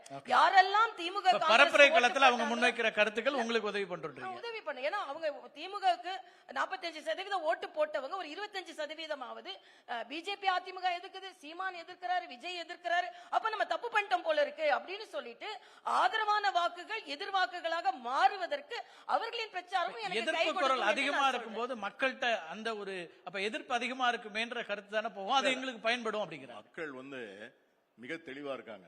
எல்லாரும் என்ன சொல்றாங்க? திமுகவுக்கும் எனக்கும் தான் போட்டி. எடப்பாடியார் என்ன சொல்றார்? எங்களுக்கும் திமுகவுக்கும் தான் போட்டி. விஜய் தினகரன் என்ன சொல்றாரு? இவங்க கட்சியில இருக்கிற எல்லாரும் என்ன சொல்றாங்க? அண்ணாமலை என்ன சொல்றாரு? தமிழிசை என்ன சொல்லுது? எல்லாரும் திமுகவுக்கு எங்களுக்கு தான் போட்டி. விஜய் என்ன சொல்றாரு? திமுகவுக்கு எங்களுக்கு தான் போட்டி. அப்ப எல்லாருமே வந்து 2வது இடத்துக்கு தான் போட்டி போடுறாங்களே ஒழிய முதலிடம் வந்து திராவிட முன்னேற்ற கழகத்தினுடைய தலைமையிலான அணிகள் தான் இருக்குது. அண்ணே, யார் ஆட்சியில் இருக்காங்களோ அவங்கள தான் எதிர்த்து சொல்ல முடியும். ஆட்சியில 2 பேர் இருக்காங்களே, மத்தியில ஒருத்தர், மாநிலத்துல ஒருத்தர். இப்ப நடக்கிறது சட்டமன்ற தேர்தல் தான். திருப்பி ஞாபகப்படுத்துறேன். 2 முனை போட்டியாக பாக்குறாங்கன்னு சொன்னீங்க பாத்தீங்களா? அதுக்கு தங்கை வந்து நான் 3 தான் சொன்னேன். இவங்க 2 முனை ஆக்குறது 2ஆ இருக்கலாம். கருத்தியல் ரீதியா யாராவது பஸ் ஸ்டாண்டுக்கு வெளியே இருந்து ஸ்டாலின் ஒளியணும் அவங்களையும் கூட்டணியில சேர்த்துருவாங்க. அப்படி இல்ல, நீங்க தான் அறிவாலய பக்கத்துல யாரான நிழலுக்கு வந்தா கூட உள்ள கூப்பிட்டு வாங்க வாங்கன்னு கூட்டணி சேர்த்துக்கிறீங்க. நாங்க அப்படி இல்ல. 2 பேர்கிட்டயுமே எனக்கு அந்த கேள்வி இருக்கு. 2 கூட்டணியிலுமே ஏற்கனவே எண்ணிக்கைகள் இருக்கு. இப்ப கூடுதலா இன்னும் பலம் வேணும் அப்படின்னு சேர்க்கிறதுடைய அடிப்படை என்ன திரு பீட்டர்? அது நீங்க திமுகவோட 2 பேருமே கேக்குறோம். ஏன்னா அணிகளாக வரக்கூடியவங்க அந்த கேள்வி இருக்கும். எங்களை யாருமே தோற்கடிக்க முடியாதுன்னு சொல்லும்போது எல்லாரையும் சேர்க்கணும்னு நினைக்கிறாங்களே, அது என்னன்னு கேக்குறேன். இந்த ஃபர்ஸ்ட் பாஸ்ட் போஸ்ட் சிஸ்டத்துல ரொம்ப வந்து பல கான்ஸ்டிட்யூன்சில பல தேர்தல் முடிவுகளெல்லாம் நம்ம பார்க்கின்ற போது ஒரு 1000 ஓட்டுல இருந்து ஒரு 5000 ஓட்டுகள் வரை தோற்கக்கூடிய கான்ஸ்டிட்யூன்சி எல்லா கட்சிகளுக்குமே வந்து ஒரு 100லிருந்து 120 கான்ஸ்டிட்யூன்சிகள் வந்து அப்படி தோத்து போகுது. இந்த தேர்தலில் வந்து நமக்கு இருக்கிற மிகப்பெரிய அச்சுறுத்தலின் காரணமாக அத மாதிரி ஒரு ரிஸ்க் எடுக்கிறதுக்கு விரும்பல. அதனால எங்களுடைய அடிப்படையான கொள்கையில வந்து யாரெல்லாம் உடன்படுகிறார்களோ அந்த கட்சிகளை வந்து சேர்த்துக் கொள்வதிலே வந்து எங்களுக்கு ஒன்றும் தயக்கம் இல்லை. அதற்கான முறையான ஒரு பேச்சுவார்த்தைகளோடு அவைகளை தொடர்ந்து நடத்தி கொண்டிருக்கிறோம். கூடுமான வரைக்கும் அந்த பேச்சுவார்த்தை நகருதான்னு கேக்குறாங்க. உங்க கூட்டணியில திமுக காங்கிரஸ் பேச்சுவார்த்தை அடுத்த கட்டத்தை நோக்கி நகருதா? அதுல என்ன நீண்ட நாளா குழு அமைச்சு காத்திருக்கீங்க. ஏற்கனவே நம்மள மாதிரி புதுசா பிறக்கல, ஏற்கனவே இருக்கிற கூட்டணி தானே. அதற்குள்ள பேச்சுவார்த்தைகள், அதற்குள்ள தேர்தல் வந்தா பேச்சுவார்த்தைகள் வரும். ஆகவே கூட்டணி என்பது இயற்கையான கூட்டணி. கடந்த காலத்துல வந்து பல வெற்றிகளை தந்த கூட்டணி. அதுல வந்து யாருக்கும் மாற்று கருத்து இல்ல. ஆகவே அந்த கூட்டணி வந்து பிரதான எதிர்கட்சி அதிமுக, ஆளும் கட்சி மத்தியில பாஜக, இப்படி இருக்கும் போதும் கூட நீங்க இன்னும் கட்சிகள் வருவதற்கான வாய்ப்புகள் அல்ல பேச்சுவார்த்தைகள் வலிமை தேவைப்படுதா? ஆனா அவங்களுக்கு அந்த அவநம்பிக்கை இருக்கிறது என்பதா எனக்கு ஆச்சரியமா இருக்கு. வித்தியாசமா இருக்கு. அவங்களுக்கு இருந்தா அது அவநம்பிக்கை. 1000க்குள்ள போயிடக்கூடாதுன்னா அப்ப இன்னும் அறுதி பெரும்பான்மையில அவங்களுக்கு நம்பிக்கை வரல. நாங்க இப்போ ஒரு எக்ஸ்பெரிமெண்ட் பண்றோம், இந்த ஒரு வலுவான கூட்டணியை நாங்க தோற்கடிக்க வேண்டும் என்று.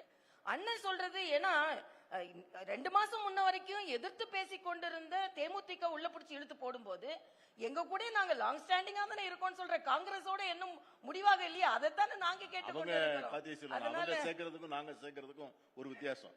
நாங்க கட்சிகளை சேர்க்கறது வந்து எங்களை கூட்டணியை பலப்படுத்துறதுக்கு, இவங்க சேர்க்கறது வந்து எடப்பாடியை மிரட்டுறதுக்கு. அது ரெண்டுக்கும் உள்ள எப்படி சொல்ல, இதுதான் இவர்களோட அந்த மேலாண்மைன்னு சொல்றேன். நான் என்ன கேக்குறேன், இன்னைக்கு கூட்டணி அமைக்கிறோம், ஆனா இவங்க கூட்டணி அமைக்கிறதெல்லாம் வேண்டி வராங்க. நாங்க வந்து அழுத்தி தான் கூட்டணி அமைக்கிறோம். இது என்ன நியாயம் தெரியல. எங்கிட்ட வந்து இப்போ காங்கிரஸ் கட்சி இருக்கு, திராவிட முன்னேற்ற கழகத்தோட போய் பேசுறோம். சிபிஎம், சிபிஐ எல்லா கட்சியும் திராவிட முன்னேற்ற கழகத்தோட பேசுது. அங்க என்ன சொல்றாங்க, நாங்க வந்து எடப்பாடியோட பேச மாட்டோம், நாங்க என்டிஏவோட தான் பேசுவோம்னு சொல்றாங்க. அப்ப என்ன நடக்குன்னா பிளாக்குள்ள ஒரு பிளாக். அது வந்து அவரை வந்து ஆஃப்டர் தி எலெக்ஷன் வந்து Edappadi has to toe the line of this block. அது இல்லைன்னா அவர் ஒரு இன்ச்சு கூட நகர முடியாது. அவரு அப்படி இல்லை. இப்ப நான் அண்ணன்ட்ட கேக்குறேன், நீங்க வந்து கனிமொழியை டெல்லிக்கு தான் அனுப்புறீங்க, டெல்லிக்கும் தமிழ்நாடுக்கும் போட்டின்னு சொல்லும் போது நீங்க இங்க உள்ள தலைவர்கள்ட்ட பேசலையே, டெல்லி தலைவர்கள்ட்ட தானே பேசுறீங்க. அப்ப அதே மாதிரி அங்க சில பேர்கிட்ட டெல்லி தலைமை பேசலாம், சில பேர்கிட்ட மாநில தலைமை பேசலாம். ஆக அவங்க ஒப்புதலோட தான் நாங்க பேசுறோம். ரெண்டு பேரோடையும் நிறைய பேசலாம். அரசியல்ல ஆழமான ஒரு அலசலுக்கான நேரம் உள்ள ஒன்றுதான். ஆனா இறுதி கேள்வி, எஸ்ஐஆருக்கு பிறகு இன்னைக்கு வந்து ஃபைனல் லிஸ்ட் வந்துருச்சு, கிட்டத்தட்ட 64 லட்சம் குறைவு அப்படின்னா அது எது விதமான இம்பாக்ட் ஏற்படுத்துன்னு பாக்குறீங்க? உங்க கூட்டணிக்கு அது என்ன விதமான ஒரு அதாவது எஸ்ஐஆர் எக்ஸசைஸை பொறுத்த வரைக்கும் மிக மெட்டிகுலஸா வந்து இந்த இந்தியா கூட்டணியினுடைய வாலண்டியர்ஸ், அதிலும் குறிப்பாக திராவிட முன்னேற்ற கழக கட்சியினுடைய செயல் வீரர்கள் வந்து மிக வந்து அடிப்படையான பணிகள் அத்தனையும் முறையாக செய்து எங்க வாக்குகள் எல்லாம் வந்து முறையாக வந்து சேர்க்குதான்னு பார்க்கப்பட்டு எல்லாருக்குமே வந்து பிஎல்ஏஸ் போட்டிருக்கிறோம். ஆனா இந்த 68 லட்சம் வாக்காளர்கள் இருந்தது, அது வந்து ஒரு பெரிய ஒரு சமூகத்தினுடைய அடித்தளத்தில் இருக்கிற மக்களுடைய வாக்குகளாகத்தான் அந்த வாக்குகள் இருக்க முடியும். அது ஒரு பெரிய கேள்வி வருது, அவருடைய ரேஷன் அட்டை என்னாச்சு, அவங்களுடைய வாக்காளர் அடையாள அட்டை என்னாச்சு, அவங்களுடைய ஆதார் அட்டை என்னாச்சு? அப்ப இதெல்லாம் வந்து போலியா? அப்ப இவ்வளவு 68 லட்சம் வந்து போலியான ஆதார் அட்டைகள், போலியான வாக்காளர் அட்டை, இதெல்லாம் இன்னும் உலாவல் இருக்கிறதா? வாக்காளர் பட்டியல் இன்னும் முடிஞ்சு போச்சு. அந்த வாக்காளர் பட்டியல் முடிஞ்சதுனால அந்த 68 லட்சம் பேரும் ரேஷன் வாங்காம இருக்க போறாங்களா? அது வந்து அது என்ன விதமாக இறந்தவர்கள் கணக்குல இருந்து எடுக்கிறாங்கல்ல, இறந்தவர்கள் அதெல்லாம் நீக்கப்பட்டது அப்படிங்கறதெல்லாம் கணக்குல தானே கடைசியா கொண்டு வராங்க. இல்ல பாதியில இறந்தவர்கள் சொன்னது உயிரோட இருக்கிறவங்க நிறைய, அப்படி அந்த மாதிரி கேஸ் நிறைய வந்து நிறைய செய்றோம். இல்ல இதுல வந்து அண்ணன் சொல்ற மாதிரி தமிழ்நாட்டுல மட்டும் நீக்கப்படல, 5 மாநிலங்களில் சமீபத்தில் நீக்கப்பட்டது. குஜராத்ல 77 லட்சம் நீக்கப்பட்டிருக்கிறது. அதே மாதிரி பீகார்ல 84 லட்சம் ஓட் திருட்டுன்னு ராகுல் சொன்னார். ஆனா ஒருவர் கூட என் ஓட்டு இங்க பதிவு செய்யப்படல, நான் வந்து என்னோட ஓட்டு பேரு வந்து என்னோட ஓட்டர் லிஸ்ட்ல இல்லன்னு பீகார்ல ஒருத்தர் கூட சொல்லல. தேர்தல் ஆணையம் என்ன சொல்லுச்சுன்னா, காங்கிரஸை சார்ந்தவர்கள் கூட யாருமே அதற்கான புகாரை அளிக்கல, அப்படின்னா சரியாதானே நடந்தது அப்படின்னு. அதனால இறந்தவர்கள் வாக்காளர்கள் அவர்களை நிம்மதியா இருப்பாங்க. திராவிட முன்னேற்ற கழகம் கூட்டிட்டு வந்து லைன்ல நிக்க வைக்க மாட்டாங்க அப்படின்றது. அது மட்டும் இல்ல, இந்த 3 மாதமா நடந்து கொண்டு இருக்கிறது. ஒரு வாட்டி கொடுக்கறாங்க, அதுக்கப்புறம் உங்களுக்கு அப்ஜெக்ஷன் இருந்தா திருப்பி பதிவு பண்ணலாம், திருப்பி 2 வாட்டி கொடுக்கப்பட்டு அந்த தகவல் கொடுக்கப்பட்டு அடிஷன் டெலிஷன் இருந்தது. அதனால இது உண்மையிலேயே போலி வாக்காளர்கள் நீக்கப்பட்டிருக்கிறார்கள். சாதகமாக இருக்கும். ஒரே பாயிண்ட் என்னன்னு கேட்டீங்கன்னா, இந்த எஸ்ஆர் எக்ஸைஸ்லயும் வாக்காளர் சீர்திருத்த பட்டியலையும் மகாராஷ்டிராவிலையும் மற்ற மாநிலம் என்ன நடந்ததுன்னா, எல்லாம் க்ளோஸ் பண்ணிட்டு கடைசி நேரத்தில் வந்து ஒரு செட் ஆஃப் வாக்காளர்கள் சேர்க்கப்பட்டிருக்கிறாங்க. அதை வந்து காங்கிரஸ் சுட்டி காட்டியிருக்கிறது. அது வந்து ஆயிரக்கணக்கில் லட்சக்கணக்கில் சேர்க்கப்பட்டிருக்கிறது. இந்த முறை அதுவும் நடப்பதற்கு வாய்ப்பு இருக்கிறதா என்று பார்த்து கொண்டிருக்கிறோம். அது வரும்போது சுட்டி காட்டு. நன்றி. ஜனநாயகத்தினுடைய இறுதி எஜமானர்கள் வாக்காளர்கள் தான். உங்கள் அணிகளும் மேலும் 2 பேரும் சேர்ந்து வாக்காளர்களை சந்திக்க இருக்கிறாங்க. அவங்க முடிவு என்னவாக இருக்கிறதுன்னு பொறுத்து வந்து பார்க்கலாம். நிகழ்ச்சியில பங்கெடுத்த உங்கள் 2 பேருக்குமே மிகுந்த நன்றி. நன்றி. நன்றி.